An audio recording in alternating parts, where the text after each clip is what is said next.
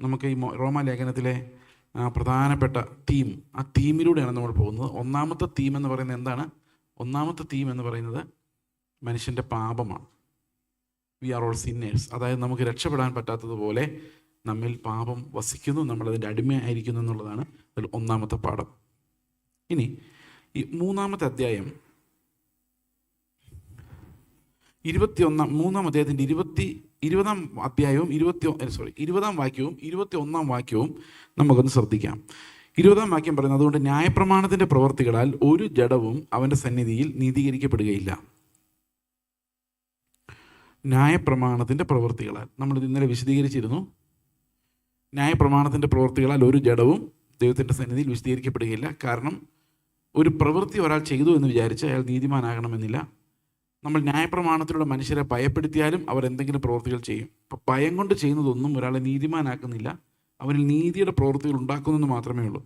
21-ാമത്തെ വാക്യത്തിൽ പറയുന്നു, ഇപ്പോഴോ ദൈവത്തിൻ്റെ നീതി വിശ്വസിക്കുന്ന എല്ലാവർക്കും യേശു ക്രിസ്തുവിങ്കിലെ വിശ്വാസത്താലുള്ള ദൈവനീതി തന്നെ ന്യായപ്രമാണം കൂടാതെ വെളിപ്പെട്ടു വന്നിരിക്കുന്നു. അപ്പോൾ ശരിക്കും ദൈവത്തിൻ്റെ നീതി വെളിപ്പെട്ടു വന്നത് ന്യായപ്രമാണം കൂടാതെയാണ്, ക്രിസ്തുവിലൂടെ. ഇപ്പം ക്രിസ്തുവിലൂടെ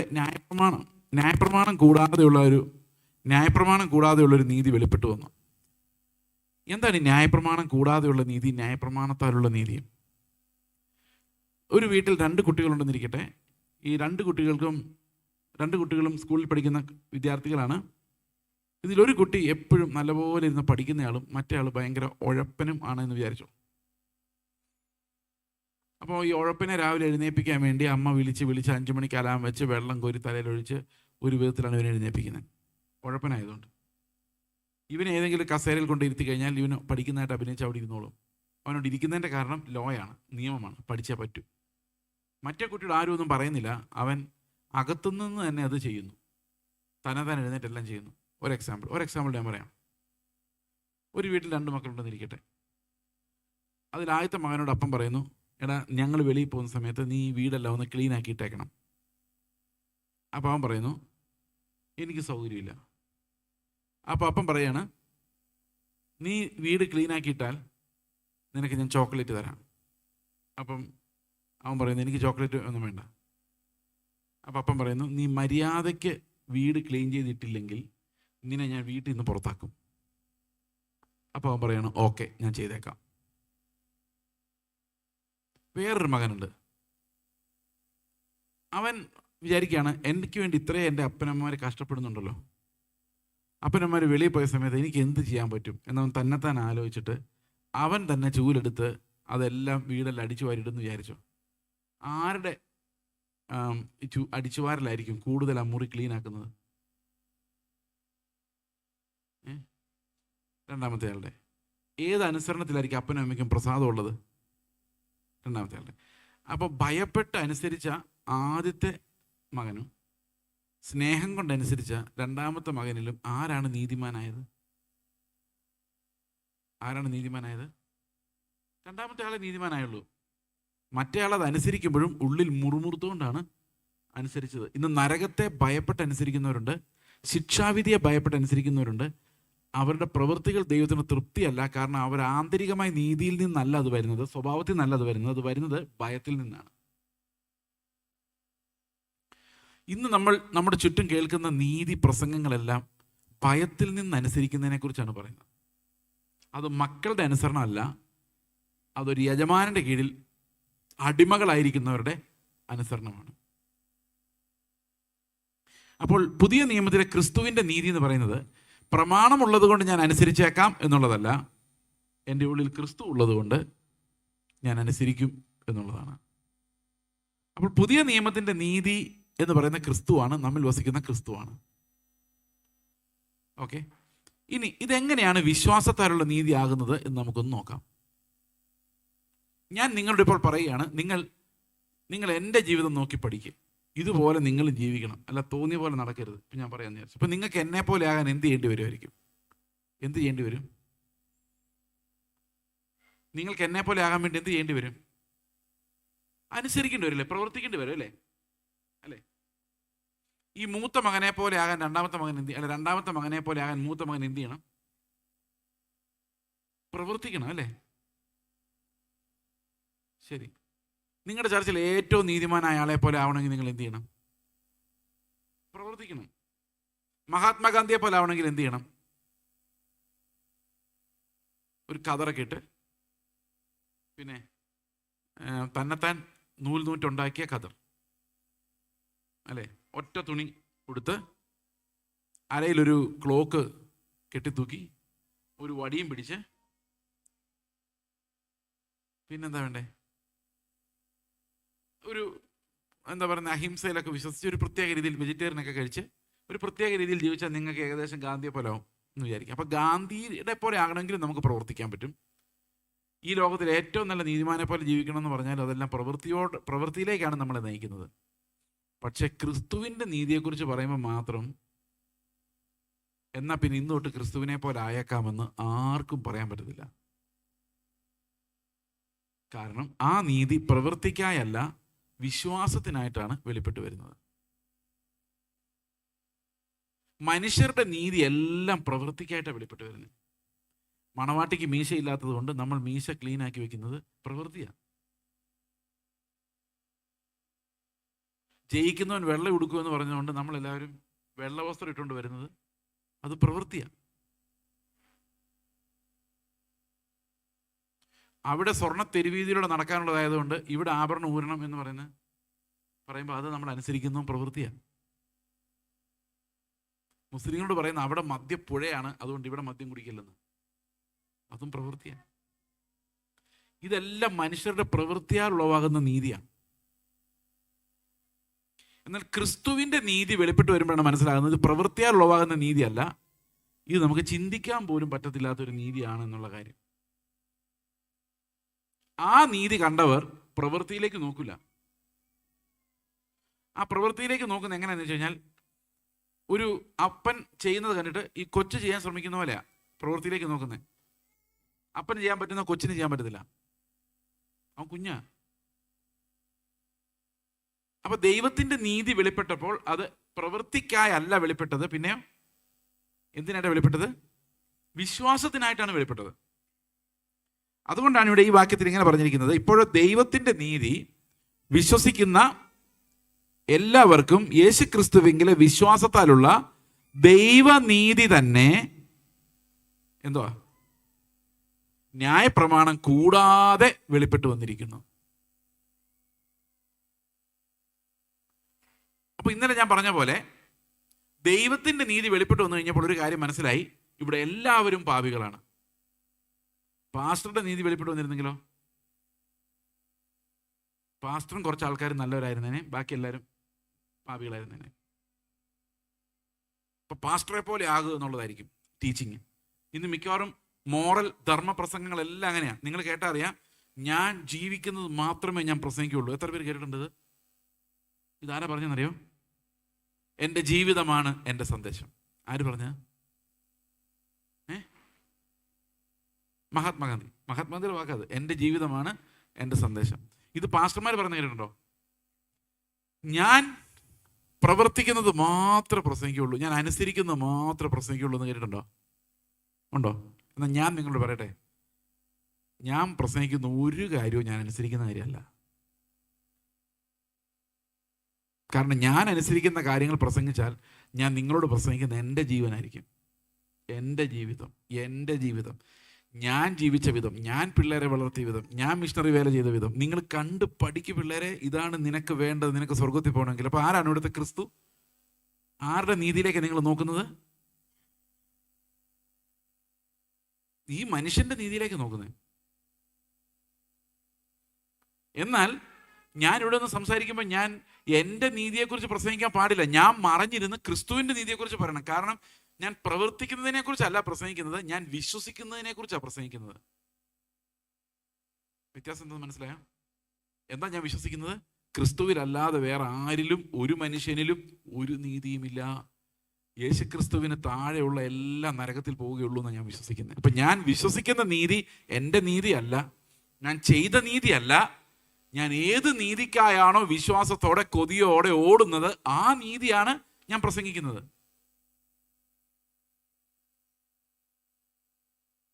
അപ്പോൾ അങ്ങനെ പ്രസംഗിക്കുമ്പോൾ അപ്പോൾ നിങ്ങൾ പറയും, അത് അത്ര അങ്ങോട്ട് ഉൾക്കൊള്ളാൻ പറ്റുന്നില്ല, നമുക്ക് കുറച്ച് നീതിയൊക്കെ വേണ്ടേ? നമുക്ക് കുറച്ച് നീതിയൊക്കെ വേണം. ഞാൻ നീതി തിരിയായിട്ട് നിങ്ങൾക്ക് തരാം. ഓക്കെ,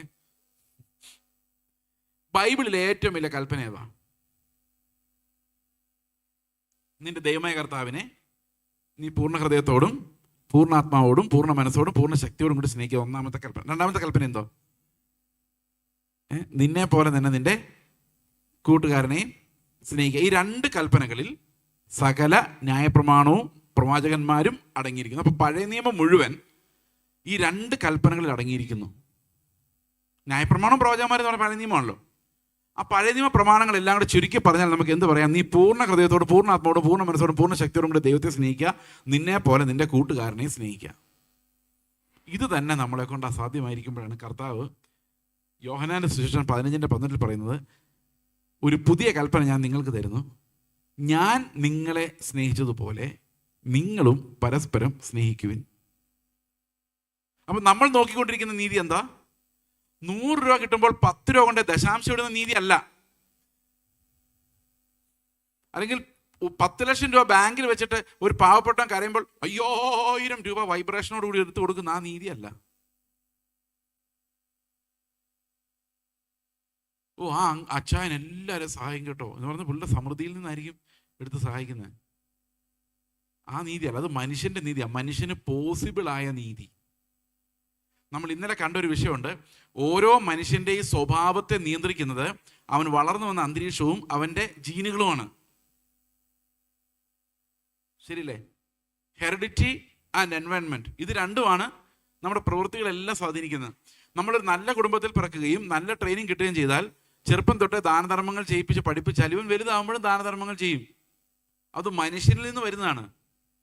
അപ്പം നമ്മൾ നീതിമാന്മാരാകുന്നുണ്ടോ ഇല്ലയോ എന്നുള്ളത് എന്തിനെ ആശ്രയിച്ചിരിക്കുന്നു?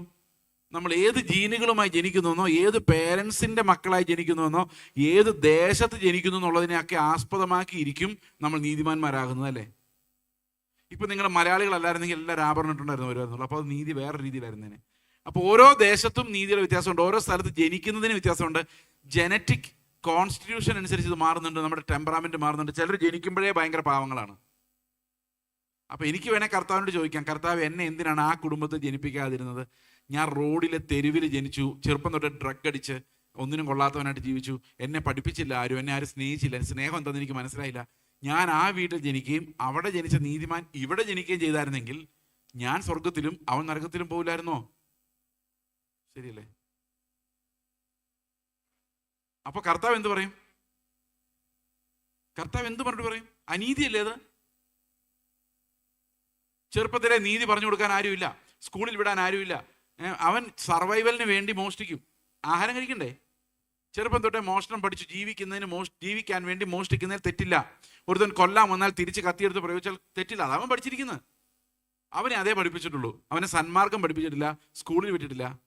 അപ്പോൾ അവൻ കർത്താവിനോട് പറയാം, കർത്താവ് എന്നെ എന്താണ് ആ വീട്ടിൽ ജനിപ്പിക്കാൻ, എന്നെ എന്തിനാണ് ഈ വീട്ടിൽ ജനിപ്പിച്ചതെന്ന് ചോദിച്ചു കഴിഞ്ഞാൽ, അവിടെ ഞാൻ ജനിക്കുമായിരുന്നെങ്കിൽ ഞാൻ സ്വർഗത്തിൽ പോയനെ, അവൻ ഇവിടെ ജനിക്കുവാണെങ്കിൽ അവൻ ഇപ്പം സ്വർഗത്തിൽ പോകേണ്ടവൻ നരകത്തിൽ പോയനെ. അത് ഭയങ്കര അനീതിയല്ലേ? അപ്പോൾ കർത്താവ് പറഞ്ഞു, മോനെ നീയും നരകത്തിൽ പോവും, അവനും നരകത്തിലേ പോവുള്ളൂ. കാരണം നിങ്ങളുടെ കഴിവിനാൽ വരുന്ന ഒരു നീതി വെച്ചിരുന്നെങ്കിൽ കഴിവുള്ളവർ രക്ഷപ്പെട്ടേനെ. ശരിയല്ലേ? മനുഷ്യന് സാധിക്കുന്ന ഒരു നീതി വെച്ചിരുന്നെങ്കിൽ നല്ല ക്ഷമയുള്ളവരും സ്നേഹമുള്ളവരും നല്ല കുടുംബത്തിൽ പറഞ്ഞവരെല്ലാം രക്ഷപ്പെട്ടേനെ. ന്യായപ്രമാണം അനുസരിച്ചായിരുന്നെങ്കിൽ യഹൂദന്മാരെല്ലാം രക്ഷപ്പെട്ടേനെ. പക്ഷെ കർത്താവ് എന്ത് ചെയ്യുന്നറിയോ? എല്ലാവരെയും രക്ഷിക്കാൻ വേണ്ടി ഒരാളുടെ മാനസികമായ കഴിവുകൊണ്ട് ചെയ്യാൻ പറ്റാത്ത നീതി വെച്ചു. എന്നിട്ട് പറഞ്ഞു, പ്രവൃത്തികളാലല്ല, നിങ്ങൾ എല്ലാം നരകത്തിലേക്കാണ്, എന്നാൽ വിശ്വസിച്ചാൽ ഞാൻ നിന്നെ സ്വർഗത്തിൽ കൊണ്ടുപോകാം. ഇങ്ങനെയാണ് വിശ്വാസത്താലുള്ള നീതി വെളിപ്പെട്ടത്. എന്തിനു വേണ്ടിയാണ് വിശ്വാസത്താലുള്ള നീതി വെളിപ്പെട്ടത്? യഹൂദനെയും യവനനെയും രക്ഷിക്കുവാനുള്ള ദൈവത്തിന്റെ ശക്തിയാണ് സുവിശേഷം. അതെന്തുകൊണ്ടാണ് ദൈവത്തിന്റെ ശക്തി ആയത്? അതിൽ ദൈവത്തിന്റെ നീതി വിശ്വാസം ഹേതുവായും വിശ്വാസത്തിനായിക്കൊണ്ടും വെളിപ്പെട്ടു വന്നിരിക്കുന്നു. അതായത് ദൈവത്തിന്റെ നീതി വെളിപ്പെട്ടു വന്നപ്പോൾ നമുക്ക് എന്തുണ്ടായത്? ഒരു പാസ്റ്റർ വന്ന് പറയാണ്, ഇതാണ് എൻ്റെ നീതി എന്ന് പറഞ്ഞുകൊണ്ട് അവതരിപ്പിച്ച് കഴിഞ്ഞാൽ നമ്മുടെ ഉള്ളിൽ വിശ്വാസമല്ല ഉണ്ടാകുന്നത്, പ്രവൃത്തി ഉണ്ടാകുന്നത്. എന്നാൽ കർത്താവിൻ്റെ നീതി വെളിപ്പെട്ടപ്പോൾ നമ്മുടെ ഉള്ളിൽ എന്തുണ്ടായത്? അപ്പം നമ്മുടെ ഉള്ളിൽ വിശ്വാസം ഉളവാക്കാൻ പറ്റുന്ന ഒരേ ഒരു നീതി എന്ന് പറയുന്നത് ആരുടെ നീതിയാണ്? കർത്താവിൻ്റെ നീതിയാണ്. അപ്പം കർത്താവിൻ്റെ നീതി കേൾക്കുമ്പോൾ മാത്രം നമ്മൾ പറയുന്നത് അയ്യോ ഞാൻ പോക്കാണേന്ന് മാത്രമല്ല, ഞാൻ വിചാരിച്ചാൽ എനിക്ക് നന്നാവാനൊട്ട് പറ്റുകയുമില്ലേ എന്നുള്ളൊരു നിലവിളി എൻ്റെ ഉള്ളിൽ വരുന്നത് ഈ വിശ്വാസം നമ്മുടെ ഉള്ളിലേക്ക് വരുമ്പോഴാണ്. അപ്പുറത്തെ വീട്ടിലെ പയ്യനെ നോക്കി പഠിക്കടാ എന്ന് പറഞ്ഞാൽ വിശ്വസിക്കാനെന്നാണ് പറയുന്നത്, അല്ല പ്രവർത്തിക്കാനാണ് പറയുന്നത്. അതാണ് മനുഷ്യൻ്റെ നീതി. നീ വിചാരിച്ചാൽ കള്ളുകൂടി നിർത്താവുന്നതേ ഉള്ളൂടാ. അത് ശരിയാ, നമ്മൾ വിചാരിച്ചാൽ ഇതൊക്കെ നിർത്താവുന്നേ ഉള്ളൂ, വിചാരിക്കൂല എന്ന് മാത്രമേ ഉള്ളൂ. ഈ ലോകത്ത് നല്ല ഹാബിറ്റോടെ ജീവിച്ചാൽ സ്വർഗത്തിൽ പോവും? പോവില്ല. മോശം ഹാബിറ്റുമായിട്ട് ജീവിച്ചാൽ നരകത്തിൽ പോവും, നല്ല ഹാബിറ്റായിട്ട് ജീവിച്ചാൽ നരകത്തിൽ പോകുള്ളൂ.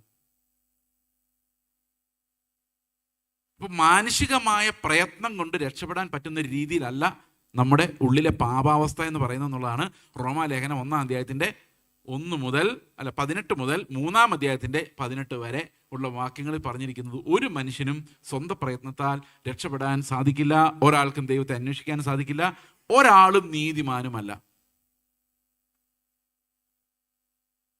അപ്പൊ പിന്നെ എന്ത് ചെയ്യണം? 21-ാം വാക്യത്തിൽ പറയാണ്, ഇപ്പോഴോ ദൈവത്തിന്റെ നീതി വിശ്വസിക്കുന്ന എല്ലാവർക്കും യേശുക്രിസ്തുവിങ്കലെ വിശ്വാസത്താലുള്ള ദൈവനീതി തന്നെ ന്യായപ്രമാണം കൂടാതെ വെളിപ്പെട്ടു വന്നിരിക്കുന്നു.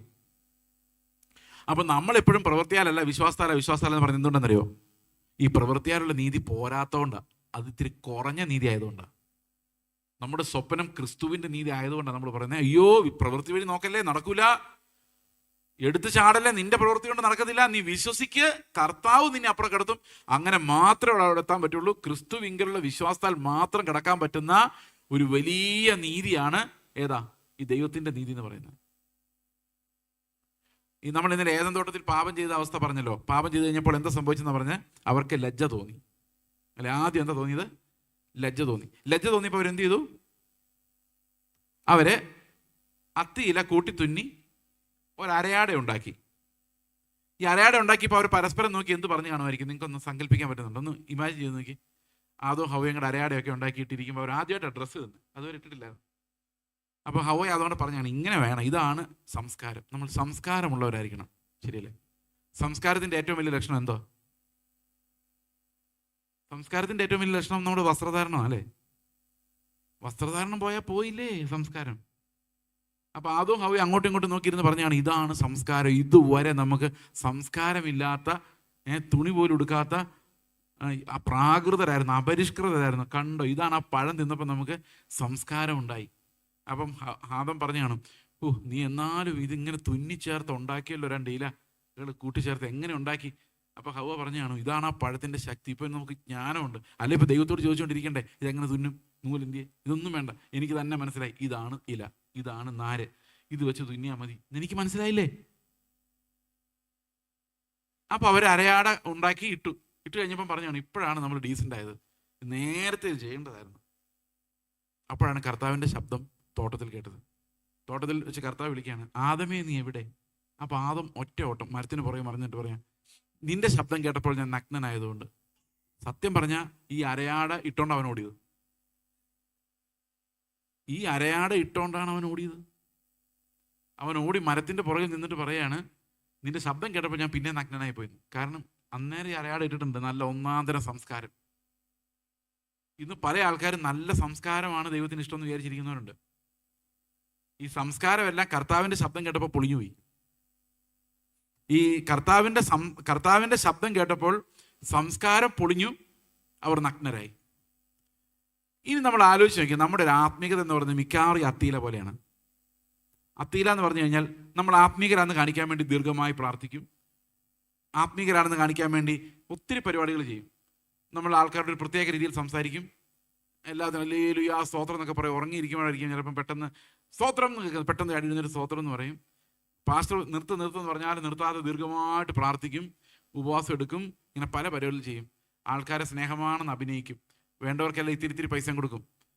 എന്നിട്ട് പറയും നിങ്ങളോട് എനിക്ക് ഭയങ്കര സ്നേഹമാണ്, സാധുജന സഹായം, പിള്ളേർക്ക് പുസ്തക വിതരണം, ബാഗ് വിതരണം, വിധവമാർക്ക് വിധവമാരെല്ലാം സ്റ്റിച്ചിങ് വർക്ക് ചെയ്തോണം, ആരുടെയോ വിധവമാർക്ക് തയ്യൽ മെഷീൻ വിതരണം, അതിൻ്റെ എല്ലാം ഫോട്ടോ എടുത്തിടും. ഭയങ്കര നീതിമാന്മാരായിക്കൊണ്ടിരിക്കുക. നമ്മളെ കാണുമ്പം പറയും, എത്ര നാളായി പാസ്റ്ററെ കണ്ടിട്ട്, വീട്ടിലൊന്ന് വന്നിട്ടേ പോകാവുള്ളൂ. എല്ലാം വേഷമാണ്, എല്ലാ അഭിനയം, എല്ലാ അത്തീലകൾ. നമ്മുടെ ആന്തരിക വൃത്തികേടുകൾ കാണാതിരിക്കാൻ വേണ്ടി നമ്മൾ ആത്മീക അത്തീലകളെടുത്ത് മറച്ചു വെച്ചിട്ട് നമ്മൾ ചിരിച്ചു കാണിച്ചും കെട്ടിപ്പിടിച്ചും സഹോദരാന്ന് വിളിച്ചും നമ്മളിങ്ങനെ അഭിനയിച്ച് നടക്കും. അപ്പോൾ ആൾക്കാർ നോക്കിയാൽ അങ്ങോട്ടും ഇങ്ങോട്ടും പറയും, ഭയങ്കര സംസ്കാരം കേട്ടോ അയാളുടെ, എന്തൊരു സംസ്കാര സമ്പന്നനായ മനുഷ്യൻ.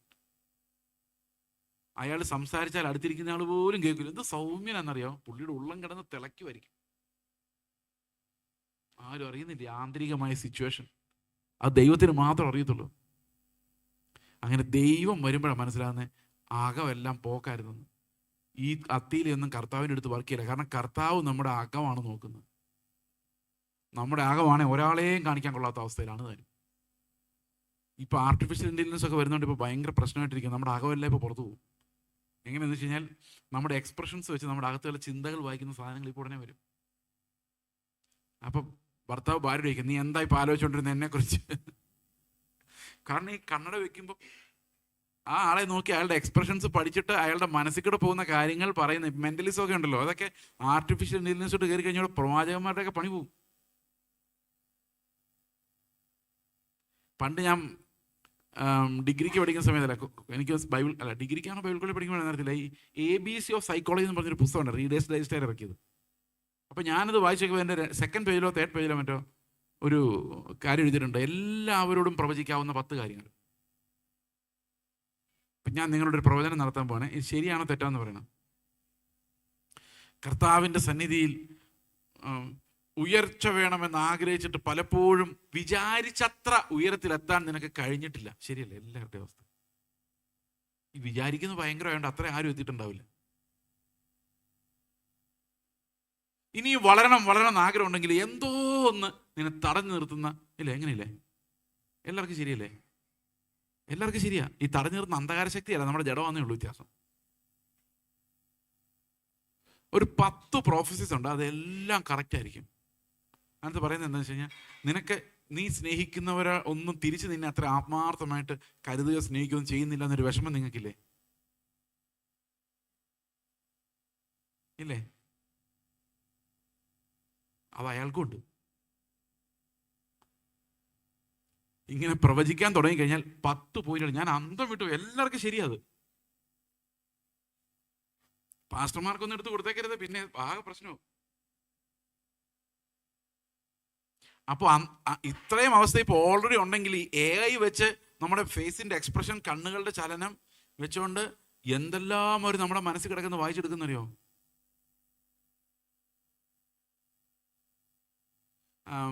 എന്താ, ഇയാളൊന്നും പോയാൽ മതിയായിരുന്നു ഈ പ്രസംഗം നിർത്തില്ല. കണ്ണാടി നോക്കുമ്പോൾ എനിക്ക് കാണാൻ പറ്റും ആരൊക്കെ അങ്ങനെ പറയുന്നത്. നമ്മുടെ അകം വെളിയിലുള്ളവർ അറിഞ്ഞു കഴിഞ്ഞാൽ മഹാവൃത്തികേടായിരിക്കും. അതാണ് ദൈവം എപ്പോഴും കണ്ടുകൊണ്ടിരിക്കുന്നത്. ഞാൻ ആലോചിക്കായിരുന്നു, ദൈവം ഇതും കണ്ടുകൊണ്ട് എങ്ങനെയാണ് എന്നെ വെച്ചോണ്ടിരിക്കുന്നത്. അപ്പോൾ കർത്താവ് ഇറങ്ങി വന്നപ്പം നമ്മൾ ഈ വേഷം കെട്ടിയതൊന്നും കർത്താവിന് മുമ്പിൽ നടന്നില്ല. അകത്ത് നോക്കിയപ്പോൾ സ്നേഹം ഇല്ലായിരുന്നു, അകത്ത് നോക്കിയപ്പോൾ ക്രിസ്തുവിൻ്റെ സ്വഭാവം ഇല്ല. ഓടും നമ്മൾ നിലവിളിച്ചോണ്ട് ഓടും. കാരണം കർത്താവിന് മുമ്പിൽ നിൽക്കാൻ നമ്മുടെ ഈ വേഷം കൊണ്ടൊന്നും നടക്കില്ല. ഈ ആത്മീക ഉപരിപ്ലവമായ പിന്നെ പ്രാകൃതമായ ബാഹ്യമായ അനുസരണങ്ങൾ കൊണ്ടോ പേടിച്ച് വിറച്ച് നമ്മുടെ ഉള്ളിൽ പറയാം വ്യഭിചാരം ചെയ്യണമെന്നൊക്കെയാണ് പ്ലാൻ. പക്ഷെ നരകത്തിൽ കിടക്കേണ്ടി വരും. അവിടുത്തെ ചാകാത്ത പുഴുവും കെടാത്ത തീ ഓർത്തോണ്ട് മാത്രമാണ് പ്രശ്നം. അതാണ് പ്രശ്നം. അപ്പോൾ അവൻ നന്നായിട്ടില്ല. അവൻ ആകെ ഉള്ളത് ഈ പേടി മാത്രമാണ്. അവൻ്റെ ഉള്ളിൽ കിടക്കുന്ന ഈ സാധനം എല്ലാം വെളിയിൽ വരും അവസാന ദിവസം. നിങ്ങൾ നോക്കിയോ, നിങ്ങൾ മനസ്സിൽ വെച്ചിരിക്കുന്ന സാധനങ്ങളെല്ലാം ഒരു ദിവസം പരസ്യമായിട്ട് വെളി വരും. എല്ലാം വെളി വരുന്നൊരു ദിവസം ഉണ്ടല്ലേ? പേടിയൊന്നുമില്ല ഇപ്പോൾ ഓർക്കുമ്പോഴേ? അന്നേരം പലരും പറയാം, അന്ന് അവൻ വീട്ടിലോട്ട് വാ ഫുഡ് തരാമെന്ന് പറഞ്ഞപ്പം എങ്ങാനും ഒഴിഞ്ഞു പോയാൽ മതി എന്ന് മനസ്സിൽ വിചാരിച്ചോണ്ടല്ലേ എന്നെ വിളിച്ചതെന്ന് അന്നാ മനസ്സിലാകുന്നത്. അപ്പം കർത്താവ് ഇതെപ്പോഴും കണ്ടുകൊണ്ടിരിക്കും. അപ്പം നമ്മുടെ അഭിനയം എല്ലാം കർത്താവിനറിയാം. നമ്മൾ എന്തുമാത്രം അഭിനയിക്കുന്നു കർത്താവിനറിയാം. അതുകൊണ്ട് കർത്താവ് പറഞ്ഞു എന്ത് ചെയ്യുന്നറിയാം, അവനൊരു നീതി വസ്ത്രം ഉണ്ടാക്കി കൊടുത്തു. ഒരു ആടിനെ അറുത്ത് അതിൻ്റെ സ്കിന്ന് കൊണ്ട്, അതായത് കുഞ്ഞാടിൻ്റെ നീതി വസ്ത്രം കിട്ടാതെ ഒരൊറ്റ ആൾ പോലും ദൈവത്തിൻ്റെ അടുത്ത് നിൽക്കാൻ പറ്റത്തില്ല. നമ്മുടെ നീതി പ്രവൃത്തികളാകുന്ന പഴന്തുണിയാൽ നമ്മൾ മനുഷ്യരുടെ മുമ്പിൽ നല്ലവരാകുമെന്നുള്ളതല്ലാതെ ദൈവത്തിന് മുമ്പിൽ നമുക്ക് നിൽക്കാൻ സാധിക്കില്ല എന്നാണ്. അതുകൊണ്ടാണ് ദൈവത്തിൻ്റെ നീതി നമുക്ക് വെളിപ്പെട്ട് വരേണ്ടത് ആവശ്യം. ദൈവത്തിൻ്റെ നീതി നമുക്ക് ലഭിക്കേണ്ടത് ആവശ്യം. അല്ലെങ്കിൽ നമ്മൾ ഇവിടെ നല്ലവരായി നടന്ന് അവിടെ ഒന്നുമില്ലാത്തവരായി പോകും. അതുകൊണ്ടാണ് പല ആളുകളും എൻ്റെ ജീവിതം നോക്ക്, ഞാൻ മര്യാദയ്ക്കാണ് ജീവിക്കുന്നത്, എന്നെപ്പോലെ നിങ്ങളും ആകുമെന്ന് പറയുമ്പോൾ എനിക്ക് പേടി തോന്നുന്നു. കാരണം ഇവരൊക്കെയാണ് എതിർ ക്രിസ്തുക്കൾ. അതിൻ്റെ കാരണം അവർ അവരുടെ ജീവിതത്തെയാണ് ക്രിസ്തുവിന് പകരം കാണിച്ചു തരുന്നത്. ക്രിസ്തുവിൻ്റെ നീതിക്ക് പകരം അവരുടെ, നിങ്ങൾ ചില സാക്ഷ്യങ്ങൾ ഇട്ടുണ്ടോ, എനിക്ക് 500 രൂപ കിട്ടിയാൽ 50 രൂപ ഞാൻ കൃത്യമായിട്ട് ദശാംശം കൊടുത്തിരിക്കും, അതുകൊണ്ട് ദൈവം എന്നെ അനുഗ്രഹിച്ചില്ല. കേട്ടിട്ടുണ്ടോ അത്? കഴിഞ്ഞ ദിവസം ഒരു പാസ്റ്റർ പ്രസംഗിച്ചാണ്, എല്ലാവരും അല്ലേലിയ പറഞ്ഞു, എന്താ തുള്ളലായിരുന്നു അതൊക്കെ പറഞ്ഞപ്പം. രക്ഷിക്കപ്പെട്ട് 30 വർഷമായിട്ട് ഞാൻ ഒരു പാപവും ചെയ്തിട്ടില്ല പറഞ്ഞു. അപ്പോഴത്തേനും എല്ലാവരും ഹല്ലേലൂയ, ഓ ഇത് കേൾക്കണം. എന്നിട്ട് പുള്ളി പറയാണ്, അതുകൊണ്ടാണ് ദൈവം എനിക്കൊരു അഭിഷേകം തന്നിട്ടുണ്ട്, അതുകൊണ്ട് സൗഖ്യം വേണ്ടവരെല്ലാം മുമ്പിലോട്ട് വരാൻ ഓടും ആൾക്കാർ ഇത് കിട്ടാൻ വേണ്ടി. എന്ത് അജ്ഞതയാണ്! അപ്പൊ ആരുടെ നീതി അവർ ക്രിസ്തുവായിട്ട് കാണിക്കുന്നത്? സ്വന്തം നീതി തന്നെ. നിങ്ങളിൽ ആർക്കെങ്കിലും സ്വയം നീതിമാനം തോന്നുന്നുണ്ടെങ്കിൽ, ആ നീതി നല്ലതാണെന്ന് തോന്നുന്നുണ്ടെങ്കിൽ, നിങ്ങൾ ആരും വീണ്ടും ജനിച്ചിട്ടില്ലെന്നതിൻ്റെ അർത്ഥം. കാരണം നിങ്ങൾ ക്രിസ്തുവിൻ്റെ നീതിയുമായിട്ട് മുട്ടിയിട്ടില്ല. പൗലോസ് അങ്ങനെ മുട്ടിയതുകൊണ്ട് പൗലോസിന് ജീവിതകാലം മുഴുവൻ മുട്ടായിരുന്നു. 2 കൊരിന്ത്യർ ലേഖനത്തിൽ പൗലോസ് പറയുന്നത്, ഞാൻ ശ്രേഷ്ഠ അപ്പോസ്തലന്മാരെക്കാൾ ഒട്ടും കുറഞ്ഞവനല്ലെന്ന്. അത് ഇത്തിരി പൗലോസ് ചൂടായിരുന്ന സമയത്ത് എഴുതിയതാണ്. അത് ഇത്തിരി യൗവനകാലത്ത് ചൂടൊക്കെ ഉണ്ടായിരുന്നപ്പോൾ പൗലോസ് എഴുതിയത്. കുറച്ചും കൂടെ ഒരു മിഡിൽ ഏജ് ആയി കഴിഞ്ഞപ്പം പൗലോസ് നമ്മുടെ തെസ്സലോനിക്ക ലേഖനത്തിൽ, എഫെസ്യ ലേഖനത്തിൽ എഴുതി, ഞാൻ വിശുദ്ധന്മാരിൽ ഏറ്റവും ചെറിയവൻ എന്നായി. അത് ഇത്തിരി കുറഞ്ഞു, ഡോസ് കുറഞ്ഞു. തിമോത്തിയോസിന്റെ ലേഖനം എഴുതുന്ന മരിക്കാറായപ്പോഴാണ് അവിടെ എഴുതിയേക്കുന്നതിനാണെന്നറിയോ, ഞാൻ പാപികളിൽ ഒന്നാമൻ. ഓരോ ദിവസം മുമ്പോട്ട് ചെല്ലുന്തോറും ഞാൻ നീതിമാനായി എന്നല്ല തോന്നുന്നത് പൗലോസിന്. ഞാൻ പോക്കാണല്ലോ എന്നാ തോന്നുന്നത്. അത് മാനസാന്തരത്തിൽ വർദ്ധിച്ചു വരുന്നതാണ്, അല്ലാതെ കൂടുതൽ പാപം ചെയ്യുന്നതല്ല. നമ്മൾ മാനസാന്തരത്തിൽ വർദ്ധിച്ചു വരുമ്പോൾ എന്ത് സംഭവിക്കുന്നറിയോ, ഒരു 10 വർഷം മുമ്പ് ഇത് പാപമല്ലായിരുന്നു എന്ന് ഞാൻ വിചാരിച്ച് സുന്ദരമായിട്ട് ചെയ്തുകൊണ്ടിരുന്ന കാര്യങ്ങളൊക്കെ നമ്മൾ പരിജ്ഞാനത്തിലേക്ക് വന്നു കഴിയുമ്പം പാപമായിരുന്നു മനസ്സിലാവും.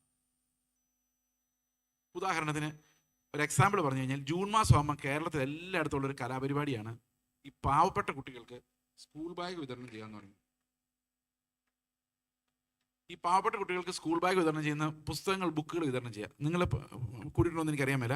അത് ഈ PYPക്കാരും ഒക്കെ CAക്കാരും ഒക്കെ നല്ല ആഘോഷമായിട്ട് നടന്ന പരിപാടിയാണ്. അപ്പം എല്ലാവരും ചർച്ചിൽ കൂടിയിരിക്കുന്നു. പണക്കാരായ കുറച്ച് പിള്ളേർ ഫ്രണ്ടിലിരിക്കുന്നു, അവർക്ക് പുസ്തകത്തിനൊന്നും ആവശ്യമില്ല. ബാക്കിൽ പാവപ്പെട്ട പിള്ളേർ എല്ല് തോലുമായി നല്ല വസ്ത്രങ്ങളൊന്നും ഇല്ലാതെ ബാക്കിലിരിക്കുന്നു. അവരെ ഓരോരുത്തരായിട്ട് മുമ്പോട്ട് വിളിക്കുന്നു. ഈ പിള്ളേരുടെ മുമ്പിൽ വെച്ച് ആ പിള്ളേർക്ക് ഈ പിള്ളേരുടെ അപ്പൻ മേടിച്ചു കൊടുത്ത വസ്ത്രങ്ങൾ ദാനമായി നൽകുന്നതിൻ്റെ ഫോട്ടോ എടുക്കുന്നു. അപ്പോൾ ആ കുഞ്ഞിൻ്റെ ദാരിദ്ര്യത്തിൽ അവൻ ചൂളി, നാണിച്ച്, ലജ്ജിച്ച്, എൻ്റെ അപ്പൻ എന്നെ നോക്കാൻ കഴിവില്ലല്ലോ എന്ന് പറഞ്ഞ് ഇതേ കൂട്ടുകാരുടെ മുമ്പിൽ വെച്ച് അവൻ ലജ്ജിതനായി നിന്ന് അതെല്ലാം വാങ്ങുന്നു. സൽപ്രവൃത്തി ചെയ്യാൻ പോയ പോക്കാം. മനുഷ്യന്റെ സൽപ്രവൃത്തിയുടെ ഭംഗിയാണ് ഞാൻ പറഞ്ഞത്. എന്നാൽ ഈ കൊടുക്കുന്നവർക്ക് ഒരു ഇത്തിരി സ്നേഹം ഉണ്ടെങ്കിൽ, ഉള്ളിൽ നിന്ന് വരണേ സ്നേഹം, അത് വരികയല്ല. ഈ സൽപ്രവൃത്തി നമുക്ക് വെളിയിൽ നിന്ന് വരുത്താം, പക്ഷെ സ്നേഹം ഉള്ളിൽ വരണമെങ്കിൽ കർത്താവ് ഉള്ളിൽ വസിക്കണം. അങ്ങനെയാണെങ്കിൽ ആ വീട്ടിൽ ഒന്ന് നേരിട്ട് പോയി കണ്ടിട്ട് ആ അപ്പൻ്റെയോ അമ്മയുടെ കയ്യിൽ ഈ ബാഗ് മേടിച്ചു കൊടുത്തിട്ട് മോന് കൊടുത്തേക്ക് എന്ന് പറയുന്നതാണോ സ്നേഹം? അത് ഇവൻ്റെ ദാരിദ്ര്യത്തെ എല്ലാം കൂടെ ഈ സ്റ്റേജിലോട്ട് വിളിച്ചു വരുത്തി ഫോട്ടോ എടുക്കുന്നതാണോ സ്നേഹം?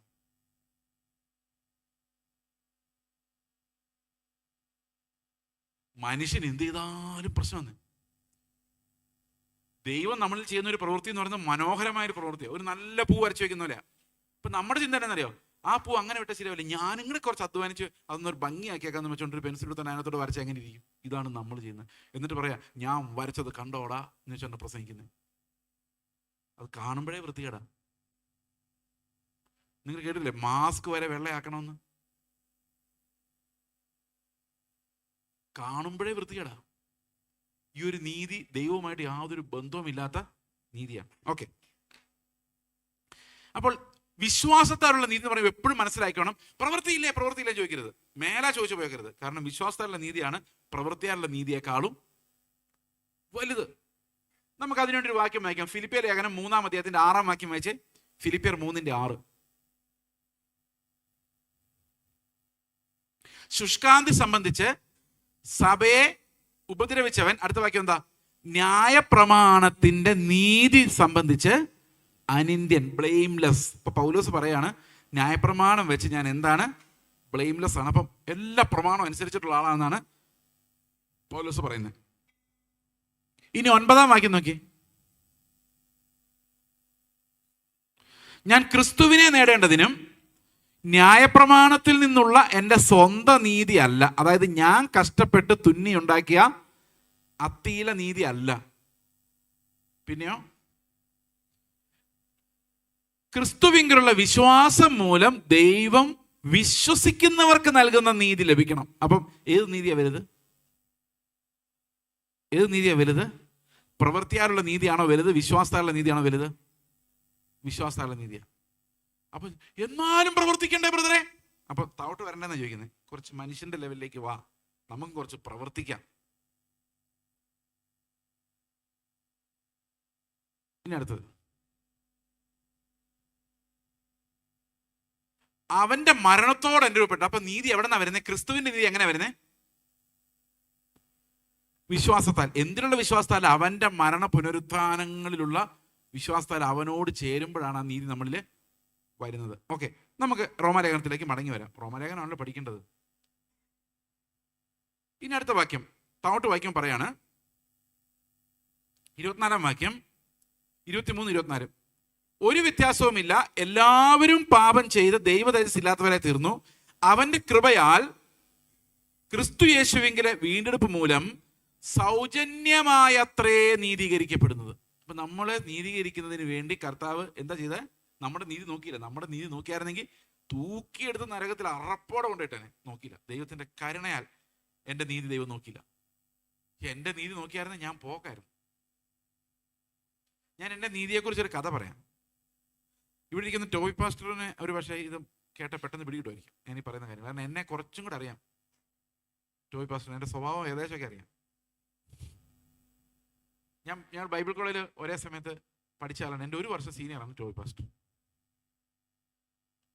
ഞാൻ ചെറുപ്പം തൊട്ടേ നീതിമാനാകാൻ വേണ്ടി ഏറ്റവും കൂടുതൽ, ഈ ഇരിക്കുന്നവരിൽ ഏറ്റവും കൂടുതൽ അഭിനയിച്ചിട്ടുള്ള ഒരാൾ ഞാനായിരിക്കും. സ്കൂളിൽ പഠിക്കുമ്പോഴായാലും കോളേജിൽ പഠിക്കുമ്പോഴായാലും ഒരു റൂളും ബ്രേക്ക് ചെയ്യാതിരിക്കാൻ വേണ്ടി ഞാൻ ഇങ്ങനെ ആലോചിക്കും എന്തൊക്കെ റൂളുണ്ട്. ഇപ്പോഴെനിക്ക് റോഡിൽ പോകുമ്പോൾ ഹെൽമെറ്റ് ഇല്ലാത്തവർ പോകുമ്പോഴൊക്കെ ഒരു വിഷമമുണ്ട്. ഉള്ളിൽ ഇങ്ങനെ വരും, ഓനൊക്കെ ഹെൽമെറ്റ് ഇല്ലാതെ പോകുന്ന കണ്ടില്ലേ, മനസ്സിൽ വരും. ലോ എന്ന് പറയുന്നത് എൻ്റെ ഉള്ളിൽ ഇങ്ങനെ ജനിച്ചപ്പോഴേ ആരണ്ട് സ്റ്റാമ്പ് അടിച്ച പോലെയായിരുന്നു. സ്കൂളിൽ ഇങ്ങനെ തന്നെയായിരുന്നു. സ്കൂളിൽ ഞാൻ കാരണം പ്രശ്നത്തിലായവരും പഠിത്തം നിർത്തി പോകേണ്ടവരുമായ ഒത്തിരി പേരുണ്ടായിട്ടുണ്ട്.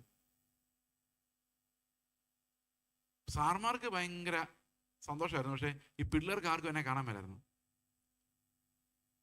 നമ്മൾ ക്ലാസ്സിൽ ഇരുന്ന് വഴക്കുണ്ടാക്കുമ്പോൾ അല്ലെ വർത്താനം പറയുമ്പോൾ പേരെഴുതി കൊടുക്കുന്ന ആ ദുഷ്ടനായ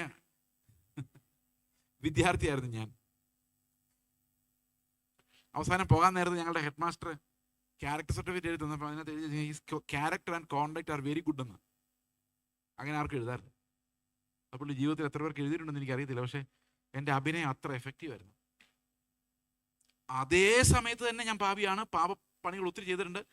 ആരെന്നെ പിടിച്ചായിരുന്നെങ്കിൽ എൻ്റെ ജീവിതം തീർന്നേനെ. പക്ഷേ ആരും അറിഞ്ഞില്ല. അതാണ് എൻ്റെ മിടുക്കെന്ന് പറയുന്നത്. 1-ാം തരം പരീശൻ. ബാക്കിയുള്ളവർ എന്ത് ചെയ്യരുതെന്ന് ഞാൻ ബഹളം വെച്ചുകൊണ്ടിരിക്കുന്നോ അത് തന്നെ ചെയ്യുന്ന ഒരു വൃത്തികെട്ട പരീശനായിരുന്നു ഞാൻ. പക്ഷെ എനിക്ക് എൻ്റെ പാപം കാണാൻ പറ്റത്തില്ല. ബാക്കി ലോകത്തുള്ള സകലരുടെയും പാപം എനിക്ക് കണ്ട പെട്ടെന്ന് മനസ്സിലാവും. എൻ്റെ പാപം മാത്രം മനസ്സിലാവില്ല. പക്ഷെ ഞാൻ രക്ഷിക്കപ്പെട്ടപ്പോൾ ഇതെല്ലാം പോയെങ്കിലും പിന്നെ കുറച്ചൊക്കെ ഉണ്ടായിരുന്നു. ആ കുറച്ചാണ് ഇവരൊക്കെ കണ്ടത്.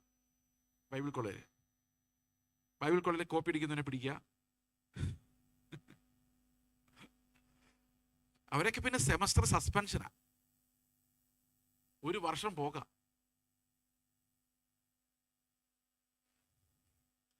അപ്പോൾ ഈ നീതി ഇങ്ങനെ നടന്ന് നീതിമാന്റെ ഭയങ്കര നീതിമാനായിട്ട് ക്ലാസ്സിലെ ഇലക്ഷൻ നടക്കും, പിള്ളേരെ ലീഡറെ തിരഞ്ഞെടുക്കാൻ. എനിക്ക് ആരും വോട്ട് ചെയ്യത്തില്ല. പിള്ളേരെനിക്ക് ഒരിക്കലും വോട്ട് ചെയ്യത്തില്ല. കാരണം അവരുടെ ജീവിതം പോക്കാന്ന് അവർക്കറിയാം.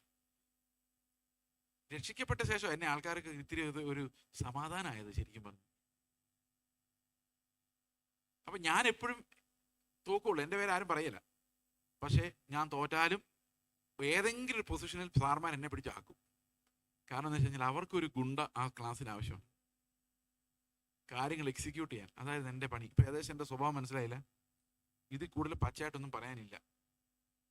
അങ്ങനെ ഇരിക്കുമ്പോഴാണ് ഞാൻ രക്ഷിക്കപ്പെടുന്ന സമയത്ത് ഞാൻ ദൈവത്തിൻ്റെ കോടതിയുടെ മുമ്പിൽ പോയി നിൽക്കുമ്പോഴാണ് ഈ നീതി എന്ന് പറയുന്നത് ഞാൻ ചിന്തിക്കുന്ന സാധനം അല്ല എന്നുള്ള കാര്യം എനിക്ക് മനസ്സിലായി. 94 അത്. എന്നിട്ട് എൻ്റെ സ്വഭാവത്തിന് വലിയ മാറ്റമൊന്നും ഉണ്ടായെന്ന് എനിക്കറിയാമല്ലോ, പക്ഷേ എൻ്റെ ഉള്ളിൽ അത് ബോധ്യം ഉണ്ടായി, ഇതല്ല നീതി. നമുക്ക് കുറേ സമയം എടുക്കും ആ പഴയ ടെമ്പറാമെൻറ്റിൽ നിന്ന് ഊരിയെടുക്കാൻ.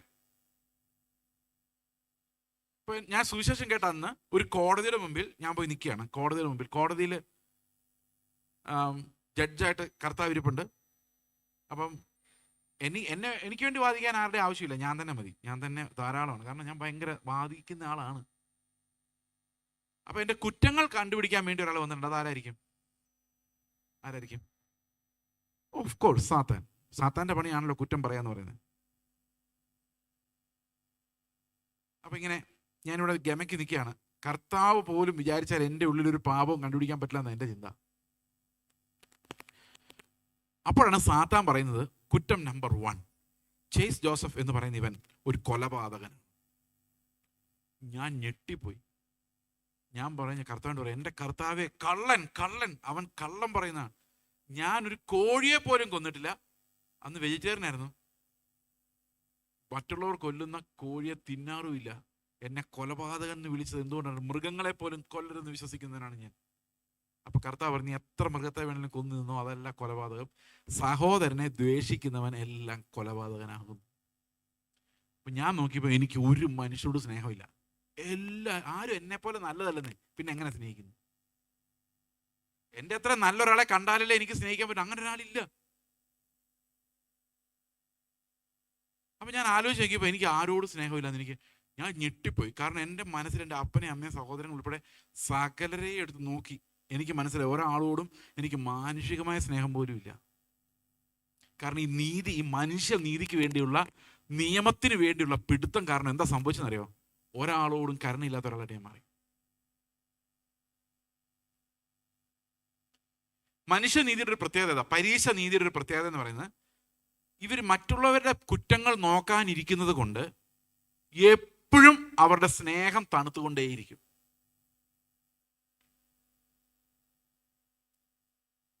അവനൊന്നും കണ്ടാൽ സ്നേഹിക്കാൻ പറ്റത്തില്ലെന്ന്. ഇത്ര കുറ്റങ്ങളാണ് മുമ്പിൽ നിൽക്കുന്നത്. വൃത്തികെട്ടവൻ, ഇങ്ങനെ ചിന്തിക്കുന്നു. ഒരാളെ കോളേജിൽ നിന്ന് പുറത്താക്കി എനിക്ക് അത്ര സന്തോഷം. പോട്ടെ.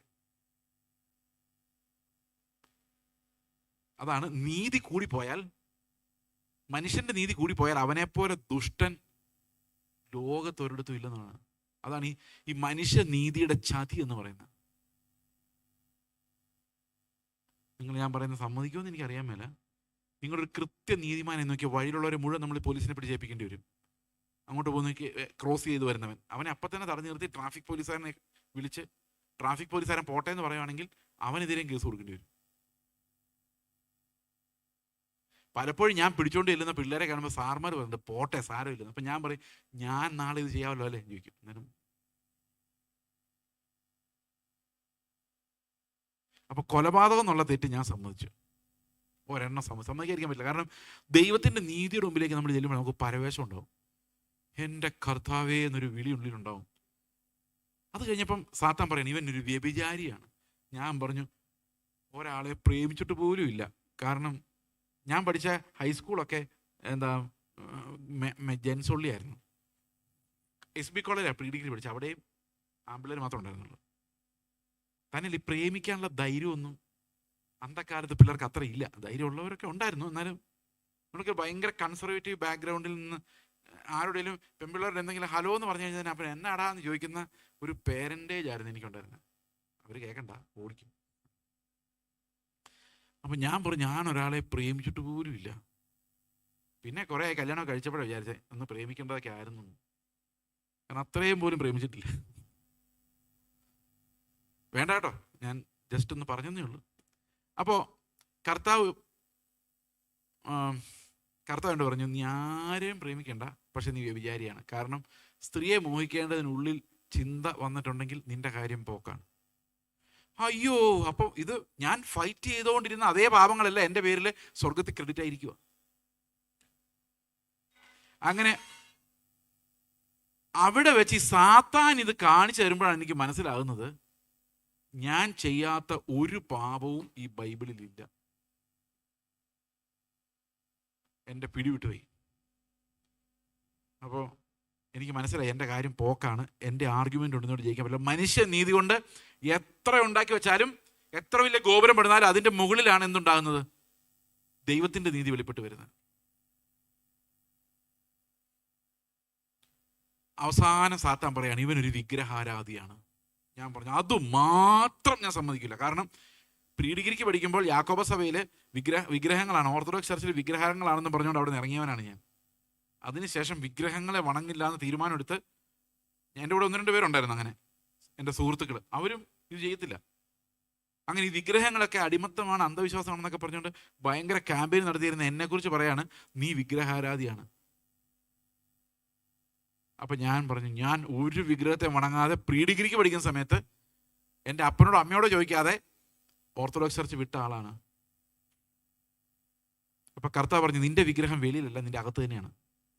ആൾക്കാർ നിന്നെ പുകഴ്ത്താൻ വേണ്ടിയാണ് നീ പണിയെല്ലാം ചെയ്യുന്നത്. ആൾക്കാർ റവാ എന്ന് വിളിക്കുമ്പോൾ ഉണ്ടാകുന്ന കുളിരുണ്ടല്ലോ, അതാണ് ഈ വിഗ്രഹം. അകത്തിരിക്കുന്ന വിഗ്രഹം ഇങ്ങനെ രസിക്കുക ആരാധനയിൽ. കർത്താവിൻ്റെ ശ്രേഷ്ഠനായ ദാസൻ എന്നൊക്കെ കേൾക്കുമ്പോൾ നമ്മുടെ ഉള്ളിലിരുന്ന് ഇങ്ങനെ ആ സുഖം തോന്നില്ല. ആ സുഖമാണ് ഈ വിഗ്രഹാരാധന.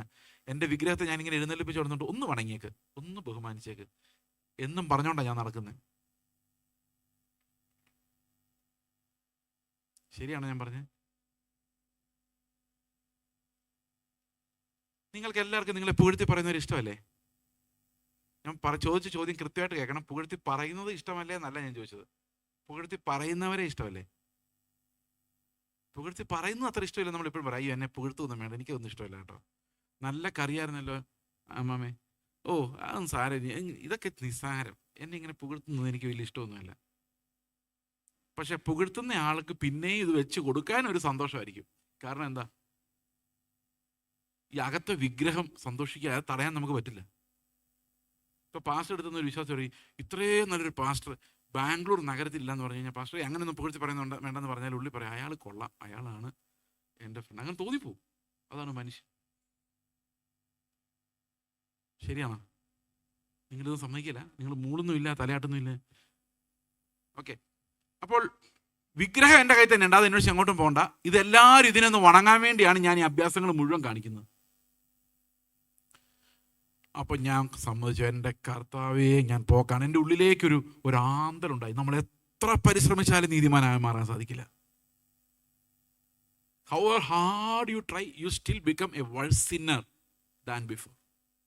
കാരണം എൻ്റെ ഉള്ളിൽ നിന്ന് സ്നേഹം, ക്രിസ്തുവിൻ്റെ സ്വഭാവം, ആർദ്രത, കരുണ, ഇങ്ങനെ ആത്മാവിൻ്റെ എല്ലാ ഫലവും പോവും മനുഷ്യനീതി നമ്മളിലുണ്ടായി വന്ന. നിങ്ങൾ മാനുഷികമായ നീതിമാന്മാരാകാൻ ശ്രമിക്കുമ്പോൾ നിങ്ങളുടെ ഉള്ളിൽ ആത്മാവിൻ്റെ ഓരോരോ ഫലങ്ങൾ കൊഴിഞ്ഞു കൊഴിഞ്ഞു കൊഴിഞ്ഞു. നിങ്ങൾക്ക് ആരോടും കരുണ തോന്നില്ല. പരീശന്മാർ അങ്ങനെയായിരുന്നു. അതുകൊണ്ടാണ് കർത്താവ് പറഞ്ഞത്, അവർ വെള്ള തേച്ച ശവക്കല്ലറുകൾ, പുറമെല്ലാം നല്ല ക്ലീനാണ്, എന്നാൽ അകത്ത് മഹാവൃത്തികേടാണ്. അവർ കരുണ, ചതുകുപ്പ, ജീരകം ഇതിലെല്ലാം പതാരം കൊടുക്കുന്നു, എന്നാൽ ന്യായപ്രമാണത്തിൽ ഘനമേറിയത് വിട്ടുപോകുന്നു. അത് ഈ കൃത്യം ലോ അനുഷ്ഠിക്കാൻ തുടങ്ങുമ്പോൾ എന്ത് സംഭവിക്കുന്നു വെച്ച് കഴിഞ്ഞാൽ, ഈ ന്യായപ്രമാണത്തിൽ ഘനമേറിയ കാര്യങ്ങളുണ്ട്. ആന്തരികമായ പ്രമാണം നമ്മുടെ ഹൃദയത്തിനകത്തുനിന്ന് അപ്രത്യക്ഷമാകുന്നു. എത്ര ഭയങ്കരമായിട്ടല്ലേ വേദപുസ്തകം എഴുതി വെച്ചിരിക്കുന്നത് അല്ലേ? ഞാൻ ആലോചിക്കുമായിരുന്നു, ഇത് ലോകത്ത് ഏതെങ്കിലും ഒരു ഫിലോസഫിക്കാർ ചിന്തിക്കുന്നുണ്ടോ? ഇല്ല. ലോകത്തിൽ ഏതെങ്കിലും ഒരു മതത്തിൽ ഇങ്ങനെ ഒരു തോട്ടുണ്ടോ? ഇല്ല. അതുകൊണ്ടാണ് ഞാൻ പറഞ്ഞത്, ഈ അപ്പോസ്തലിക ഉപദേശം നമ്മൾ കേട്ടാൽ മാത്രമേ നമുക്ക് വിശ്വാസം എന്താണെന്ന് മനസ്സിലാവൂ, ക്രിസ്ത്യാനികളായിട്ട് ജീവിക്കാൻ പറ്റുള്ളൂ. ഓക്കെ, 25-ാം വാക്യം, വിശ്വസിക്കുന്നവർക്ക് അവൻ തൻ്റെ രക്തം മൂലം പ്രായശ്ചിത്തമാകുവാൻ ദൈവം അവനെ പരസ്യമായി നിർത്തിയിരിക്കുന്നു. അതിലേക്ക് നമുക്ക് വരാം, ഇത് വിശദീകരിക്കുന്നുണ്ട് പിന്നീട്. 26-ാം വാക്യം. ഓക്കെ, 27-ാം വാക്യം നോക്കിയാൽ, ആകയാൽ പ്രശംസ എവിടെ? അത് പോയി. അത് പോയി എന്ന് പറഞ്ഞാൽ എന്താ? ഇനി തിരിച്ചു വരാൻ പറ്റാത്ത പോലെ അത് പോയി. എന്തു പോയി? പ്രശംസ. പ്രശംസ എവിടെ? അത് പോയി എന്ന് പറഞ്ഞ ഗോൺ 2 പ്രാവശ്യം പോയി. ഏതു മാർഗത്താൽ? കർമ്മമാർഗത്താലോ? അല്ല, വിശ്വാസമാർഗത്താൽ അത്രേ. ഹിന്ദുയിസം പറയുന്ന കർമ്മമാർഗം, ഭക്തിമാർഗം, ജ്ഞാനമാർഗം, 3 മാർഗങ്ങളാണ്. ലോകത്തിലുള്ള എല്ലാ മതത്തിലും കർമ്മമാർഗമാണ് പ്രധാനം. ഹിന്ദുയിസത്തിൽ 3 മാർഗങ്ങളുണ്ട്. കർമ്മം, ഏതെങ്കിലും ഒരാളോടുള്ള ഭക്തി മതി, ഏതെങ്കിലും ഒരു മൂർത്തിയോടൊരു ഭക്തി, ആ ഭക്തിയിൽ അങ്ങ് ജയിച്ചു പോയി അങ്ങനെ മുക്തി പ്രാപിക്കാം അവർക്ക്. പിന്നെ ജ്ഞാനമാർഗമാണ്. ജ്ഞാനമാർഗം എന്ന് പറഞ്ഞാൽ അത് ഇത്തിരി കൂടിയവർക്ക് മാത്രമേ പറ്റുള്ളൂ. ഏറ്റവും കൂടിയത് ജ്ഞാനമാർഗമാണ്. ഞാനും ദൈവം ഒന്നാണെന്ന് കണ്ടുപിടിക്കുന്നതാണ് അവരുടെ ജ്ഞാനമാർഗം. അതായത് പരമാത്മ ഞാൻ തന്നെയാണെന്ന് കണ്ടുപിടിക്കുന്നതാണ്. ഇതൊക്കെ ഫിലോസഫിക്കലാട്ടോ. ഈ ഹിന്ദുക്കൾക്കൊന്നും ഇതൊന്നല്ല എന്ന് അറിയത്തോന്നി. പക്ഷേ ലോകത്തിലെല്ലാ മതങ്ങളും എല്ലാവരും ഉദ്ഘോഷിക്കുന്ന ഒരു കാര്യമാണ് മര്യാദയ്ക്ക് ജീവിക്കുന്നതാണ് ദൈവത്തിന് ഇഷ്ടമെന്ന്, അല്ലേ? അതാ നമ്മളും ഉള്ളിൽ കരുതുന്നത്. പക്ഷെ അങ്ങനെയല്ല സുവിശേഷം പറയുന്നത്. കർമ്മമാർഗമല്ല, ഇത് വിശ്വാസമാർഗമാണ്. അങ്ങനെ 28-ാം വാക്യം. ഇപ്പം നിങ്ങളിത് കേൾക്കുമ്പോൾ അന്തം വിട്ടു പോകും. എന്തിനാ പൗലോസ് ഇങ്ങനെയൊക്കെ എഴുതിയേക്കുന്നതെന്ന് ഇത് താഴോട്ട് വിശദീകരിക്കുമ്പോഴത് മനസ്സിലാവുള്ളൂ. 28-ാം വാക്യം പറയുന്നു, അങ്ങനെ മനുഷ്യൻ ന്യായപ്രമാണത്തിന്റെ പ്രവൃത്തി കൂടാതെ വിശ്വാസത്താൽ തന്നെ നീതീകരിക്കപ്പെടുന്നു എന്ന് നാം അനുമാനിക്കുന്നു. അപ്പൊ നമ്മൾക്ക് എന്ത് മനസ്സിലായി? ന്യായപ്രമാണത്തിന്റെ ഒരു പ്രവൃത്തിയും മനുഷ്യനെ നീതീകരിക്കുന്നില്ല. പിന്നെ എന്താ നീതീകരിക്കുന്നത്?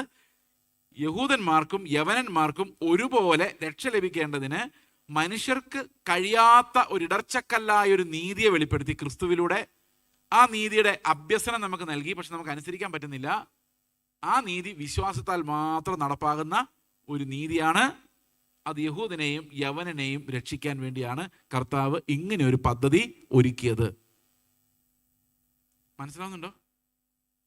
ഇങ്ങനെ തന്നെയല്ലേ റോമാലേഖനം? അല്ലേ? റോമാലേഖനം ഇങ്ങനെ തന്നെയല്ലേ പറയുന്നത്? ഞാൻ വെളിയിൽ നിന്ന് ഒരു പുസ്തകം കോട്ട് ചെയ്തിട്ടില്ല, തത്വചിന്ത പറഞ്ഞിട്ടില്ല, മനുഷ്യന്റെ ആശയങ്ങൾ പറഞ്ഞിട്ടില്ല, ഞാൻ ഇന്ന എഴുത്തുകാരൻ ഇന്നത് പറഞ്ഞു ഇതുവരെ പറഞ്ഞിട്ടില്ല. ഓക്കെ, എൻ്റെ അനുഭവം അല്ലാതെ ഒരു കഥ പറയുന്നുമില്ല. ഈ വാക്യം അങ്ങനെ തന്നെ നിങ്ങളെ വായിച്ച് കേൾപ്പിക്കുകയാണ് ചെയ്യുന്നത്. എന്തുകൊണ്ട് അങ്ങനെ തന്നെ വായിച്ച് കേൾപ്പിക്കുന്നത് വെച്ച് കഴിഞ്ഞാൽ ഈ വചനമാണ് നിങ്ങളോട് സംസാരിക്കേണ്ടത്. ഞാൻ ഈ പ്രസംഗം പൂർത്തിയാക്കിയില്ലെങ്കിൽ പോലും നിങ്ങളുടെ മുമ്പിൽ ഈ വചനമുണ്ട്. ആ വചനം സത്യമാണ്, അത് വിശ്വാസയോഗ്യവുമാണ്. അതുകൊണ്ട് ഈ വചനം വായിച്ചാൽ മതി. ഞാൻ ഈ വചനം ചുമ്മാ വായിക്കുക. പക്ഷെ ഇത് പലപ്പോഴും നമുക്ക് അസ്വസ്ഥത ഉണ്ടാക്കും. വിശ്വാസം മാത്രമോ? അങ്ങനെ പറ്റുമോ? പ്രവൃത്തി കൂടാതെയോ? എന്നൊക്കെ ഉള്ള ചോദ്യങ്ങൾ നമുക്ക് വരും. അതിൻ്റെ എല്ലാ ഉത്തരം ഇതിന് താഴെ തന്നെ കൊടുത്തിട്ടുണ്ട്. ഇനി എങ്ങനെയാണ് ഈ വിശ്വാസം കൊണ്ട് ഒരാൾ നീതിമാനാകുന്നതെന്ന് നമുക്ക് നോക്കാം. അതൊരു 4-ാം അധ്യായം മുഴുവൻ ആ കാര്യമാണ് പറയുന്നത്. എന്ത് വിശ്വാസമാണ് നമ്മളെ നീതീകരിക്കുന്നത്? എങ്ങനെയാണ് പ്രവൃത്തി കൂടാതെ ഒരു മനുഷ്യൻ വിശ്വാസത്താൽ നീതീകരിക്കപ്പെടുന്നത് നമുക്ക് നോക്കാം. 4-ാം അധ്യായം. ഈ 4-ാം അധ്യായത്തിലേക്ക് പ്രവേശിക്കുമ്പോൾ ഇവിടെ നമ്മളെ ഞെട്ടിപ്പിക്കുന്ന ചില വാക്യങ്ങളുണ്ട്. ആദ്യം തന്നെ, നമ്മുടെ പൂർവ്വപിതാവായ അബ്രഹാം ജഡപ്രകാരം എന്തു പ്രാപിച്ചു എന്ന് പറയേണ്ടു. എബ്രഹാം പ്രവൃത്തിയാൽ നീതീകരിക്കപ്പെട്ടുവെങ്കിൽ അവന് പ്രശംസിപ്പാൻ സംഗതിയുണ്ട്. അപ്പം എബ്രഹാം പ്രവൃത്തിയാൽ നീതീകരിക്കപ്പെട്ടെങ്കിൽ ദൈവം ചോദിക്കുക, ഇപ്പം നിങ്ങൾ സ്വർഗത്തിൻ്റെ പടിവാതിലൊക്കെ പോയി നിൽക്കുമ്പോൾ ഒരു ദൂതൻ വന്ന് ചോദിക്കുക, അകത്തോട്ടാണ് നിന്റെ സീറ്റ്, പക്ഷേ എന്തിന് ഞാൻ നിന്നെ അകത്ത് കയറ്റി വിടണം എന്ന് പറയണം, നിങ്ങൾ എന്ത് പറയും? എന്ത് കാരണത്താൽ? Why I should be in? നിങ്ങൾ സ്വർഗത്തിൽ പോകുമെങ്കിൽ എന്തുകൊണ്ട് പോകും? എന്തുകൊണ്ട് നിങ്ങൾ അകത്താകും എന്നാ ദൂതൻ ചോദിക്കുവാണെങ്കിൽ നിങ്ങൾ എന്ത് മറുപടി പറയും? പ്രശംസ. എവിടെയാ? കർമ്മമാർഗത്തിലാണെങ്കിൽ പ്രശംസ അവനവന് തന്നെയാണ്, അല്ലേ? ഇവിടെ പറയാണ്, എബ്രഹാം പ്രവൃത്തിയാൽ നീതീകരിക്കപ്പെട്ടുവെങ്കിൽ അവന് പ്രശംസിപ്പാൻ സംഗതിയുണ്ട്, ദൈവസന്നിധിയിൽ ഇല്ലതാനും. അപ്പൊ ഇവിടെയൊക്കെ പ്രശംസിക്കാം, നീതിമാനായിട്ട് നടക്കാം. നീതീകരിക്കുക എന്ന് പറഞ്ഞാൽ എന്താ? ഞാൻ നല്ല നീതിപ്രവൃത്തിയൊക്കെ കാണുമ്പോൾ ആൾക്കാർ പറയും അവൻ കൊള്ളാം, നീതിമാൻ. അതിനാണ് നീതീകരണം എന്ന് പറയുന്നത്. ഒരാൾ വേറൊരാളെ നീതിമാൻ എന്ന് ഉദ്ഘോഷിക്കുന്നതിനെയാണ് നീതീകരണം എന്ന് പറയുന്നത്. മിക്കവാറും അത് വേറെ ആരും ചെയ്യാത്തതുകൊണ്ട് ഞാൻ തന്നെയാണ് ചെയ്യുന്നത്. ശരിയല്ലേ? നിങ്ങൾ ഏറ്റവും കൂടുതൽ നീതീകരിക്കുന്ന ആരാ? നിങ്ങൾ തന്നെയാണ്. ആദമിനോട് കർത്താവ് ചോദിക്കുകയാണ്, നീ നഗ്നനാണോ? നീ ആ പഴം തിന്നല്ലേ? അപ്പൊ ആദം പറയാ, ഞാനല്ല കുഴപ്പക്കാരൻ, പിന്നെ ആരാ? ആരാ കുഴപ്പക്കാരൻ എന്ന് ആദം പറയുന്നത്? അല്ല, ദൈവം. ഞാൻ ഉറങ്ങിക്കിടന്നപ്പോഴല്ലേ ദൈവമേ നീ എനിക്കൊരു ഭാര്യ തന്നത്. ആ ഭാര്യയെക്കുറിച്ച് ഒരു കണ്ടീഷൻ പോലും ഞാൻ പറഞ്ഞിട്ടുമില്ല, നീ എന്നോട് ചോദിച്ചിട്ടുമില്ല. നീ തന്ന ഭാര്യയാണ് ഒപ്പിച്ചത്. അപ്പൊ അതിൻ്റെ ഉത്തരവാദിത്വം ആർക്കാ? അപ്പോൾ ദൈവം ഭാര്യയെ കൊടുക്കുമ്പോൾ കുറച്ചുകൂടെ നല്ല ഭാര്യയെ കൊടുത്തായിരുന്നെങ്കിൽ ആദമിനി ഗതി വരുമായിരുന്നു. ശരിയല്ലേ ഞാൻ പറഞ്ഞേ? അപ്പോൾ ആദം ആരെയാ കുറ്റപ്പെടുത്തുന്നേ? പക്ഷെ ശരിക്കും ആദമാണോ ഹവ്വയാണോ അവിടെ കുറ്റക്കാരി? കാരണം അവർ രണ്ടല്ല, ഒന്നാ. ആദമിൻ്റെ അതേ സ്വഭാവം തന്നെയാണ് ഹവ്വയ്ക്കുള്ളത്. ഹവ്വ പഴം തിന്നിട്ട് ആദമിൻ്റെ അടുത്തുകൊണ്ട് ചെന്നപ്പോൾ ആദമിന് വേറൊരു സ്വഭാവം ഉണ്ടായിരുന്നെങ്കിൽ ആദം പറയലായിരുന്നോ, എന്ത് പണിയാ നീ കാണിച്ചത്, നീ ഇത് തിന്നല്ലേ, ദൈവം തിന്നരുതെന്ന് പറഞ്ഞാൽ നിനക്ക് അറിയാൻ മേലായിരുന്നോ, നമ്മുടെ എല്ലാം മരണത്തിലോട്ട് പോവും എന്ന് പറഞ്ഞ് ആദം എങ്കിലും കഴിക്കാതിരിക്കണ്ടേ? ആദം പറഞ്ഞ അവളുടെ തലയിലോട്ട് വെച്ചേക്കാം, ഇത് തിന്നണമെന്ന് ഞാൻ കുറേ നാളായിട്ട് ആലോചിച്ച് നടക്കുമായിരുന്നു, ഏതായാലും പറിച്ചുകൊണ്ട് വന്നാൽ നന്നായി. സ്വന്തമായിട്ട് തിന്നുകയും ചെയ്തു. എന്നിട്ട് ഹവ്വയുടെ കുറ്റം പറഞ്ഞു.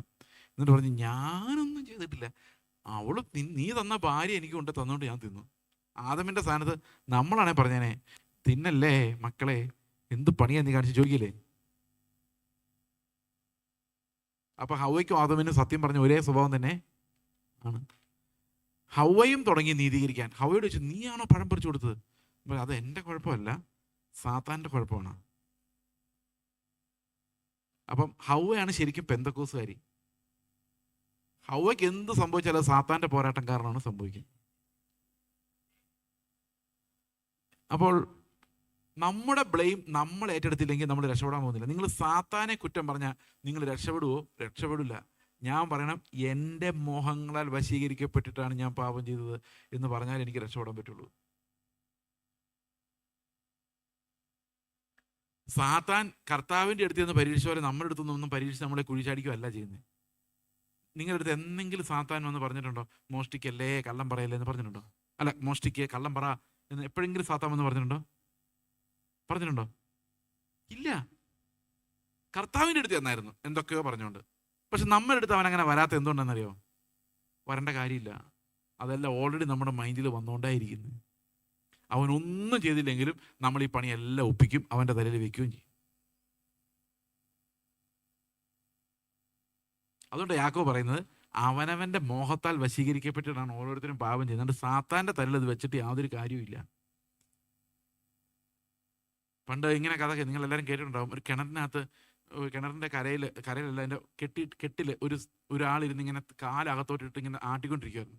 അപ്പോൾ സാത്താൻ വന്ന് പറഞ്ഞു, ഇവിടെ നിന്ന് പെട്ടെന്ന് ഇറങ്ങി മുകളിലോട്ട് മാറാൻ പറഞ്ഞു. എന്താ ഞാനിവിടെ എന്നാ കുഴപ്പമെന്ന് ചോദിച്ചു. പറഞ്ഞു, നീ താഴെ വീഴുക, എന്നിട്ട് എൻ്റെ കുറ്റം ആൾക്കാരല്ലേ പറയുള്ളൂ എന്ന് പറഞ്ഞ പോലെ എന്ത് ബ്ലെയിം ചെയ്താലും സാത്താനെ ബ്ലെയിം ചെയ്യും. സാത്താൻ ഇതിൻ്റെ എല്ലാം പുറകിലെ സ്ക്രൂ ആണെന്ന് നമുക്കറിയാം. പക്ഷേ നമ്മുടെ ഉത്തരവാദിത്വം നമ്മൾ ഏറ്റെടുക്കാതെ നമ്മളെ ന്യായീകരിക്കും, നീതീകരിക്കും. എൻ്റെ ഉള്ളിൽ സാത്താൻ അന്നേരം അങ്ങനെ ഒരു ചിന്ത ഇട്ട്, എന്തിനാന്ന് പാവമായ ഞാൻ അറിയുന്നില്ല, പാവമാണോ ഞാൻ? അപ്പോൾ നമ്മൾ തന്നെയാണ് തീരുമാനിച്ചത് നമ്മൾ നീതിമാന്മാരാണ്. ഈ പ്രസംഗിക്കുന്നവർ തന്നെയാണ് തീരുമാനിക്കുന്നത്, ഇത്രയും നീതി മതി, എൻ്റെ മുമ്പിൽ ഇരിക്കുന്നവരെല്ലാം എന്നെപ്പോലെ വിശുദ്ധ ജീവിതം നയിക്കണം എന്നൊരു പ്രസംഗത്തിന് തോന്നാൻ കാരണം അവനെ തന്നെ നീതീകരിച്ചത് കൊണ്ടാണ്, നീതിമാനെന്ന് വിളിച്ചതുകൊണ്ടാണ്. നിങ്ങളൊരു ഞെട്ടിയിരിക്കുന്നതാണോ അതോ? അപ്പോൾ നമ്മൾ നമ്മളെ നീതിമാന്മാരെന്ന് കരുതിയാൽ പിന്നെ ദൈവം നമ്മളെ നീതീകരിക്കുന്നില്ല. നിങ്ങൾ എന്ത് ചെയ്താൽ മതി? അത്തീരായിട്ട് സുന്ദരമായിട്ട് നടന്നോ. ആൾക്കാരെല്ലാം നിങ്ങളെ നീതിമാൻ എന്ന് പറയും. അവസാനം നോബൽ സമ്മാനം വരെ കിട്ടും, സ്വർഗത്തിൽ പോവില്ല.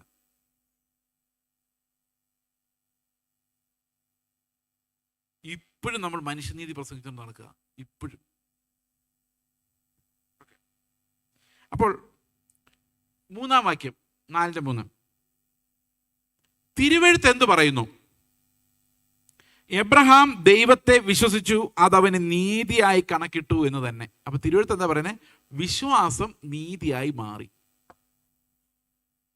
അടുത്ത വാക്യം, എന്നാൽ പ്രവർത്തിക്കുന്നതിന് കൂലി കണക്കിടുന്നത് കൃപയായിട്ടല്ല കടമായിട്ടത്രേ എന്ന് പറഞ്ഞു കഴിഞ്ഞാൽ, ഇപ്പം ഞാൻ ഇവിടെ ഈ ചർച്ചിൽ ഒരു ദിവസം കുറച്ച് അലുത്തുകുലുത്ത് പണികൾക്ക് വേണ്ടി നിൽക്കുകയെന്ന് വിചാരിച്ചു. അതായത് ക്ലീൻ ചെയ്യുക, എന്തൊക്കെ എന്നെ കൊണ്ട് പറ്റുന്ന പണികളൊന്നും ഞാൻ കാണുന്നില്ല. എന്തെങ്കിലും ആയിക്കോട്ടെ, ഒരു ദിവസം ഇവിടെ കൂലിപ്പണി ചെയ്യാമെന്ന് വിചാരിച്ചു. ഇവിടെ എത്ര കൂലിപ്പണിക്ക് നിങ്ങൾ കൊടുക്കുന്ന റേറ്റ്? 1000 രൂപ കിട്ടുമോ? ഒന്നും മിണ്ടുന്നില്ല, എനിക്കറിയാം. 1000 എന്ന് വിചാരിച്ചു. അപ്പോൾ 5 മണി വരെ ഞാൻ അധ്വാനിച്ചു, എല്ലാം നേരെയാക്കി പോകാൻ നേരത്ത് നിങ്ങൾ എനിക്കൊരു 1000 രൂപ എടുത്ത് തന്നിട്ട് പറയാണ് കൃപയാണെന്ന് വിചാരിച്ചാൽ മതി പറഞ്ഞാൽ ഞാൻ സമ്മതിക്കുമോ? ഞാൻ എന്ത് പറയും? പ്രവർത്തിക്കുന്നവന് കിട്ടിയ കൂലി കൃപയല്ല, അത് കടമാണ്. കടം എന്ന് പറഞ്ഞാൽ എന്താ അർത്ഥം? 5 മണി കഴിഞ്ഞ് ഞാൻ ഗേറ്റിന് വെളി ഇറങ്ങിയാൽ നിങ്ങൾ എനിക്ക് 1000 രൂപ കടമാണ്. ഓരോ മണിക്കൂർ കഴിയുമ്പോഴും 10 മണിക്കൂർ വർക്ക് ചെയ്യുന്നെങ്കിൽ ഓരോ മണിക്കൂർ കഴിയുമ്പോഴും നിങ്ങൾ 100 രൂപ 200 രൂപ 300 രൂപ 400 രൂപ അങ്ങനെ കടപ്പെട്ടിരിക്കുക. കടവാ നിങ്ങൾ വീട്ടിൽ നിന്ന്. അപ്പൊ പ്രവർത്തിക്കുന്നവരെയാണ് ദൈവം നീതീകരിക്കുന്നതെങ്കിൽ ദൈവം എന്ത് ചെയ്യുക? പ്രവർത്തിച്ചതിനെ കടം വീട്ടിക്കൊണ്ടിരിക്കുക കർത്താവ്, അല്ലേ? എന്നാൽ പ്രവർത്തിക്കുന്നവന് കൂലി കണക്കിടുന്നത് കൃപയായിട്ടല്ല, കടമായിട്ടത്രേ. അപ്പൊ നമ്മളെല്ലാം കർത്താവ് നമ്മളോട് കടം വീട്ടാൻ വേണ്ടി നോക്കിയിരിക്കുകയാണോ? എത്ര ശുംഭത്തരമാണല്ലേ ഇത്. ഈ ശുംഭൻ എന്നുള്ള വാക്കിനർത്ഥം പ്രകാശം പരത്തുന്നു എന്നാന്ന് പണ്ടാരണ്ട് പറഞ്ഞിട്ടുണ്ട്. പ്രവർത്തിക്കാത്തവനെങ്കിലും ആണോ ഇവിടെ ശ്രദ്ധിക്കുക. ഇത് ഈ വാക്യമാണ് നമ്മുടെ തലയിൽ ഒരു ഇടുത്തി പോലെ വരുന്നൊരു വാക്യം. ഇത് പ്രവർത്തിക്കാത്തവനെങ്കിലും അഭക്തനെ നീതീകരിക്കുന്നവനിൽ വിശ്വസിക്കുന്നവനോ അവന്റെ വിശ്വാസം നീതിയായി കണക്കിടുന്നു. അപ്പം ശരിക്കും നീതീകരിക്കപ്പെടുന്ന ആരാ? പ്രവർത്തിക്കാത്തവൻ. ഒന്നുകൂടെ വായിച്ചു നോക്കി. പ്രവർത്തിക്കാത്ത ഒരു അഭക്തനെ, ഒരു ഭക്തിയില്ലാത്ത ഒരുത്തനെ നീതീകരിക്കുന്ന ദൈവത്തിന്റെ സ്വഭാവത്തിൽ വിശ്വസിക്കുന്നവനോ ആ വിശ്വാസമാണ് അവന് നീതിയായി കണക്കിടുന്നത്. ഇങ്ങനൊരു വാക്യം ഉണ്ടായിരുന്നെന്ന് പോലും പെന്തക്കോസ്തുകാർക്ക് അറിയാൻ മേലായിരിക്കും എന്ന് ഞാൻ വിചാരിക്കുന്നു. അതായത് ഇവിടെ എന്താ പറയുന്നത്? അപ്പം നമ്മൾ നീതീകരിക്കപ്പെടണമെങ്കിൽ എന്ത് ചെയ്യണം? നമ്മൾ അഭക്തന്മാരും പ്രവർത്തിക്കാത്തവരും ആയിരിക്കണം എന്ന് പറഞ്ഞാൽ അങ്ങനെ നമുക്ക് തോന്നാവൂ. നമുക്കൊരിക്കലും നീതിമാനെന്ന് തോന്നിയാൽ മാനസാന്തരപ്പെടാൻ പറ്റില്ല. അപ്പം ഞാൻ വിശ്വസിക്കുക, നീതിമാനെ നീതീകരിക്കുന്ന ദൈവമാണെങ്കിൽ ഞാൻ പോക്കാം. അഭക്തനും വിവരമില്ലാത്തവനും അനുസരിക്കാത്തവനെ രക്ഷിക്കാൻ എന്തെങ്കിലും പദ്ധതി ഉണ്ടോ കർത്താവേ? എന്നാൽ മാത്രമേ ഞാൻ രക്ഷപ്പെടാൻ സാധ്യതയുള്ളൂ. ഇതാണ് മാനസാന്തരം. ഒരു കാര്യം ഞാൻ പറയാം, നീതിമാന്മാരെ മാത്രമേ കർത്താവ് സ്വർഗത്തിൽ കൊണ്ടുപോകുള്ളെങ്കിൽ ഞാൻ പോകില്ല. എന്നാൽ അഭക്തനെയും പ്രവർത്തിക്കാത്തവനെയും കൊണ്ടുപോകാൻ കർത്താവ് ഒരു പ്ലാൻ ഇട്ടാൽ മാത്രമേ എനിക്ക് പോകാൻ പറ്റുള്ളൂ. അതാണ് എൻ്റെ മനസ്സ്, തകർന്ന ഹൃദയം. ഒരു നീതിയും കൗണ്ട് ചെയ്യാനില്ല. ദൈവത്തിന് മുമ്പ് നിൽക്കുമ്പം വിറച്ചാ നിൽക്കുന്നു, ഒന്നും കൗണ്ട് ചെയ്യാനില്ല, ഒരു നന്മയില്ല. ഇപ്പൊ ദൈവം എന്നെ കൊണ്ടുപോകണമെങ്കിൽ, ഇങ്ങനെ ഒരുത്തനെ കൊണ്ടുപോകണമെങ്കിൽ എൻ്റെ ഹൃദയം പറയാണ്, അഭക്തനെ നീതീകരിക്കുന്നതിന് പദ്ധതി ഉണ്ടോ? ഈ പ്രാവശ്യം നിങ്ങൾക്ക് 10ാം ക്ലാസ്സിൽ 1ാം റാങ്ക് ആയിരിക്കും. അപ്പം ഞാൻ പറയാം, ഏറ്റവും പുറകിൽ നിന്ന് കണക്ക് കൂട്ടിയിടാൻ എന്തെങ്കിലും പദ്ധതി ഉണ്ടെങ്കിൽ ഞാനായിരിക്കും എന്ന് പറയുന്ന പോലെയാണ്. ദൈവം എന്നെ നീതീകരിക്കുമെങ്കിൽ അതിന് കാരണം ഒരു വെറും പൊട്ടനായ എന്നെ നീതീകരിക്കാൻ ഒരു പദ്ധതി ദൈവത്തിന് വേണം, അല്ലെങ്കിൽ ഞാൻ രക്ഷപ്പെടില്ല. ഇതാണ് യഥാർത്ഥ പാപബോധം. അപ്പൊ എങ്ങനെയുള്ള ദൈവത്തെ നമ്മൾ വിശ്വസിക്കണം? പ്രവർത്തിക്കാത്ത അഭക്തനെ നീതീകരിക്കാൻ കഴിയുന്ന ഒരു ദൈവത്തിൽ വിശ്വസിച്ചാൽ മാത്രമേ നമുക്ക് എന്തെങ്കിലും ഹോപ്പുള്ളൂ.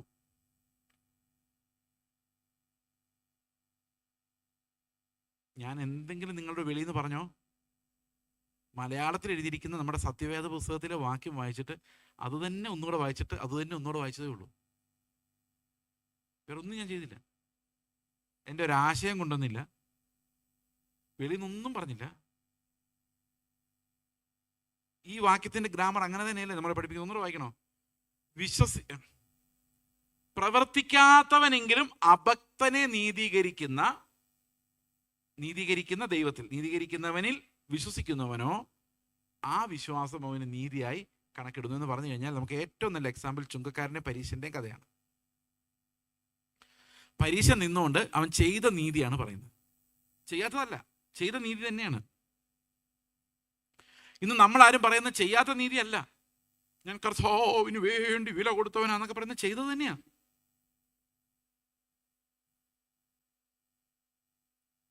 ഞാൻ ചെറുപ്പകാലത്ത് വണ്ടിയുടെ പുറകിൽ ഫുട്ബോളിൽ നിന്ന് പോയി സുവിശേഷം പറഞ്ഞിട്ടുള്ള ആളാണ്. അവൻ ചെയ്തതാ, സംശയമില്ല, ചെയ്ത നീതി തന്നെ. പരീക്ഷ പറയുന്നത് അത് തന്നെയായിരുന്നു. പക്ഷെ അവൻ ദൈവത്തോട് പറയുന്നത് എന്നറിയോ? ഇതൊക്കെ കണ്ടിട്ട് നീ എന്നെ വെറുതെ വിടാതെ എന്നെ അനുഗ്രഹിക്കും. അതാണ്. അപ്പൊ ആ നീതി വെച്ചവൻ വിലപേശുവാണ്.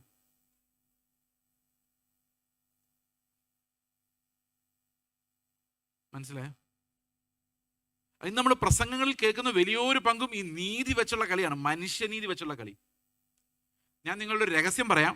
രഹസ്യമാണ് കേട്ടോ, ഇത് ഭയങ്കര രഹസ്യമാണ്. പക്ഷെ ഇപ്പൊ യൂട്യൂബ് വഴി രഹസ്യം ഇങ്ങനെ പോയിക്കൊണ്ടിരിക്കുകയാണ്. രഹസ്യം എന്താണെന്നറിയോ? ദൈവത്തിൻ്റെ ഏറ്റവും വലിയ ശത്രു സാത്താനല്ല, അത് മനുഷ്യനാണ്. നിങ്ങൾ വിചാരിക്കുന്നുണ്ടോ ദൈവം വിചാരിച്ച സാത്താനെ കൈകാര്യം ചെയ്യാൻ പറ്റിയാലെന്ന്? സാത്താണ്ട് പോടാന്ന് പറഞ്ഞ നിമിഷ നേരം ഇല്ലാതോ? അവനൊന്നും ദൈവത്തിന് ശത്രുവല്ല. അതുകൊണ്ട് സാത്താൻ നേരിട്ട് ദൈവത്തോട് പോരാടാതെ മനുഷ്യരെ വിളിച്ചിട്ട് പറയാണ്, നിന്നെ ഞാൻ ദൈവത്തെ പോലെ ആക്കാം.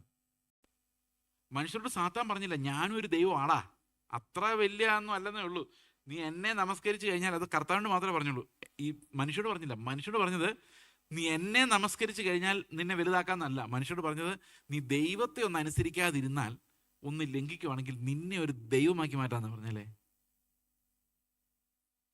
അങ്ങനല്ലേ പറഞ്ഞത്? അന്ന് തൊട്ട് അവനവൻ്റെ ദൈവം അവനവൻ തന്നെയാണ്. ഇന്നലെ ഞാൻ നിങ്ങളോട് പറഞ്ഞ ഓർമ്മയുണ്ടോ? കറങ്ങിത്തിരിഞ്ഞ് അവനവനിൽ തന്നെയാണ് വരുന്നത്. ഈ വീട്ടിൽ എന്ത് നടക്കുമെന്ന് ഞാൻ തീരുമാനിക്കും. അതിനർത്ഥം എന്താ? ഞാനാണ് ദൈവം. അപ്പം മറ്റാൾ പറയും, നിങ്ങൾ മാത്രം അങ്ങനെ തീരുമാനിച്ചാൽ പോരെ, എനിക്കും തീരുമാനിക്കാൻ അറിയാം. അപ്പോൾ വേറൊരു ദൈവം, രണ്ട് ദൈവങ്ങളൊരു വീട്ടിൽ, അടിയോടടി. മുഴുവൻ ദൈവങ്ങളാ, അവരുടെ ഇഷ്ടം നിറവേറണം. ഈ സ്വർഗത്തിൽ ഇരിക്കുന്നു നിങ്ങൾ സങ്കല്പിക്കുന്ന ദൈവവും ഇറങ്ങി വന്ന് നിങ്ങളുടെ ഇഷ്ടം നടത്തി തരണം. നിങ്ങളാണ് യഥാർത്ഥ ദൈവം. ഇത് സാത്താൻ കാണിച്ചു വെച്ച പണിയാണ്. നമ്മൾ വിചാരിക്കുന്നത് യഥാർത്ഥ ദൈവത്തെ നമ്മൾ നമസ്കരിക്കുന്നു, പക്ഷെ ആ ദൈവവും കൂടെ ഇപ്പം നമ്മളെ നമസ്കരിക്കേണ്ട അവസ്ഥയിലാണ്. ദൈവം നോക്കുമ്പോണ്ടല്ലോ, ആ മിസ്റ്റർ എക്സ്, എനിക്ക് വേണ്ടി ഒത്തിരി കഷ്ടപ്പെട്ടിരിക്കുന്നു, എനിക്ക് വേണ്ടി, ഞാൻ അവനില്ലായിരുന്നെങ്കിൽ വിഷമിച്ചു പോയേനെ. ദൈവം ഇങ്ങനെ ആലോചിക്കുക, ചേസ് ഇല്ലായിരുന്നെങ്കിൽ ഞാൻ എന്നാ ചെയ്തേനെ. അപ്പൊ ആരാ വലിയ ദൈവം? ഈ മനുഷ്യര് വേഷം കെട്ടി അവർ ദൈവമായി അഭിനയിക്കുന്നു. എന്തുകൊണ്ടാണെന്നറിയോ? ഈ സാത്താൻ ഒപ്പിച്ച പണിയാണ്. നിന്നെ ഞാൻ ദൈവത്തെ പോലെ ആക്കാം. എന്നിട്ട് രസം എന്തെന്നറിയോ? മുമ്പോട്ട് വരുമ്പം കുറേ കാര്യങ്ങളുണ്ട്. എങ്കിൽ പോലും ഈ കർത്താവ് ഒരു ദിവസം സംസാരിക്കുമ്പം പത്രോസ് പറയുന്നുണ്ട്, കർത്താവ് പറയുന്നുണ്ട്, എന്നെ അവർ പിടിച്ചുകൊണ്ട് പോകും, ജയിലിടും, കൊല്ലും, മൂന്നാം ദിവസം ഉയർത്തി നിൽക്കും എന്ന് പറയുമ്പം പത്രോസ് ഇതിനെ വിളിച്ചു മാറ്റി നിർത്തിക്കൊണ്ട് ശാസിച്ചിട്ട് അവനോട് പറയുന്നുണ്ട്, അയ്യോ നീ ഇങ്ങനൊന്നും പറയരുത്, നിനക്ക് ഒരിക്കലും ഇങ്ങനൊന്നും സംഭവിക്കരുതെന്ന് പറയുന്നുണ്ട് അല്ലേ. അപ്പൊ കർത്താവ് എന്താ പറയുന്നത്? സാത്താനെ, ഇത്ര നേരം നല്ല പയ്യനായിരുന്നു, ഇപ്പൊ ആരായി മാറി? എന്തുകൊണ്ടാ സാത്താനായി മാറിയത്? സാത്താനെ, ബാക്കി പറ, എന്നെ വിട്ടു പോ, നീ ദൈവത്തിനുള്ളതല്ല സാത്താനുള്ളതത്രേ കരുതുന്നതാണോ? അല്ല, മനുഷ്യർക്കുള്ളതത്രേ കരുതുന്നത്. അപ്പൊ എങ്ങനെയാ പത്രോസ് സാത്താനായി മാറിയത്?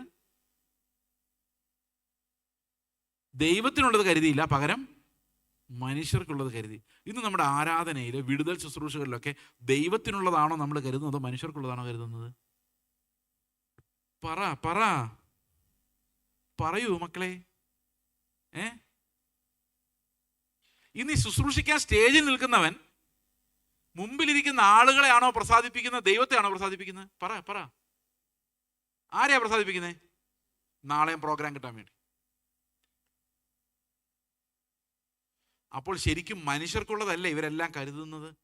അപ്പോൾ കർത്താവ് അവിടെ നിന്ന് എത്ര പ്രാവശ്യം സാത്താനെ എന്ന് വിളിച്ചു കാണുമായിരിക്കും.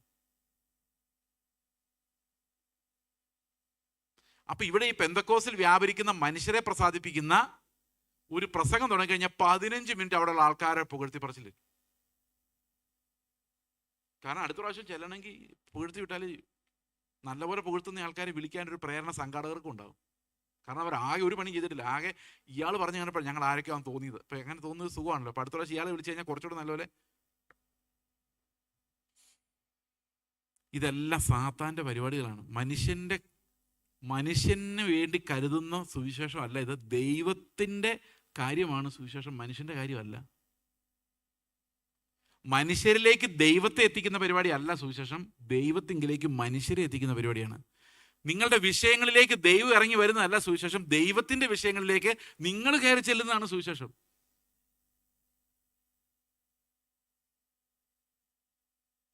ഒരിത്തിരിയെങ്കിലും വിവരം ഉണ്ടെങ്കിൽ ഈ ഫാസ്റ്റിംഗ് പ്രയറിന് പോയിട്ട് ദിവസങ്ങൾ ആഴ്ചകൾ പോയിരുന്നിട്ട് ആദ്യ ദിവസം പ്രവാചകൻ വന്ന് പറയും, ഇപ്പോൾ നിന്റെ ഇവിടെയുള്ള അന്ധകാരം എല്ലാം മാറിയിരിക്കുന്നു, വിടുതലിൻ്റെ ദിവസം. പിറ്റേ ദിവസം വേറൊരു പ്രവാചകൻ എന്ന് പറയും, അതൊന്നും ശരിയായിട്ടില്ല, ഇപ്പോ. എല്ലാ മീറ്റിങ്ങിനും ഇപ്പോൾ എന്ന് പറഞ്ഞിട്ട് ഇത് ഒരിക്കലും ഇപ്പോൾ വരുന്നില്ല. എന്നാലും പിന്നെയും പോയിരിക്കും. ഇനി ഇപ്പോഴായിരിക്കും ഇപ്പോൾ എന്ന് വിചാരിച്ചോണ്ട്, എന്നിട്ടും ഒന്നും കിട്ടുന്നില്ല. ഞാനൊരു ചെറിയ കഥ പറയാം. ഇത് സാക്ഷ്യമായിട്ട് ഞങ്ങളുടെ ചാനലിൽ കിടപ്പുണ്ട്, ഞങ്ങളുടെ യൂട്യൂബ് ചാനലിൽ കിടപ്പുണ്ട്. അതിനിടയിൽ ഒരു കാര്യം പറയാൻ പറഞ്ഞു. നിങ്ങൾക്ക് റോമാലേഖനത്തെക്കുറിച്ച് കൂടുതൽ അറിയണമെങ്കിൽ നിങ്ങൾ യൂട്യൂബിൽ ARC എന്ന് പറഞ്ഞ അസംബ്ലി ഓഫ് ദ റിഡീംഡ് എന്നാണ്, ARC ചേസ് ജോസഫ് എന്ന് സെർച്ച് ചെയ്യുക. അപ്പോൾ ഒരു യൂട്യൂബ് ചാനൽ കിട്ടും. ഓക്കെ, അതിനകത്ത് റോമാലേഖനം വാക്യം പ്രതി വാക്യം മുഴുവനുണ്ട്, കേൾക്കാവുന്നതാണ്. ചാനൽ സബ്സ്ക്രൈബ് ചെയ്യുക, ബെല്ലൈക്കൺ പ്രസ് ചെയ്യുക. അതിനകത്ത് സാക്ഷ്യങ്ങളുടെ ഇടയിൽ ഒരു സാക്ഷ്യം കിടപ്പുണ്ട്. ബിനോയ് ബ്രദറിൻ്റെ സാക്ഷ്യം ഒന്ന് കേട്ട് നോക്കണം. എന്താ അത് ഞാൻ പറയാം, ചുരുക്കമായിട്ട് പറയാം, അപ്പോൾ നിങ്ങൾക്ക് കേൾക്കാനൊരു രസമുണ്ടാവും. ഇദ്ദേഹം ഒരു CSI ചർച്ചയിൽ നിന്ന് വന്നയാളാണ്. അദ്ദേഹത്തിൻ്റെ പെർമിഷനോടെയാണ് ഞാനിത് പറയുന്നത്. ഞാൻ സാധാരണ പറയുന്ന കഥകളൊന്നും പെർമിഷൻ ഇല്ല പറയുന്നത്, ഇത് പെർമിഷനോടുകൂടിയാണ്. CSI ചർച്ചയിൽ നിന്ന് രക്ഷിക്കപ്പെട്ടു വന്നയാളാണ്. അദ്ദേഹം രക്ഷിക്കപ്പെട്ടത് ഇന്ന് വിടുതൽ, ഇപ്പോൾ വിടുതൽ എന്നുള്ളൊരു സഭയിലാണ് ചെന്നത്. സത്യം പറഞ്ഞാൽ അദ്ദേഹത്തിന് ഒത്തിരി വീഡിയോഗ്രഫിയിൽ ഭയങ്കര എക്സ്പേർട്ട് ആയിട്ടുള്ള ഒരാളായിരുന്നു. വീഡിയോഗ്രഫി, മ്യൂസിക് പഠിപ്പിക്കുകയും ട്രെയിൻ ചെയ്യുക. പുള്ളി കൊയർ മാസ്റ്റർ ആയിരുന്നു CSI ചർച്ചിൽ. അദ്ദേഹം വലിയ TV ചാനലുടെയും ഒക്കെ പ്രോഗ്രാമിലൊക്കെ വീഡിയോ എടുത്തുകൊണ്ടിരുന്ന ആളാണ്. എപ്പോൾ സ്നാനപ്പെട്ട് ഇങ്ങോട്ട് കയറിയോ പുള്ളിയുടെ എല്ലാ ആൾക്കാരും ഫോൺ ചെയ്യുന്ന അപ്പം തന്നെ നിർത്തി. ജീവിക്കാൻ വഴിയില്ലാതെ കണ്ണിന് മങ്ങൽ തുടങ്ങി. ഒരു കണ്ണ് മങ്ങി പോവാം. പിന്നെ പുള്ളി ഇടയ്ക്കിടയ്ക്ക് പോയി ഇഞ്ചക്ഷൻ എടുത്തുകൊണ്ടിരും. അപ്പം ഞാൻ എൻ്റെ ഈ ഹാർവസ്റ്റ് TVയിലെ വീഡിയോ റെക്കോർഡ് ചെയ്യുന്നതായിരുന്നു. അപ്പം പുള്ളി ഇടയ്ക്കിടയ്ക്ക് പോയി ഇഞ്ചക്ഷൻ എടുക്കുന്നതാണ്. നടക്കാൻ കാലിന് പ്രയാസമായി തുടങ്ങി. ഇപ്പോൾ പാസ്റ്റർമാരൊന്ന് തലയൊക്കെ ഇറുക്കിയിട്ട് പറയും, ഇന്നോടെ തീർന്നു വിടുതലാണ്, നിന്റെ അയൽവക്കക്കാരൻ കൂടോത്രം ചെയ്തതാണ്. എന്ത് ചെയ്തിട്ട് ഇത് പോകുന്നില്ല.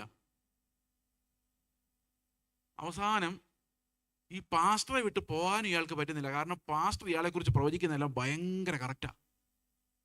ഇന്ന് നീ ബാംഗ്ലൂർ റെയിൽവേ സ്റ്റേഷനിൽ നിൽക്കുമ്പോൾ എന്നൊക്കെ പറഞ്ഞോണ്ടാ, അത് കറക്റ്റായിരിക്കും.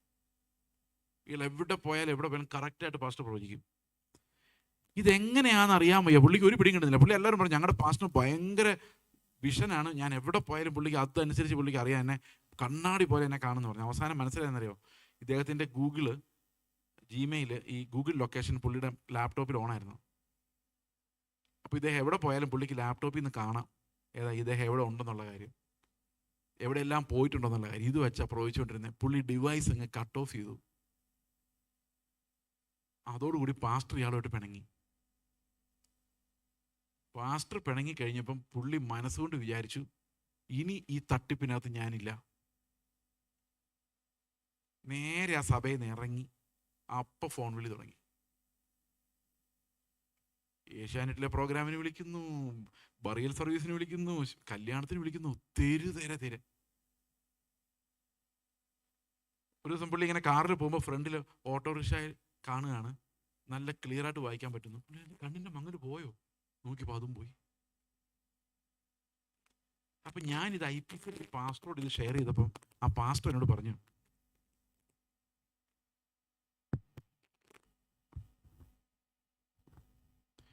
ഈ വിടുതൽ എന്ന് പറയുന്ന ആളുകൾക്ക്, പ്രസംഗിക്കുന്നവരുടെ കൂടെ ഒരു സ്പിരിറ്റ് ഉണ്ട്. ആ സ്പിരിറ്റ് ആ സഭയിൽ കുറേ ആൾക്കാർ എന്നും അടിമകളായിട്ട് ഇട്ടേക്കും. അവരെ വിടുതൽ കിട്ടാത്തതുകൊണ്ട് പിന്നെയും വന്നുകൊണ്ടിരിക്കും. ജാഗ്രത. ഞാൻ ഇദ്ദേഹത്തോട് പറഞ്ഞു, പണ്ട് ഇന്ദിരാഗാന്ധി 20 പ്രോഗ്രാം ദാരിദ്ര്യ നിർമ്മാർജ്ജനം 1970 മറ്റോ തോന്നുന്നു, 20 പ്രോഗ്രാം എന്ന് പറഞ്ഞ പരിപാടി തുടങ്ങി, ദാരിദ്ര്യം ഇന്ത്യയിൽ നിന്ന് മാറ്റാൻ വേണ്ടി. അപ്പോൾ ആരാണ്ട് ഇന്ദിരാഗാന്ധിയോട് ചോദിച്ചു, ഇന്ത്യയിൽ നിന്ന് ദാരിദ്ര്യം മാറിയാൽ പിന്നെ ആര് കോൺഗ്രസിന് വോട്ട് ചെയ്യുന്നു? അപ്പോൾ അവർ ചോദിച്ചു, അതെന്താണെന്ന് ചോദിച്ചാൽ പറഞ്ഞു, ഇന്ദിരാഗാന്ധി വന്ന് നമ്മളെ ദാരിദ്ര്യത്തിൽ നിന്ന് രക്ഷിക്കുമെന്ന് പറഞ്ഞുകൊണ്ടാണല്ലോ വോട്ട് ചെയ്യുന്നത്. ഓൾറെഡി ദാരിദ്ര്യത്തിൽ നിന്ന് രക്ഷപ്പെട്ടാൽ പിന്നെ ഇന്ദിരാഗാന്ധി വരേണ്ട കാര്യമില്ലല്ലോ. അപ്പം നമ്മൾ വിടുതൽ കിട്ടി പോയി കഴിഞ്ഞാൽ പിന്നെ ഇവർ വന്ന് വിടുതൽ എന്ന് പറയേണ്ട കാര്യമില്ല. അപ്പം കുറേ പേര് എങ്ങനെ കിടക്കണം?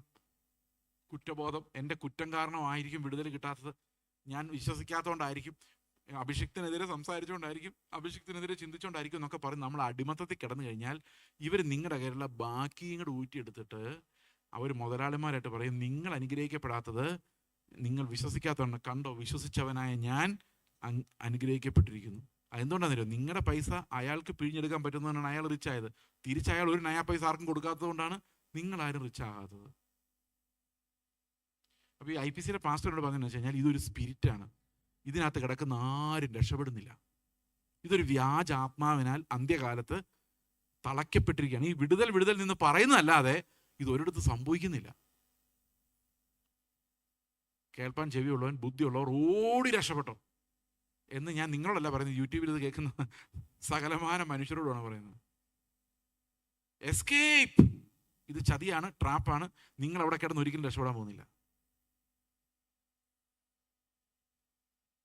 ഇതൊരു പ്രത്യേക തരം സുവിശേഷമാണ്. നിത്യതയെക്കുറിച്ച് പറയാത്ത, വിശ്വാസത്തെക്കുറിച്ച് പറയാത്ത, ക്രിസ്തുവിനെക്കുറിച്ച് മിണ്ടാത്ത, ഞായറാഴ്ചകളിൽ പോലും ക്രിസ്തു എന്നൊരു വാക്കുപോലും മിണ്ടാത്ത ഒരു പ്രത്യേക തരം സുവിശേഷം. ഞായറാഴ്ച വരുന്നു, 2 പാട്ട് പാടുന്നു, സങ്കീർത്തനം എടുത്ത് പ്രബോധിപ്പിക്കുന്നു, ദാവീദിനെ കുറിച്ച് പ്രസംഗിക്കുന്നു, പിന്നെ സാക്ഷ്യമാണ്. എൻ്റെ മോൻ ഗൾഫിൽ നിന്ന് പോവാണ്, ഫ്ലൈറ്റ് നേരെ ലാൻഡ് ചെയ്യാൻ വേണ്ടി പ്രാർത്ഥിക്കണം. പിന്നെ പിള്ളേർ എക്സാം എഴുതിയിരിക്കുകയാണ്, അത് പാസ്സാകാൻ വേണ്ടി പ്രാർത്ഥിക്കണം, ജോലി കിട്ടാൻ വേണ്ടി പ്രാർത്ഥിക്കണം. ഇത് മാത്രം.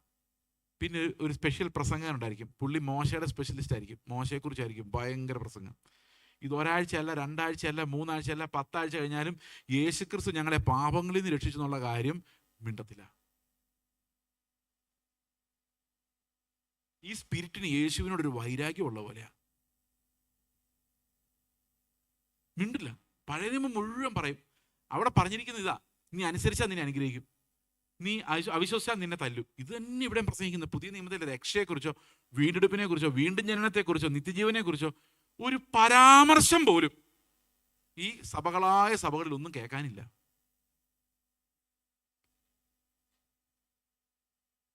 ഇനി നിങ്ങൾ പവർ വിഷൻ ഓൺ ചെയ്ത് അവിടെ അങ്ങ് ഇരിക്കുക, രാവിലെ തൊട്ട് രാത്രി വരെ. എന്നിട്ട് കേൾക്കുക. ആരെങ്കിലും നിത്യതയെക്കുറിച്ച് പറയുന്നുണ്ടോ?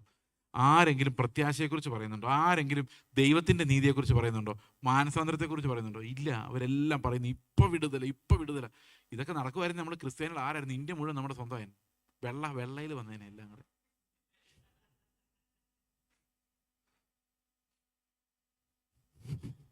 ഓക്കെ, അടുത്ത വാക്യം. അഭക്തനെ നീതീകരിക്കുന്നവനിൽ വിശ്വസിക്കുന്നവനോ അവന്റെ വിശ്വാസം നീതിയായി കണക്കിടുന്നു. അടുത്ത വാക്യം. ദൈവം പ്രവൃത്തി കൂടാതെ നീതി കണക്കിടുന്ന മനുഷ്യന്റെ ഭാഗ്യം. പ്രവൃത്തി കൂടാതെ നീതി കണക്കിടുന്ന മനുഷ്യന്റെ ഭാഗ്യം ദാവീദ് വർണ്ണിക്കുന്നത് അധർമ്മം മോചിച്ചും പാപം മറച്ചും കിട്ടിയ മനുഷ്യൻ ഭാഗ്യവാൻ. അധർമ്മം മോചിച്ചും പാപം മറച്ചും കിട്ടിയ മനുഷ്യൻ. നിങ്ങളുടെ ഉള്ളിൽ ഇരുന്ന് പറയുന്നില്ലേ, അങ്ങനെ വരാൻ സാധ്യതയില്ലല്ലോ, അതങ്ങനെ വരരുതല്ലോ, ഇതെന്തോ പ്രശ്നം. അങ്ങനെ വരും. കാരണം അങ്ങനെയാണ് ഈ ബൈബിളിൽ എഴുതി വച്ചിരിക്കുന്നത്. ഇനി ഒരു എക്സാമ്പിൾ പറയാണ്, എബ്രഹാമിൻ്റെ കാര്യം. എങ്ങനെയാണ് എബ്രഹാം വിശ്വാസത്താൽ മാത്രം നീതീകരിക്കപ്പെട്ടത്? അതാണ് നമ്മൾ ഇന്ന് പ്രധാനമായിട്ടും കാണാൻ പോകുന്നത്. നമുക്കറിയാം, എബ്രഹാമിനെ ദൈവം നീതിമാനെന്ന് വിളിക്കുമ്പോൾ അത് ഉൽപ്പത്തി പുസ്തകം 15-ാം അധ്യായത്തിലാണ്. ഉൽപ്പത്തി പുസ്തകം 15-ാം അധ്യായത്തിൽ നമുക്കതൊന്ന് എടുക്കാം.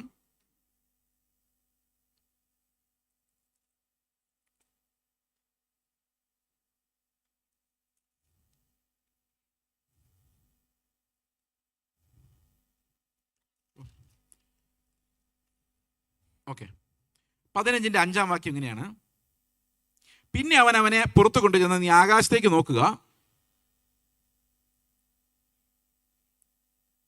നക്ഷത്രങ്ങളെ എണ്ണുവാൻ കഴിയുമെങ്കിൽ എണ്ണുക എന്ന് കൽപ്പിച്ചു. നിന്റെ സന്തതി ഇങ്ങനെയാകുമെന്ന് കൽപ്പിച്ചു. അവൻ യഹോവയിൽ വിശ്വസിച്ചു, അത് അവനെ നീതിയായി കണക്കിട്ടു. അപ്പോൾ എബ്രഹാം ഇല്ല, അബ്രാമേ ഉള്ളൂ. എബ്രഹാം പോലും ആയിട്ടില്ല, പരിച്ഛേദന ഏറ്റിട്ടില്ല, ഇസ്മായിൽ ഉണ്ടായിട്ടില്ല. എബ്രഹാം എന്ന് പറയുന്ന ഒരാൾ ഒരു സൽപ്രവൃത്തിയും ചെയ്തിട്ടില്ല. അവൻ പിതാവിനെയും പിതൃഗ്രഹത്തെ എല്ലാം വിട്ട് ഇറങ്ങാൻ പറഞ്ഞു. പിതൃഗ്രഹത്തെ വിട്ട് ഇറങ്ങിയില്ല, പിതൃഗ്രഹം സഹിതമാണ് ഇറങ്ങിയത്. അവിടെയുള്ള ആൾക്കാരെല്ലാം വിളിച്ചുകൊണ്ട് പോയത്. തന്നെയല്ല, എബ്രഹാമിന് ഒത്തിരി ബലഹീനതകളുണ്ടായിരുന്നു. പിന്നീട് നമ്മളത് കാണുന്നുണ്ട്. ഒത്തിരി ബലഹീനതകളുള്ള ആളാണ് എബ്രഹാം. അതിൽ ഏറ്റവും പ്രധാനമായിട്ട് കാണുന്ന എബീമേലെക്കിന്റെ കാലത്ത് സാറയെ പിടിച്ചുകൊണ്ട് പോകുന്ന ഒരു ചിന്ത വന്നു കഴിഞ്ഞപ്പം എബ്രഹാം സാറയോട് പറഞ്ഞ കഥയാണ് എനിക്ക് ഏറ്റവും സ്ട്രേഞ്ച് ആയിട്ട് തോന്നിയത്. സാറയോട് എബ്രഹാം പറയാണ്, അബീമേലെക്കിന്റെ ആൾക്കാർ വന്ന് നിന്നെ പിടിക്കുന്ന സമയത്ത് നീ എന്നെ നിന്റെ ഭർത്താവെന്ന് പറഞ്ഞു കഴിഞ്ഞാൽ എന്നെ കൊന്നു കളഞ്ഞിട്ട് അവർ നിന്നെ കൊണ്ടുപോകും. അതേസമയത്ത് നിന്റെ ആങ്ങളെന്ന് പറഞ്ഞാൽ എന്നെ കൊല്ലാതെ വിടും, നിന്നെ കൊണ്ടുപോകും. നിന്നെ എന്തായാലും കൊണ്ടുപോകും, അതെനിക്ക് പ്രശ്നമില്ല. പക്ഷേ നീ എൻ്റെ ഭർത്താവാന്ന് പറഞ്ഞ് എന്നെ കൊലയ്ക്ക് കൊടുക്കാതെ ആങ്ങളെയാണെന്നും പറഞ്ഞ് എന്നെ രക്ഷിക്കണം. എങ്ങനെയുണ്ട് എബ്രഹാം? എങ്ങനെയുണ്ട്? അടിപൊളിയല്ലേ? അത്രയൊക്കെ കപ്പാസിറ്റി ഉള്ളൂ ഈ വലിയ വീരന്മാർക്കും. ഇവരെല്ലാം ആദാമ്യ ഫ്ലഷ് തന്നെയാണ് സകലതും. ആദാമിനേക്കാൾ ഭേദമായി ഒരു മനുഷ്യനും ഇല്ല. അത് യോഹന്നാൻ സ്നാപകനെ കുറിച്ച് ഭർത്താവ് പറയുന്നുണ്ട്, ലോകത്ത് ജനിച്ചിട്ടുള്ള സ്ത്രീകൾ ജനിച്ചിട്ടുള്ളതിൽ യോഹന്നാൻ സ്നാപകനെ പോലെ ഒരാളില്ല, എന്നാൽ അവനേക്കാളും ഭേദമാണ് ദൈവരാജ്യത്തിലുള്ള ഏതൊരു കൊച്ചും. അപ്പൊ മനുഷ്യരിൽ ജനിച്ച ഏറ്റവും വലിയവർ പോലും ദൈവരാജ്യത്തിന് വെളിയില്ല. യോഹന്നാനെ വിശ്വസിച്ചകത്ത് കിടക്കാം. ഞാൻ പറഞ്ഞ മനുഷ്യനെന്നുള്ള രീതിയിൽ യോഹന്നാൻ ഏറ്റവും വലിയവനായാലും ദൈവരാജ്യത്തിലെ ഏറ്റവും ചെറിയവൻ അവനേക്കാളും വലിയവൻ. അപ്പൊ എബ്രഹാം ഒന്നും മനുഷ്യ ജഡത്തെ നോക്കിക്കഴിഞ്ഞാൽ ഒരു വകയ്ക്കും കൊള്ളൂല. അത് നമ്മളെ പോലെ തന്നെയാണ്. അതുകൊണ്ടാണ് ബൈബിൾ ആരുടെയും കുറ്റങ്ങൾ മറച്ചു വയ്ക്കാത്തത്. എല്ലാം അതുപോലെ എഴുതി വെച്ചിരിക്കുക, എല്ലാവരുടെയും. പൗലോസിന്റെ വരെ കുറ്റം അവിടെ എഴുതി വെച്ചിട്ടുണ്ട്. പൗലോസ് ഈ തലമുട്ടയടിക്കാൻ പോയതൊക്കെ വിവരക്കേടായിരുന്നു. കാരണം അന്ന് പൗലോസിന് പോലും അറിയാൻ മേലായിരുന്നു ഈ ക്രിസ്ത്യാനിറ്റി എന്ന് പറയുന്നത് സെപ്പറേറ്റ് ഫെയ്ത്ത് ആണെന്ന്. അവരില്ലാതെ യഹൂദന്മാരുടെ ഭാഗമെന്ന് വിചാരിച്ചുകൊണ്ട് പകുതി യഹൂദനായിട്ട് ആദ്യമൊക്കെ ജീവിച്ചുകൊണ്ടിരുന്നു. എല്ലാവരുടെ മിസ്റ്റേക്കുകൾ ഇതിനകത്ത് രേഖപ്പെടുത്തി വെച്ചിട്ടുണ്ട്, മിസ്റ്റേക്ക് ഇല്ലാത്ത കർത്താവിൻ്റെ ഒഴിച്ച്. അപ്പൊ എബ്രാം ആ സമയത്താണ് വിശ്വാസിയായിട്ട് ദൈവം പ്രഖ്യാപിക്കുക. ദൈവം പ്രഖ്യാപിക്കുകയാണ് വിശ്വാസിയാണ്, അതിനെയാണ് നീതിമാനാണ്. നീതിമാനാണെന്ന് ആരാ പ്രഖ്യാപിച്ചത്? ദൈവം. ഈ ചുങ്കക്കാരൻ അവിടെ നിലവിളിച്ചില്ലേ? ചുങ്കക്കാരൻ നിലവിളിച്ച് എങ്ങനെയാ? പ്രവർത്തിക്കാത്തവനെങ്കിലും, അവൻ്റെ ആകെയുള്ള ഹോപ്പ് അതായിരുന്നു, പ്രവർത്തിക്കാത്തവനായ എന്നെ രക്ഷിക്കാൻ ദൈവത്തിന് കഴിയും, അഭക്തനെ വിടുവിക്കാൻ ഒരു പദ്ധതിയുള്ള ദൈവമേ എന്നോട് കരുണയുണ്ടാകണമെന്ന് പറഞ്ഞു. അവൻ നീതീകരിക്കപ്പെട്ടവനായി വീട്ടിലേക്ക് മടങ്ങി. എത്ര ക്ലിയർ അല്ലേ? ബൈബിൾ മുഴുവൻ ഒന്ന് തന്നെ പറയുന്നത്. നിങ്ങൾക്ക് ഇതിൻ്റെ ക്ലാരിറ്റി കാണുമ്പം ഭയങ്കര സന്തോഷം തോന്നുന്നുണ്ടെന്ന് എനിക്കറിയത്തില്ല. പക്ഷേ ഞാൻ ഈ ബൈബിൾ വായിച്ചു വന്നു കഴിഞ്ഞപ്പം എല്ലാ അധ്യായങ്ങളും ഒരേ കാര്യം പറയുന്നത് ആണ് ഞാൻ കാണുന്നത്. എവിടെ നോക്കിയാലും ക്രിസ്തുവിലുള്ള നീതിയാണ്. പഴയ നിയമത്തിൽ നോക്കിയാലും പുതിയ നിയമത്തിൽ നോക്കിയാലും. ഓക്കെ. എന്നിട്ട് ഈ എബ്രഹാം പിന്നെ എബ്രഹാമായി പരിച്ഛേദന ഏറ്റു. ഇസ്മായിൽ ഉണ്ടായ കാര്യം അറിയാമല്ലോ. അപ്പോൾ ഇവരിങ്ങനെ സുഖമായിട്ട് ജീവിക്കുകയാണ്. അപ്പോഴെല്ലാം എബ്രഹാമിന് എന്താ സംഭവിക്കുന്നത്? എബ്രഹാം നീതിമാനാണെന്ന് ദൈവം പ്രഖ്യാപിച്ചിട്ടുണ്ട്. അതുകൊണ്ട് അവൻ നീതിമാനായേ പറ്റുള്ളൂ, അല്ലേ? കാരണം ദൈവം ഒരാളെ നീതിമാൻ എന്ന് പറഞ്ഞു കഴിഞ്ഞാൽ അർത്ഥം എന്താ? അവൻ നീതിമാനായേ പറ്റുള്ളൂ. ദൈവം നിങ്ങളെ നീതീകരിച്ചിട്ടുണ്ടെങ്കിൽ അതിനർത്ഥം എന്താ? വേറെ ആരും നിങ്ങളെ കുറ്റം വിധിക്കാൻ ഇടവരില്ല എന്നതിൻ്റെ അർത്ഥം. കാരണം ദൈവം ഒരുത്തനെ നീതിമാൻ എന്ന് വിളിച്ചു കഴിഞ്ഞാൽ അതൊരു ഫൈനൽ ജഡ്ജ്മെന്റ് ആണ്. അവനെ കുറ്റം വിധിക്കാൻ പിന്നെ ആരെ കൊണ്ടും കഴിയില്ല. അപ്പൊ എബ്രഹാമിന് എന്ത് സംഭവിച്ചു? എബ്രഹാം നീതിമാനാണെന്ന് ദൈവം അങ്ങ് പ്രഖ്യാപിച്ചു. പക്ഷെ അവൻ്റെ ഉള്ളിൽ അന്നേരം ഒരു നീതിയും ഇല്ല. നിങ്ങൾ MBBS ചേർന്നു, ആദ്യത്തെ വർഷം തന്നെ ആ MBBS സർട്ടിഫിക്കറ്റ് ഇങ്ങനെ എഴുതുന്നു, ഇവനൊരു ഡോക്ടറാണ്. നമുക്ക് അന്നേരം ഇഞ്ചക്ഷൻ എടുക്കാൻ പോലും അറിയത്തില്ല. പക്ഷെ ഡോക്ടർ ആണെന്ന് ദൈവം പറയുന്നെങ്കിൽ ഇവൻ ഇഞ്ചക്ഷൻ എടുക്കാനും പഠിക്കും, ഓപ്പറേഷൻ ചെയ്യാനും പഠിക്കും. കാരണം എന്താ? അവൻ അറിയാവുന്നവൻ, നമ്മൾ എന്ത് ചെയ്യണമെന്ന് അറിയാവുന്നവൻ, നമ്മുടെ അടിമുടി അറിയാവുന്നവനാണ് പറയുന്നത് ഇവൻ നീതിമാൻ എന്ന് പറയുന്നത്. അവന് വലിയ പവറുണ്ട്.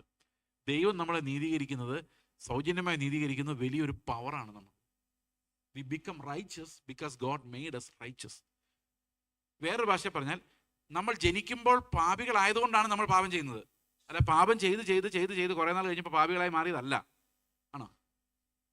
അല്ല, വി വർ ബോൺ സിന്നേഴ്സ്, അതുകൊണ്ടാണ് പാപം ചെയ്യുന്നത്. അതുപോലെ നീതിമാനാകുന്നതും നീതി ചെയ്ത് ചെയ്ത് ചെയ്ത് ചെയ്ത് നീതിമാനാകുന്നതല്ല, നീതിമാനാക്കപ്പെടുന്നത് കൊണ്ട് നീതി ചെയ്യുന്നതാണ്. വ്യത്യാസം മനസ്സിലായോ? ഇന്ന് നമ്മൾ ചിന്തിക്കുന്നത് എന്താ? ഒരു നീതി പ്രവൃത്തി, അടുത്ത നീതി പ്രവൃത്തി, അതിനടുത്ത നീതി പ്രവൃത്തി ചെയ്ത് ചെയ്ത് ചെയ്ത് ചെയ്ത് ഞാൻ ഒരു ദിവസം നീതിമാനാകുന്നു. അങ്ങനെയല്ല ബൈബിൾ പറയുന്നത്. നമ്മൾ ദൈവം നമ്മളെ നീതിമാനാക്കുമ്പോഴാണ് നമ്മൾ നീതി ചെയ്യാൻ തുടങ്ങുന്നത്. അപ്പൊ എബ്രഹാം എന്ത് ചെയ്തു? എബ്രഹാമിനെ ദൈവം എന്ത് ചെയ്തു? നീതിമാൻ എന്ന് പ്രഖ്യാപിച്ചു. അതൊരു കൽപ്പനയാണ്. നിന്റെ സന്തതി ആകാശത്തിലെ നക്ഷത്രങ്ങൾ പോലെ ആകുന്നു വാഗ്ദത്തം കൊടുക്കുന്നല്ലോ അവിടെ എഴുതിയിരിക്കുന്നത്. അവിടെ എഴുതിയിരിക്കുന്നത് അങ്ങനെ അവനോട് കൽപ്പിച്ചു എന്നാണ്. Passed an order, A decree. ഇപ്പൊ കുറെ മുമ്പോട്ട് പോയി, നമ്മളെല്ലാ ചരിത്രവും പറയുന്നില്ല. അവസാനം ഈ ഇസ്ഹാക്കിനെ യാഗമർപ്പിക്കാൻ വേണ്ടി അബ്രഹാം പോകുന്ന സമയത്ത് എബ്രഹാം അന്നേരം കുറച്ചുകൂടെ പ്രായമായി അല്ലേ. ഇസ്ഹാക്ക് ഉണ്ടാകുമ്പോൾ 100 വയസ്സുണ്ടായിരുന്നു. അപ്പോൾ ഇസ്ഹാക്കിനെ യാഗമർപ്പിക്കാൻ പോകുമ്പോൾ എന്തായാലും ഒരു 10-15 വയസ്സ് ആയെന്ന് വിചാരിച്ചോ, ഒരു 115 കൂട്ടിക്കും. ആ സമയത്താണ് എബ്രഹാം, അപ്പോൾ സാറ ഏതാണ്ട് മരിക്കാറാവുകയും ചെയ്തു. വാഗ്ദത്തം എപ്പോഴും കിടക്കുക, നിന്റെ സന്തതി ആകാശത്തിലെ നക്ഷത്രങ്ങൾ പോലെ ആകും എന്ന് ആകെ ഉള്ളത് ഇസ്ഹാക്ക. അത് ഇസ്മായിൽ അല്ലാന്നും നിന്റെ ഏകജാതനായ ഇസ്ഹാക്കിനെ എന്നാണ് പറഞ്ഞേക്കുന്നത്. അപ്പോൾ ഒറ്റ സന്തതിയെ ദൈവം അംഗീകരിച്ചിട്ടുള്ളൂ. എന്നാൽ ആകാശത്തിലെ നക്ഷത്രങ്ങൾ പോലെ ആവുകയും ചെയ്യും. എന്നിട്ട് ആകെയുള്ള ഇവനെ യാഗം കഴിക്കാൻ എബ്രഹാമിനോട് പറയുന്ന ഒരു 115-ാമത്തെ വയസ്സിൽ ഇനി ഒരു കുഞ്ഞുണ്ടാവും എന്നുള്ള പ്രതീക്ഷ പോലും ചിന്തിക്കാൻ പോലും പറ്റാത്തൊരു സമയത്താണ് എബ്രഹാമിനോട് കർത്താവ് പറയുന്നത്, നിന്റെ വാഗ്ദത്ത സന്തതിയായ ഇസ്ഹാക്കിനെ യാഗം കഴിച്ചേക്ക് എന്ന് പറഞ്ഞു കഴിഞ്ഞാൽ അർത്ഥം എന്താ? ഇനി വാഗ്ദത്തത്തെക്കുറിച്ച് പ്രതീക്ഷിക്കാൻ ഒന്നുമില്ല. ഒരു പ്രോസ്പെരിറ്റി പ്രസംഗത്തിനുള്ള ഒരു ബാക്ക്ഗ്രൗണ്ട് റെഡി ആയി വരുന്നുണ്ടല്ലേ. നിന്റെ കണ്ണുകൊണ്ട് നോക്കിയാൽ ഒന്നും ദൈവത്തിന്റെ വാഗ്ദത്തം നിറവേറാനുള്ള ഒരു സാധ്യതയും കാണുന്നില്ല. ആകെയുള്ള ഒരു മകനെ യാഗമർപ്പിക്കാൻ പറഞ്ഞിരിക്കുക. അപ്പോൾ യാഗമർപ്പിക്കപ്പെട്ടു കഴിഞ്ഞാൽ പിന്നെ തീർന്നു. പക്ഷെ എബ്രഹാം ഈ കുഞ്ഞിനെ യാഗമർപ്പിക്കാൻ പോകുമ്പം ഒട്ടും ചഞ്ചലപ്പെടുന്നില്ല, ആരോടും ചോദിക്കുന്നില്ല, മോനോട് പോലും പറയുന്നില്ല. ഈ സാധനം എല്ലാം എടുത്തുകൊണ്ട് യാഗമർപ്പിക്കാൻ വേണ്ടി ധൈര്യമായിട്ട് നടക്കുക. അപ്പൊ ഇസ്ഹാക്ക് ചോദിക്കുന്നുണ്ട്, യാഗമൃഗം എവിടെയാ? അത് മാത്രം കാണുന്നില്ലോ എന്ന്. പാവം. അപ്പം അബ്രഹാം പറഞ്ഞു, അതൊക്കെ ദൈവം കരുതിക്കോളൂ. എന്തുകൊണ്ട് അങ്ങനെ പറയുന്നറിയാം? അത് എബ്രഹാമിൻ്റെ ഉള്ളിൽ ഒരു വിശ്വാസം ഉണ്ടായിരുന്നു. കാരണം എപ്പോഴാണ് വിശ്വാസം ഉണ്ടായത്? അവൻ അന്ന് ദൈവത്തെ വിശ്വസിച്ചപ്പോൾ ദൈവം അവനോട് പറഞ്ഞു, നിന്റെ വിശ്വാസത്തെയാണ് ഞാൻ നീതിയായി കണക്കിട്ടിരിക്കുന്നത് എന്ന് പറഞ്ഞാൽ ഈ യാത്രയിലെല്ലാം അവൻ്റെ വിശ്വാസം വർദ്ധിക്കുകയും അവൻ നീതിമാനായി മാറുകയും ചെയ്തായിരുന്നു അല്ലേ. ആരും അറിഞ്ഞില്ല. പ്രവൃത്തിയാലല്ലത്. പ്രവൃത്തിയാലാണോ എബ്രഹാം നീതിമാനായത്? ആണോ? അവന് പുകഴാനൊന്നുമില്ല. പക്ഷെ എബ്രഹാം ഈ കുഞ്ഞുമായിട്ട് നടക്കുമ്പോൾ ധൈര്യമായിട്ട് നടക്കാനുള്ള ഫെയ്ത്ത് അവൻ്റെ ഉള്ളിലുണ്ടായിരുന്നു. ആ ഫെയ്ത്ത് എന്തായിരുന്നുവെന്ന് റോമാലേഖനം 4-ാം അധ്യായത്തിൻ്റെ 17-ാം വാക്യത്തിലാണ് എഴുതിയിരിക്കുന്നത്. ആര് വായിക്കും? ആരെങ്കിലും? ഞാൻ നിങ്ങളെ കൊണ്ട് ആരെ കൊണ്ടും ബൈബിൾ വായിപ്പിച്ചിട്ടില്ല. ഇതാ വായിക്കാനൊരു സുവർണാവസരം നിങ്ങൾക്ക് ലഭിച്ചിരിക്കുന്നു. 4:17. മരിച്ചവരെ ജീവിപ്പിക്കുകയും ഇല്ലാത്തതിനെ ഉള്ളതുപോലെ വിളിച്ചു വരുത്തുകയും ചെയ്യുന്നവനായി താൻ വിശ്വസിച്ച ദൈവത്തിന്റെ ദൃഷ്ടിയിൽ. അപ്പം 2 കാര്യങ്ങളാണ് എബ്രഹാം ദൈവത്തെക്കുറിച്ച് വിശ്വസിച്ചത്. ഒന്ന്, മരിച്ചവരെ ജീവിപ്പിക്കുന്ന ദൈവം. ഇനി പഴയ നിയമ വിശുദ്ധന്മാരുടെ കഥ നമ്മൾ എബ്രായ ലേഖനത്തിൽ വായിക്കുമ്പോൾ അത് ഹാബേൽ തൊട്ട് തുടങ്ങുന്ന ഒരു ചരിത്രം പറയുന്നുണ്ട്. അവിടെ വിശ്വാസം വളർന്നു വരുന്ന എങ്ങനെയാണെന്ന് കാണുന്നുണ്ട്. അതിൽ എബ്രഹാമിന്റെ കാര്യം വരുമ്പോഴേക്കാണ് പുനരുത്ഥാനത്തിലുള്ള വിശ്വാസം വരുന്നത്. അതുവരെ അത് കാണുന്നില്ല. അപ്പം ഫെയ്ത്ത് ഇങ്ങനെ വർദ്ധിച്ച വിശ്വാസ വീരന്മാരിലൂടെ ദൈവം ആ അതിവിശുദ്ധ വിശ്വാസം, പഴയ നിയമത്തിൽ മറഞ്ഞിരുന്ന അതിവിശുദ്ധ വിശ്വാസത്തെ പതുക്കെ അനാവരണം ചെയ്തുകൊണ്ടിരുന്നുണ്ട്. മോശയുടെ അടുത്തേക്ക് വരുമ്പോഴേക്കും ക്രിസ്തുവിന്റെ നിന്നെ ചുമക്കുന്ന ക്രിസ്തു എന്ന വെളിപ്പാടിലേക്ക്, അനദർ ലോ ഗിവർ എന്നുള്ളൊരു വെളിപ്പാടിലേക്ക് എത്തിക്കഴിഞ്ഞു. ഈ ഫെയ്ത്തിന്റെ പ്രോഗ്രഷനാണ് നമ്മൾ പഴയ നിയമത്തിൽ മുഴുവൻ കാണുന്നത്. Progresses to a crescendo, to a climax. മരിച്ചവരെ ജീവിപ്പിക്കുന്നവനിൽ അബ്രഹാം വിശ്വസിച്ചു എന്ന് പറഞ്ഞു കഴിഞ്ഞാൽ അബ്രഹാം ഇങ്ങനെ കരുതി, ഞാൻ ഈ കുഞ്ഞിനെ യാഗമർപ്പിച്ചാലും ഇവനെ തിരിച്ചു തരുവാൻ ദൈവത്തിന് സാധിക്കും. കാരണം മരിച്ചവരെ ഉയർപ്പിക്കാനുള്ള കഴിവ് ദൈവത്തിന് ഉണ്ട്. കാരണം വാഗ്ദത്തോടെ കിടക്കുകയാണ്. എന്താ വാഗ്ദത്തം? നിന്റെ സന്തതി. അപ്പം ഇസ്ഹാക്കിനെ കിട്ടിയേ പറ്റൂ. അത് ഉറപ്പാണ്. കാരണം ഇസ്ഹാക്ക് പോവില്ല. കാരണം എന്തുകൊണ്ട് പോവില്ല? വാഗ്ദത്തോടെ കിടപ്പുണ്ട്. അപ്പൊ യാഗമർപ്പിക്കാൻ പറഞ്ഞിട്ടുണ്ടെങ്കിൽ അതിന്റെ കാരണം എന്തായിരിക്കും? പുനരുത്ഥാനം ചെയ്യിപ്പിക്കാൻ കഴിയുന്ന, മരിച്ചവരെ ഉയർപ്പിക്കാൻ കഴിയുന്ന ദൈവത്തിൽ വിശ്വസിച്ചു. വിശ്വാസം നമ്പർ 1. 2, ഇല്ലാത്തതിനെ ഉള്ളതിനെ പോലെ വിളിക്കുന്ന ദൈവം എന്ന് പറഞ്ഞാൽ ഇനി ഇസ്ഹാക്കിനെ വേണ്ടാന്ന് വെച്ചെന്ന് വിചാരിച്ചു. ദൈവം വിചാരിക്കുകയാണ് വേണ്ട എന്ന് വെച്ചാലും കല്ലുകളിൽ നിന്ന് മക്കളെ വിളിച്ചു വരുത്തുവാൻ കഴിയുന്ന ദൈവം. അതുകൊണ്ടാണ് കർത്താവ് പറഞ്ഞത്, ഈ എബ്രഹാമിന്റെ വിശ്വാസം എന്ന് പറഞ്ഞ അനുസരിച്ച് എബ്രഹാമിന്റെ വിശ്വാസം നോക്കിയാൽ ദൈവത്തിന് വേണമെങ്കിൽ കല്ലുകളിൽ നിന്ന് വരെ മക്കളെ കൊടുക്കാമായിരുന്നു. കാരണം ഇല്ലാത്തടത്തു നിന്ന് മക്കളെ വിളിച്ചു ചേർക്കാവുന്ന, സൃഷ്ടിച്ചെടുക്കാവുന്ന ഒരു ദൈവം. അപ്പം എബ്രഹാം മനസ്സുകൊണ്ട് വിചാരിക്കുകയാണ്, ഇസ്ഹാക്കിനെ ദൈവം കൊല്ലാൻ അനുവദിച്ചാൽ, യാഗം കഴിക്കാൻ അനുവദിച്ചാൽ അവനെ മടക്കി കൊണ്ടുവരാൻ, പുനരുത്ഥാനം ചെയ്യിപ്പിക്കാൻ ഇസ്ഹാക്കിന് കഴിയും. അതാണ് പുത്രൻ്റെ പുനരുത്ഥാനത്തിലുള്ള വിശ്വാസത്തിൻ്റെ നിഴലാണ് അവിടെ നമ്മൾ കാണുന്നത്. ആ നിഴലായിട്ടാണ് പൗലോസ് ഇവിടെ അവതരിപ്പിച്ചിരിക്കുന്നത്. അപ്പൊ ദൈവം ഈ യേശുക്രിസ്തുവിനെ യാഗം കഴിക്കുന്നതിനെ കുറിച്ചുള്ള നിഴലുകൾ പഴയ നിയമത്തിൽ പല സ്ഥലത്ത് ഇങ്ങനെ ഡ്രോപ്പ് ചെയ്താണ് വരുന്നത്. നമ്മൾ പഴയ നിയമം വായിക്കുമ്പോൾ അത് ട്രേസ് ചെയ്ത് വന്നു കഴിഞ്ഞാൽ നമ്മൾ ഇന്ന് നമ്മൾ വായിക്കുന്നവരല്ല പഴയ നിയമം വായിക്കേണ്ടത്. പുതിയ നിയമത്തിൻ്റെ വെളിച്ചത്തിൽ വേണം പഴയ നിയമം വായിക്കാൻ. എബ്രായർ 11 വായിച്ച് മനസ്സിലാക്കുമ്പോൾ നമുക്ക് മനസ്സിലാവും എന്താണ് ആ പുതിയ നിയമത്തിൻ്റെ വെളിച്ചം. പഴയ നിയമത്തിലെ നിഴലുകളെ വേർതിരിക്കുന്ന, ക്രിസ്തുവിനെ സൂചിപ്പിക്കുന്ന വാക്യങ്ങളെ വേർതിരിക്കുന്ന വെളിച്ചം.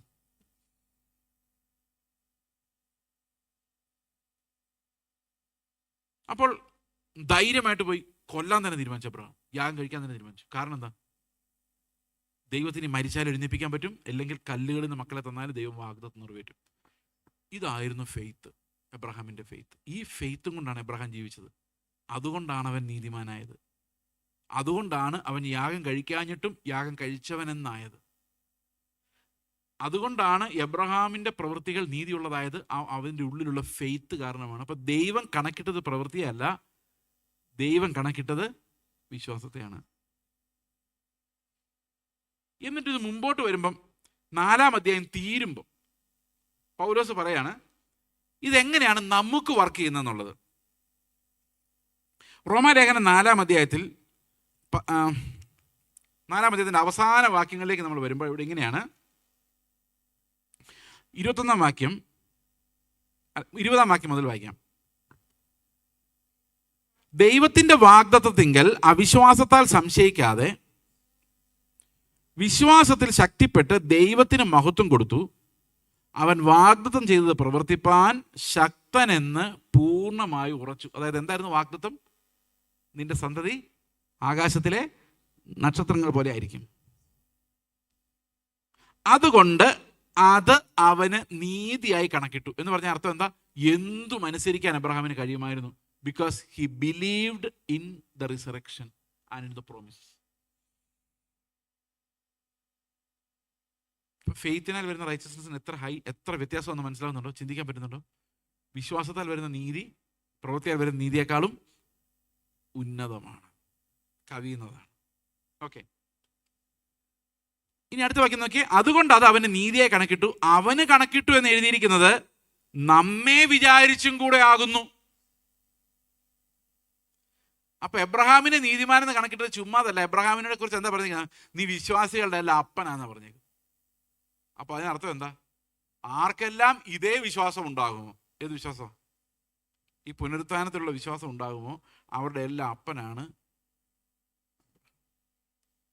അല്ലാതെ നിന്റെ തലമുറയെ അനുഗ്രഹിക്കും, നിന്നെ ദേശത്ത് മാനിക്കും എന്ന് പറയുന്നവരുടെ അപ്പനല്ല. പിന്നെ ആരുടെ അപ്പനാണ്? പുനരുത്ഥാനത്തിൽ വിശ്വസിക്കുന്നവരുടെ അപ്പനാണ്. അതുകൊണ്ടൊരു പ്രത്യേകതയുണ്ട് ഈ അബ്രഹാമിന്. എബ്രഹാം ഇങ്ങനെ പിള്ളേരുമായിട്ടൊക്കെ ജീവിച്ച് കൊച്ചുമക്കളുമായിട്ടൊക്കെ ജീവിക്കുവാണെന്ന് ഒരു കാലം സങ്കല്പിച്ച് നോക്കി. അപ്പോൾ ഇസ്ഹാക്ക് എന്ന് എബ്രഹാമിനോട് ചോദിക്കുക, അപ്പച്ചനോട് കർത്താവ് പറഞ്ഞിട്ടില്ലേ നമ്മുടെ സന്തതികളെല്ലാം ആകാശത്തിലെ നക്ഷത്രങ്ങൾ പോലെ ആകുമെന്ന്. അപ്പോൾ നമുക്ക് അവരൊക്കെ വന്നാൽ എന്ത് ചെയ്യും? നമ്മൾ എവിടെ താമസിക്കും? നമുക്ക് ആകെ ഇത്ര വട്ടത്തിൽ ഇത്ര സ്ഥലമല്ലേ ഉള്ളൂ. ഇപ്പം നമുക്കറിയാം ഇന്നത്തെ കാലത്ത് ഒരു കൊച്ചുണ്ടായാൽ ആ കൊച്ചിനെ സെറ്റിൽ ചെയ്യിപ്പിക്കാൻ അപ്പനന്മാർ വിടുന്ന പാട്. 5 പിള്ളേരുണ്ടെങ്കിലോ? 1 സെറ്റിൽ ചെയ്ത, 2 സെറ്റിൽ ചെയ്ത്, സെറ്റിൽഡ് 3, സെറ്റിൽഡ് 4, സെറ്റിൽഡ് 5, അപ്പോഴേക്കും നടു ഒടിയും. 10 പിള്ളേരുണ്ടെങ്കിലോ? 25 പിള്ളേരുണ്ടെങ്കിലോ? 100 പിള്ളേരുണ്ടെങ്കിലോ? ആകാശത്തിലെ നക്ഷത്രങ്ങൾ പോലെ പിള്ളേരുണ്ടായാലോ? അപ്പൊ എബ്രഹാം മോനോട് പറഞ്ഞു, മോനെ, നമ്മൾ പട്ടണം പണിതുകൊണ്ട് നടന്നാൽ പോലും ഇതൊന്നും ഉൾക്കൊള്ളാൻ പറ്റിയില്ല. ആകാശത്തിലെ നക്ഷത്രങ്ങൾ ദൈവം പറഞ്ഞാൽ ആകാശത്തിലെ നക്ഷത്രങ്ങൾ പോലെ ആയിരിക്കും, അതിന് എണ്ണമൊന്നുമില്ല. അതുകൊണ്ട് നമുക്ക് വീടൊന്നും വേണ്ട, നമുക്ക് പട്ടണവും പണിയണ്ട. ദൈവം ശില്പിയായി പണിയുന്ന ഒരു അടിസ്ഥാനമുള്ളൊരു നഗരമില്ലാതെ ദൈവം ഇങ്ങനൊരു വാഗ്ദത്തം തരികയില്ല. അതുകൊണ്ട് നമുക്ക് കൂടാരം അടിച്ച് ജീവിച്ചാൽ മതി എന്ന് എബ്രഹാം തീരുമാനിച്ചു. ഇതാണ് ഫെയ്ത്ത്. ഈ ഫെയ്ത്ത് ഉള്ളവർക്കെല്ലാം എബ്രഹാം അപ്പനാണ്. അല്ലാതെ എനിക്കൊരു ഭവനം, വീടെന്ന് പറഞ്ഞു കഴിഞ്ഞാൽ അത് ആത്മീയത പോരാ, ഭവനം എന്ന് തന്നെ പറയണം. അത് ബായുടെ ഭാ ഇത്തിരി വലുതാക്കി പറയും ചെയ്യണം. നിനക്കൊരു ഭവനം എന്ന് പറയുമ്പോൾ കിടുങ്ങണം, അതിന് പുറകെയുള്ള വ്യാപാര ശക്തികളെല്ലാം പൊട്ടി വീഴണം.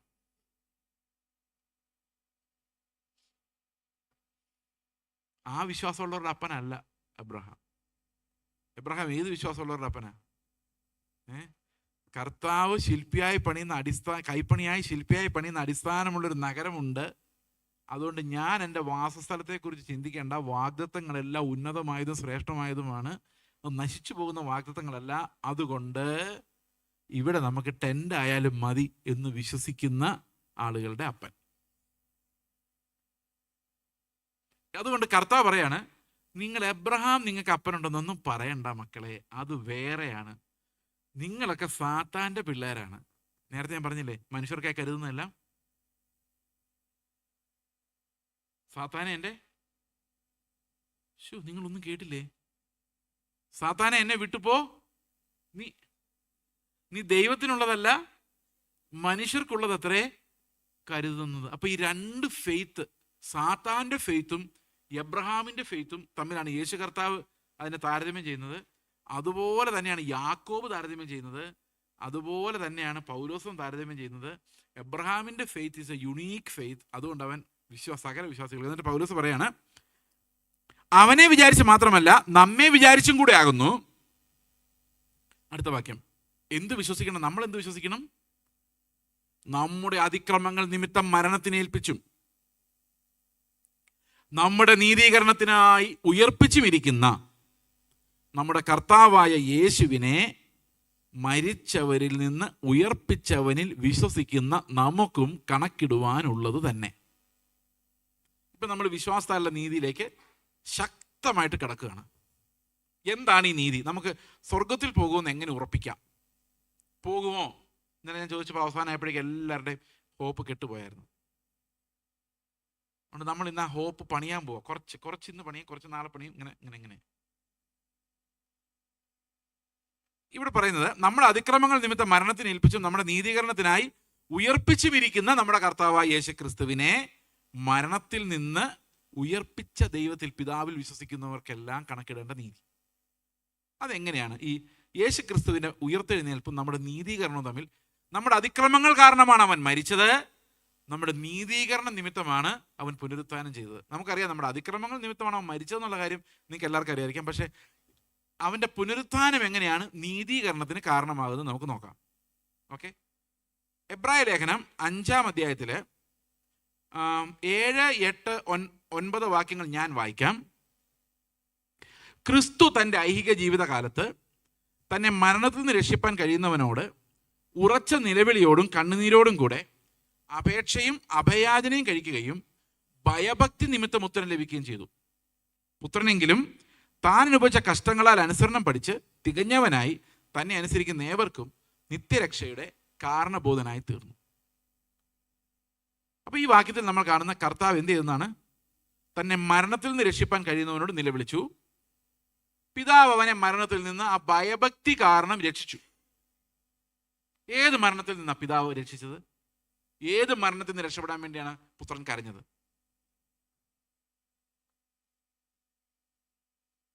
ക്രൂശ് മരണത്തിൽ നിന്ന് കർത്താവ് രക്ഷിച്ചില്ല. ക്രൂശ് മരണം കർത്താവ് സഹിക്കേണ്ടി വന്നു, അല്ലേ? അപ്പൊ ശാരീരികമായ മരണം എന്തായാലും കർത്താവ് സഹിക്കേണ്ടി വന്നു. അപ്പൊ കർത്താവിന് അറിയുകയും ചെയ്യായിരുന്നു ഈ ശരീരം അർപ്പിക്കാൻ വേണ്ടിയാണ് ഞാൻ വരുന്നതെന്നുള്ള കാര്യം. അപ്പൊ കർത്താവ് ശാരീരികമായി മരിക്കുമ്പോൾ പിതാവ് പ്രാർത്ഥന കേട്ടില്ല. എന്നല്ല, കർത്താവിനെ പ്രാർത്ഥിച്ചുമില്ല. പിതാവിനെ മരിക്കാൻ അനുവദിച്ചു. എന്നാൽ പിന്നെ ഇവിടെ എഴുതിയിരിക്കുന്ന ഏത് മരണത്തിൽ നിന്നാണ് കർത്താവ് രക്ഷപ്പെട്ടത്? ചില മിടുക്കന്മാർ പറയുന്നത് ആത്മമരണത്തിൽ നിന്നാണ് കർത്താവ് രക്ഷപ്പെട്ടതെന്നാണ്, കരഞ്ഞ് നിലവിളിച്ച്. സഹോദരങ്ങളെ, യേശു ക്രിസ്തു ഒരിക്കലും ഒരു കാരണവശാലും ആത്മാവിൽ മരിക്കുകയില്ലായിരുന്നു. കാരണം നിത്യതയിൽ ആ പുത്രൻ അവിടെ ഇരിപ്പുണ്ട്. സമയത്തിലേക്ക് അവൻ ഇറങ്ങി വന്ന് ഇവിടെ വെച്ച് ഇല്ലാതായി പോവോ? അങ്ങനെയാണെങ്കിൽ അതിനർത്ഥം നിത്യതയിൽ ഈ പുത്രൻ ഇല്ലായിരുന്നു എന്നാ. ഈ ഒത്തിരി സഭകൾ അങ്ങനെ പഠിപ്പിക്കുന്നുണ്ട്. പാപം ചെയ്തു പോകുമോ എന്ന് പേടിച്ച് നിലവിളിച്ച കർത്താവ് ജീവിച്ചെന്ന്. പാപത്തിന്മേൽ കർത്താവിന് അധികാരം ഉണ്ടായിരുന്നു. പാപത്തെ പേടിച്ചൊന്നുമില്ല കർത്താവ്. അവിടെയാണ് നമ്മൾ ഇതെന്തിനാണ് കർത്താവ് കരഞ്ഞത് എന്ന് നമ്മൾ ചിന്തിക്കേണ്ടത്. അത് ചിന്തിക്കേണ്ട ഒരു എളുപ്പ വഴിയുണ്ട്. തൊട്ട് മുമ്പുള്ള വാക്യവും തൊട്ട് ശേഷമുള്ള വാക്യം വായിച്ചാൽ മതി. 7-ാം വാക്യം ആണ് നമ്മൾ വായിച്ചത്. 7, 8, 9 വായിച്ചത്. നമുക്ക് 6ഉം 10ഉം വായിക്കാം. അപ്പോൾ ഇതിന് ശേഷമുള്ളതും കിട്ടും, മുമ്പുള്ളതും കിട്ടും. 6-ാം വാക്യം, അങ്ങനെ മറ്റൊരിടത്തും നീ മൽക്കിസദേക്കിന്റെ ക്രമപ്രകാരം എന്നേക്കും ഒരു പുരോഹിതൻ എന്ന് പറയുന്നു. 10-ാം വാക്യം. മൽക്കിസദേക്കിന്റെ ക്രമപ്രകാരം പുരോഹിതൻ എന്നുള്ള നാമം ദൈവത്താൽ ലഭിച്ചുമിരിക്കുന്നു. അപ്പോൾ കർത്താവ് കരഞ്ഞത് എന്ത് കരച്ചിലായിരുന്നു? ഒരു പുരോഹിതന്റെ കരച്ചിലായിരുന്നു. ആണോ അല്ലയോ? പുരോഹിതൻ ആർക്ക് വേണ്ടിയാ കരയുന്നത്? തനിക്ക് വേണ്ടിയും ജനത്തിനു വേണ്ടിയും. ഇന്ന് 5-ാം അധ്യായം തുടങ്ങുമ്പോഴേ പറഞ്ഞിട്ടുണ്ട്, ഇവിടെ യേശു ക്രിസ്തുവിന് തൻ്റെ പാപങ്ങൾക്ക് വേണ്ടി കരയേണ്ട ഒരു കാര്യം ഉണ്ടായിരുന്നില്ല. അപ്പോൾ അവൻ കരഞ്ഞ ആർക്ക് വേണ്ടിയാ? അവനെ മരണത്തിൽ നിന്ന് രക്ഷിക്കുമ്പം, പുനരുത്ഥാനം ചെയ്യിപ്പിക്കുമ്പം ശരിക്കും രക്ഷപ്പെടുന്ന ആരാ? അതെങ്ങനെയാന്ന് നമുക്ക് നോക്കാം.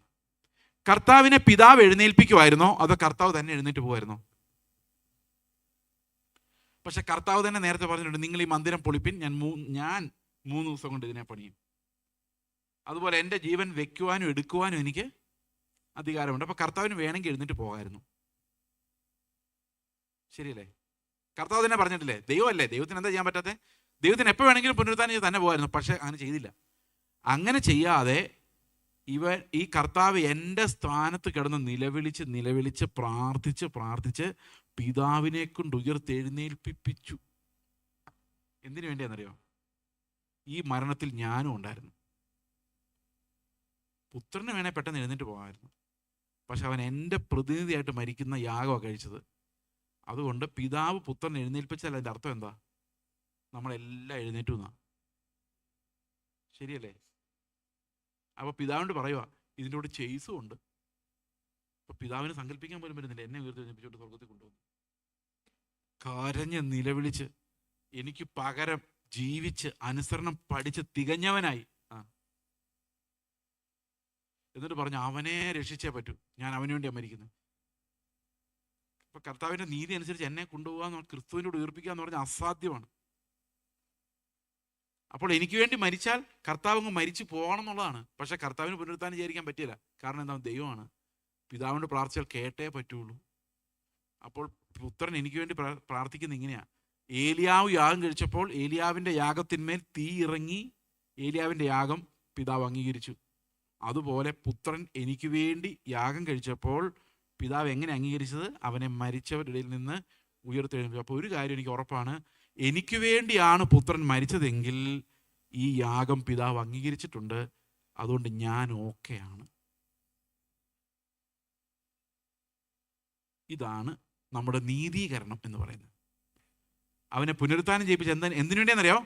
ചെയ്സ് എന്ന് പറയുന്ന അവനെ നീതിമാൻ എന്ന് പ്രഖ്യാപിക്കാൻ വേണ്ടിയാണ്. യാഗത്തിൽ, ക്രിസ്തുവിൻ്റെ യാഗത്തിൽ എൻ്റെ പാപങ്ങൾ വാഷ് ഔട്ടായി പോയിരിക്കുന്നു എന്നുള്ളതിൻ്റെ തെളിവാണ് ക്രിസ്തുവിനെ പിതാവ് മരിച്ചവരുടെ നിന്ന് ഉയർപ്പിച്ചത്. മനസ്സിലായോ? അപ്പോൾ ഇതാണ് പൗലോസ് പറയുന്നത്, ഇങ്ങനെ വിശ്വസിക്കുന്നവരിലെ ഫെയ്ത്ത് നീതിമാന്മാരാക്കി നമ്മളെ മാറ്റുന്നു എന്ന് പറയുന്നത്. അത് എന്താ നമ്മൾ വിശ്വസിക്കുന്നത്? ക്രിസ്തു എൻ്റെ അതിക്രമങ്ങൾ നിമിത്തമാണ് അവൻ അടികൊണ്ടതെന്നും അവൻ പുനരുത്ഥാനം ചെയ്തതോടുകൂടി ദൈവം എനിക്ക് സൗജന്യമായി എനിക്ക് നീതി തന്നിരിക്കുന്നു എന്നുള്ളതുമാണ് ആ വിശ്വാസം. ആർക്കെങ്കിലും ഇത്തിരി പ്രത്യാശ ഉണ്ടായിട്ടുണ്ടോ? ഇനി ഈ പ്രത്യാശ വർദ്ധിപ്പിക്കാൻ വേണ്ടി ഞാൻ ഒരു കാര്യം ചെയ്യാം. കർത്താവ് മരിച്ചപ്പോൾ, കർത്താവിന് പുനരുത്ഥാനം ചെയ്യുമ്പോൾ കുറെ ആൾക്കാർ രക്ഷപ്പെടും, ബാക്കിയുള്ളവരെ നരകത്തിൽ പോകും. ഈ കുറെ ആൾക്കാർ ആരാ? കർത്താവ് ആർക്കൊക്കെ വേണ്ടിയാണ് പ്രാർത്ഥിച്ചത്? ക്രൂശിലേക്ക് പോകുന്നതിന് മുമ്പുള്ള മഹാപുരോഹിത പ്രാർത്ഥനയിൽ കർത്താവ് ആർക്കൊക്കെ വേണ്ടിയാണ് പ്രാർത്ഥിച്ചത്? നമ്മൾ പ്രാർത്ഥിക്കുമ്പോൾ നമ്മുടെ കയ്യിൽ എപ്പോഴും ഒരു പ്രാർത്ഥന ലിസ്റ്റ് ഉണ്ട്. അതനുസരിച്ച് നമ്മൾ പ്രാർത്ഥിക്കുന്നത്. ചിലരുടെ കയ്യിൽ കാണും, ചിലരുടെ ഹൃദയത്തിൽ കാണും. ശരിയല്ലേ? യേശു കർത്താവ് മഹാപുരോഹിത പ്രാർത്ഥന ചെയ്യുമ്പോഴും കർത്താവിൻ്റെ കയ്യിൽ ഒരു ലിസ്റ്റ് ഉണ്ടായിരുന്നു. ആ ലിസ്റ്റിൽ കുറേ പേരുകളുണ്ടായിരുന്നു. അപ്പം നമുക്ക് വേണ്ടി പുത്രൻ പ്രാർത്ഥിച്ചിട്ടുണ്ടെങ്കിൽ ഉറപ്പായിട്ട് നമ്മൾ അപ്പുറത്ത് കാണും. കാരണം നിങ്ങൾക്ക് വേണ്ടി അഭിഷിക്തൻ എന്ന് പറഞ്ഞ് നടക്കുന്ന പാസ്റ്റർമാർ പ്രാർത്ഥിച്ചിട്ടൊന്നും കാര്യമൊന്നുമില്ല. പക്ഷേ പുത്രനാണ് ശരിക്കുള്ള അഭിഷിക്തൻ. ആ പുത്രൻ നിങ്ങൾക്ക് വേണ്ടി പ്രാർത്ഥിച്ചിട്ടുണ്ടെങ്കിൽ ഉറപ്പായിട്ടും പിതാവ് അത് കേട്ടിട്ടുണ്ടാവും. അപ്പം നമ്മളൊരു ചോദ്യം ചോദിക്കാൻ പോകുന്നത്, എനിക്ക് വേണ്ടി പുത്രൻ എന്ന് പ്രാർത്ഥിച്ചിരുന്നോ ഇല്ലയോ എന്ന് എങ്ങനെ അറിയാം? നിങ്ങളുടെ പേര് ആ ലിസ്റ്റിൽ ഉണ്ടായിരുന്നോ ഇല്ലയോ എന്ന് എങ്ങനെ കണ്ടെത്താം? ആ ലിസ്റ്റ് കാണാൻ എന്തെങ്കിലും വഴിയുണ്ടോ? നിങ്ങളിൽ എത്ര പേർക്ക് ആ ലിസ്റ്റ് കാണണം എന്ന് ആഗ്രഹമുണ്ട്? അതിനകത്ത് പേരുണ്ടോ എന്ന് നോക്കി ഉണ്ടെന്ന് പറഞ്ഞാൽ നിങ്ങൾക്ക് പ്രത്യാശ വർദ്ധിക്കുമോ? എന്നാൽ ഞാൻ ലിസ്റ്റ് കാണിച്ചു തരാം. പക്ഷേ ലിസ്റ്റ് കാണിച്ചു തരാം, പക്ഷെ നിങ്ങളുടെ പേരല്ലാതെ വേറൊരാളുടെ പേര് നോക്കരുത്, നോക്കിയാൽ കാണുകയില്ല. നിങ്ങളുടെ പേരുണ്ടോ എന്ന് മാത്രമേ നോക്കാൻ പറ്റുള്ളൂ. ഓക്കെ? യേശു ക്രിസ്തു ആർക്കെല്ലാം വേണ്ടിയാണ് പ്രാർത്ഥിച്ചത്? മഹാപുരോഹിത പ്രാർത്ഥന, യോഹന്നാന്റെ സുവിശേഷം 17-ാം അധ്യായത്തിന്റെ 9-ാം വാക്യം വായിച്ചു. ഞാൻ അവർക്ക് വേണ്ടി അപേക്ഷിക്കുന്നു, ലോകത്തിന് വേണ്ടി അല്ല. ഇപ്പൊ ലോകത്തിൽ എല്ലാവരുടെയും കാര്യം ആ ലിസ്റ്റിലില്ല. നീ എനിക്ക് തന്നിട്ടുള്ളവർ നിനക്കുള്ളവരായതുകൊണ്ട് അവർക്ക് വേണ്ടി അത്രേ ഞാൻ അപേക്ഷിക്കുന്നത്. അപ്പൊ കുറച്ച് പേരേ ഉള്ളൂ. അതിനകത്ത് നമ്മുടെ പേരൊന്നും കണ്ടില്ല അല്ലേ? നിങ്ങളുടെ പേര് കണ്ടോ? ആർക്കാന്ന് അറിയാൻ മേല. ശിഷ്യന്മാർക്ക് വേണ്ടിയാ 11 പേര്. അപ്പൊ അതിനകത്ത് എൻ്റെ പേര് ഞാൻ കണ്ടില്ല. നിങ്ങളുടെ പേര് കണ്ടോ? കണ്ടില്ല. അപ്പൊ 11 പേര് അതിനകത്ത് നമ്മൾ കണ്ടു. പത്രോസ്, അന്ത്രയോസ്, യാക്കോബ്, യോഹന്നാൻ, അവരെല്ലാവരും അതിനകത്തുണ്ട്. ആ യൂദ എന്ന് പറഞ്ഞ ഒരുത്തനല്ലാതെ ബാക്കിയെല്ലാം അതിനകത്തുണ്ടെന്ന് കർത്താവിനെ കഴിഞ്ഞ് പറഞ്ഞിട്ടുണ്ട്. ഇനി 20-ാം വാക്യം വെച്ചേക്ക്. ഇവർക്ക് വേണ്ടി മാത്രമല്ല, ഈ 11 പേർക്ക് വേണ്ടി മാത്രമല്ല, ഇവരുടെ വചനത്താൽ എന്നിൽ വിശ്വസിപ്പാനിരിക്കുന്നവർക്ക് വേണ്ടിയും കൂടെ ഞാൻ അപേക്ഷിക്കുന്നു. നിങ്ങളുടെ പേരുണ്ടോ? ഉണ്ടോ ഇല്ലയോ? എത്ര പേര് വിശ്വസിക്കുന്നുണ്ട്? അവരുടെ എല്ലാം പേരോടുണ്ട്. അപ്പോൾ ഉറപ്പാ കർത്താവ് നമുക്ക് വേണ്ടി പ്രാർത്ഥിച്ചിട്ടുണ്ട്. അപ്പോൾ നമ്മളെങ്ങും നശിച്ചു പോകില്ല. അപ്പോൾ കർത്താവ് പ്രാർത്ഥിച്ചിട്ട് നശിച്ചു പോയി എന്ന് പറഞ്ഞാൽ കർത്താവിൻ്റെ പ്രാർത്ഥന അത്ര ശരിയല്ലെന്ന് എൻ്റെ അർത്ഥം. അല്ലെ പിതാവ് പുത്രൻ്റെ പ്രാർത്ഥന കേൾക്കുന്നില്ല എന്നതിൻ്റെ അർത്ഥം. അല്ലെങ്കിൽ യേശു ക്രിസ്തു ക്രൂശിൽ മരിച്ചത് മതിയായില്ല എന്നതിൻ്റെ അർത്ഥം. അവിടെ എല്ലാം നമ്മൾ കർത്താവിൻ്റെ ശുശ്രൂഷയെ നിന്ദിക്കുകയോ ചെയ്യുന്നത്. ഇങ്ങനെ ആലോചിച്ച് നോക്കിയാൽ പുത്രൻ എനിക്ക് വേണ്ടി പ്രാർത്ഥിച്ചിട്ടുണ്ട്. അതൊരു കോൺഫിഡൻസ് അല്ലേ? ഇവിടെ ഒരു ധൈര്യം ഉണ്ടായോ അപ്പുറത്ത് കിടക്കുമെന്ന്? എന്നിട്ടുണ്ടായില്ലേ? പ്രത്യാശയുള്ളവരെല്ലാം കൈ ഉയർത്തി ഒന്ന് സ്തോത്രം പറഞ്ഞു. അപ്പം ഇത്തിരിയൊക്കെ വന്നിട്ടുണ്ട്. ഇനിയുണ്ട്, കുറച്ചുകൂടെ ഉണ്ട്. പ്രത്യാശ കുറച്ചുകൂടെ വർദ്ധിപ്പിക്കാനുള്ള വാക്യങ്ങൾ ബൈബിളിലുണ്ട്. പിന്നെ ഞാനൊരു കാര്യം പറയാം. ഈ പ്രത്യാശ ഉണ്ടെങ്കിൽ മാത്രമേ നമുക്ക് വിശദീകരിക്കപ്പെടാൻ പറ്റുള്ളൂ. നമ്മുടെ വിശ്വാസ ജീവിതത്തിൻ്റെ ആദ്യത്തെ പടിയാണ് പ്രത്യാശ. അതില്ലെങ്കിൽ നമുക്ക് ക്രിസ്ത്യ ജീവിതം ഇല്ല. അവൻ നമ്മെ വിളിച്ചപ്പോൾ ഏക പ്രത്യാശയ്ക്കായി വിളിച്ചതുപോലെ അതിനുവേണ്ടിയാണ് വിളിച്ചത്. പ്രത്യാശയാണ് ആദ്യത്തെ ഡിപ്പോസിറ്റ്. നമ്മെ വിളിച്ച വിളിയാലുള്ള ആശയാണ്.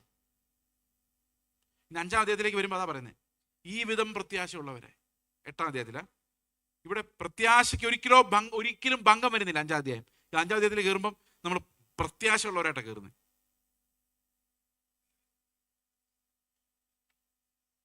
ഈ പ്രത്യാശയാണ് ഇനി അങ്ങോട്ട് മൊത്തം 5-ാം അധ്യായം മുതൽ മുഴുവൻ പ്രത്യാശയിലാണ് നമ്മുടെ ക്രിസ്ത്യ ജീവിതം ഡ്രൈവ് ചെയ്യപ്പെടുന്നത് മുഴുവൻ. ഓക്കെ. അപ്പോൾ ഈ യേശു ക്രിസ്തുവിലുള്ള പ്രത്യാശയ്ക്ക് ഒരിക്കലും ഭംഗം വരാത്ത, ഒരിക്കലും കുലുങ്ങിപ്പോകാത്ത ഒരു പ്രത്യാശ നമുക്കുണ്ടെങ്കിൽ മാത്രമേ നമുക്ക് കർത്താവെ വേഗം വരണമേ എന്ന് പറയാൻ പറ്റുള്ളൂ. അല്ലെങ്കിൽ നമ്മൾ കർത്താവെ അടുത്ത ആഴ്ച വരണേ, ഒരാഴ്ച ഒരുങ്ങാൻ സമയം വേണമെന്നേ പറയുള്ളൂ. വേഗം വരണമെന്ന് പറയണമെങ്കിൽ നമ്മൾ റെഡി ആയിരിക്കും. അല്ല, പാസ്റ്റർ പ്രാർത്ഥന അവസാനിപ്പിക്കാൻ നേരത്ത് ആമേൻ കർത്താവ് യേശുവേ എന്ന് പറയുമ്പോഴേക്കും വേഗം വരണമെന്ന് പറയുന്ന വിശ്വാസികൾ 90% പേർക്കും പോകുന്ന ഉറപ്പില്ല. പിന്നെ അവരെന്തിനാ വേഗം വരണമെന്ന് പറയുന്നത് വെച്ച് കഴിഞ്ഞാൽ വന്ന ആരെങ്കിലും കൊണ്ടുപോക്കോട്ടെ എന്ന് വിചാരിച്ചല്ല, ചുമ്മാ അങ്ങനെ പറയുന്നു, അത്രേ ഉള്ളൂ.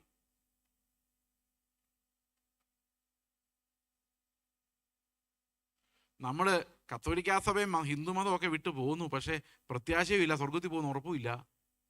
ഇങ്ങനെ പോരാടിക്കൊണ്ടിരിക്കുന്നു. ചിലപ്പോൾ എങ്ങാനും പോകുമായിരിക്കും എന്ന് വിശ്വസിച്ചുകൊണ്ടിരിക്കുന്നു. എന്തൊരു കഷ്ടമെന്ന് ആലോചിച്ച് എനിക്ക്.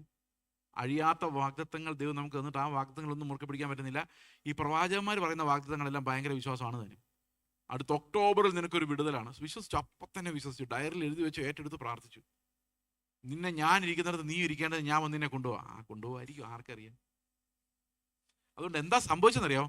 ഈ ക്രിസ്ത്യ സഭയിൽ ഇപ്പോൾ പ്രത്യാശ എന്ന് പറയുന്ന സാധനമില്ല. പണ്ട് കാലത്ത് പാട്ടുകൾ എഴുതുമ്പോൾ മുഴുവൻ പ്രത്യാശയായിരുന്നു. പ്രത്യാശയോടിതാ ഭക്തരങ്ങുണരുന്നേ, കൺകൾ കൊതിച്ചിടുന്നേ, ഉള്ളം തുടിച്ചിടുന്നേ, നാഥാ നിന്നൂടെ വരവിനായി. നാഥൻ വരുന്നിട്ട് എന്നെ കൊണ്ടുപോകില്ല, അപ്പുറത്തുള്ളവരെ കൊണ്ടുപോകാൻ വേണ്ടി ഞാനിങ്ങനെ കാത്തിരിക്കുകയാണോ? അല്ല, ഞാൻ പോകുന്നുള്ള ഉറപ്പില്ല പാട്ട് മൊത്തം. സ്വർഗനാട്ടിലൻ പ്രിയൻ തീർത്തിടും, സ്വന്തം വീട്ടിൽ ചേർന്നിടുവാൻ. സ്വന്തം വീട്ടിൽ, അതാ സ്വന്തം വീട്, അവിടെ ചേരാൻ വേണ്ടിയാണ് ഇങ്ങോട്ട്. മൽപ്രിയനെ എന്നേശു നായകനെ എപ്പോൾ വരും? ആരെ കൊണ്ടുപോകാൻ? അക്കരയ്ക്ക് യാത്ര ചെയ്യും സിയോൻ സഞ്ചാരി. അത് ഞാനല്ല, നിങ്ങളാ. ഞാൻ പോകുന്നില്ല, എനിക്കറിയാൻ മേല. എന്തൊരവസ്ഥ എന്നാലോചിക്കും. ഞാൻ വിശ്വാസത്തിൽ വരുന്ന 1994 എല്ലാവരും പാടിക്കൊണ്ടിരുന്ന പാട്ടുകൾ ഇതല്ല. സ്വർഗനാട്ടിലൻ പ്രിയം തീർത്തിടും, മൽപ്രിയനെ യേശു നായകനെ എപ്പോൾ വരും? രാജാതിരാജൻ മഹിമയോടെ വാനമേഘത്തിൽ എഴുന്നള്ളാറായി. ഇതാ വരാറായി, കർത്താവ് വരാറായി. അന്ന് കൺവെൻഷൻ ഗ്രൗണ്ടിൽ മുഴുവൻ കർത്താവ് വരാറായി എന്ന് കേൾക്കുന്നില്ല, കേട്ടില്ല, ഓർമ്മയുണ്ടോ? പിന്നെ ഏത് ട്രാക്ട് അടിച്ചാലും അതിന് മുകളിൽ ഫ്രണ്ടിൽ ടൈറ്റിൽ, ഇന്ന് നീ മരിച്ചാൽ നിന്റെ നിത്യത എവിടെ? ആ ട്രാക്ട് നമ്മൾ ഇന്ന് കൊണ്ടു കൊടുത്ത് അവർ തിരിച്ചൊരു ചോദിച്ചാൽ നമ്മൾ ഈ വഴി ഇങ്ങ് പോരേണ്ടി വരും. അത്രയ്ക്കും പ്രത്യാശ തകർന്ന അവസ്ഥയിലാണ്. കാരണം എന്താണെന്നറിയോ? പ്രത്യാശ തകർന്ന എങ്ങനെയെന്നറിയോ? മോഹങ്ങളെ മൊത്തം. വിശ്വാസം എന്ന് പറയുന്നത് ആശിക്കുന്നതിൻ്റെ ഉറപ്പല്ല, മോഹിക്കുന്നതിൻ്റെ അല്ല ഉറപ്പ്. കാനഡയിലെ വിസ ഇത് പറന്നു വരുന്നു, ഉറപ്പാ. അതാണ് മോഹങ്ങളുടെ ഗ്യാരണ്ടി. ഇത് പറയുന്നവരെല്ലാം കണ്ടം വഴി ഓടിക്കേണ്ട സമയമായിരിക്കുവാണ്. ഇവിടെ കണ്ടമില്ല, നടുറോഡ് വഴി ഓടിച്ചാൽ മതി. കാരണം അത് നമ്മുടെ വിശ്വാസത്തെ എടുത്തു കളയുന്ന പരിപാടിയാണത്. അതിവിശുദ്ധ വിശ്വാസത്തിൽ നമ്മൾ വ്യതിചലിപ്പിച്ച് ഈ ലോകത്തിൻ്റെ ചപലമോഹങ്ങളിലേക്ക് നമ്മളെ കൊണ്ട് കെട്ടിയിടുകയാണ്. പിന്നെ ഈ ധനമോഹത്തിൽ നിന്ന് രക്ഷപ്പെടാൻ നമുക്ക് പറ്റില്ല. എന്നോടൊരു പ്രവാചകൻ പറഞ്ഞാണ്, നിന്റെ ശുശ്രൂഷയുടെ തലം മാറാൻ പോവാണ്. ഞാൻ എങ്ങോട്ട്? പുള്ളി പറഞ്ഞു, ഇപ്പോൾ 200 പേരോട് സംസാരിക്കുന്ന നിങ്ങൾ 2000 പേരോട് സംസാരിക്കുന്ന ഒരു തലത്തിലേക്ക് നിന്റെ ശുശ്രൂഷ ഉയരാൻ പോവാണ്. ഞാൻ പറഞ്ഞു, ഒരാളെ അന്വേഷിച്ച് നടക്കുന്ന യേശുവിൻ്റെ മനസ്സിലേക്കും ഒരു ഷണ്ണന് വേണ്ടി മരുഭൂമിയിൽ നടക്കുന്ന ആ ഫിലിപ്പോസിൻ്റെ മനസ്സൊക്കെ എനിക്ക് കിട്ടണം എന്ന് എൻ്റെ ആഗ്രഹം. അത്രയും ഒരു മനസ്സ് എനിക്കില്ല. അത് കിട്ടാൻ എന്തെങ്കിലും വഴിയുണ്ടോ പ്രവാചക എന്ന് ഞാൻ ചോദിച്ചു. അപ്പോൾ പുള്ളി പറയുവാണ് എന്നോട്, പാസ്റ്ററെ, ഞാൻ പറയുന്നില്ല അതുപോലെ നടക്കുന്നുണ്ട്, പക്ഷെ ഇത് ഏത് ആത്മാവിനാണെന്ന് എനിക്കിപ്പോൾ സംശയം തോന്നുന്നു. പുള്ളി ഒരു സത്യസന്ധനായ മനുഷ്യൻ. പുള്ളി ആ പണി നിർത്തി ഇപ്പോൾ ജോലി ചെയ്ത് ജീവിക്കുക.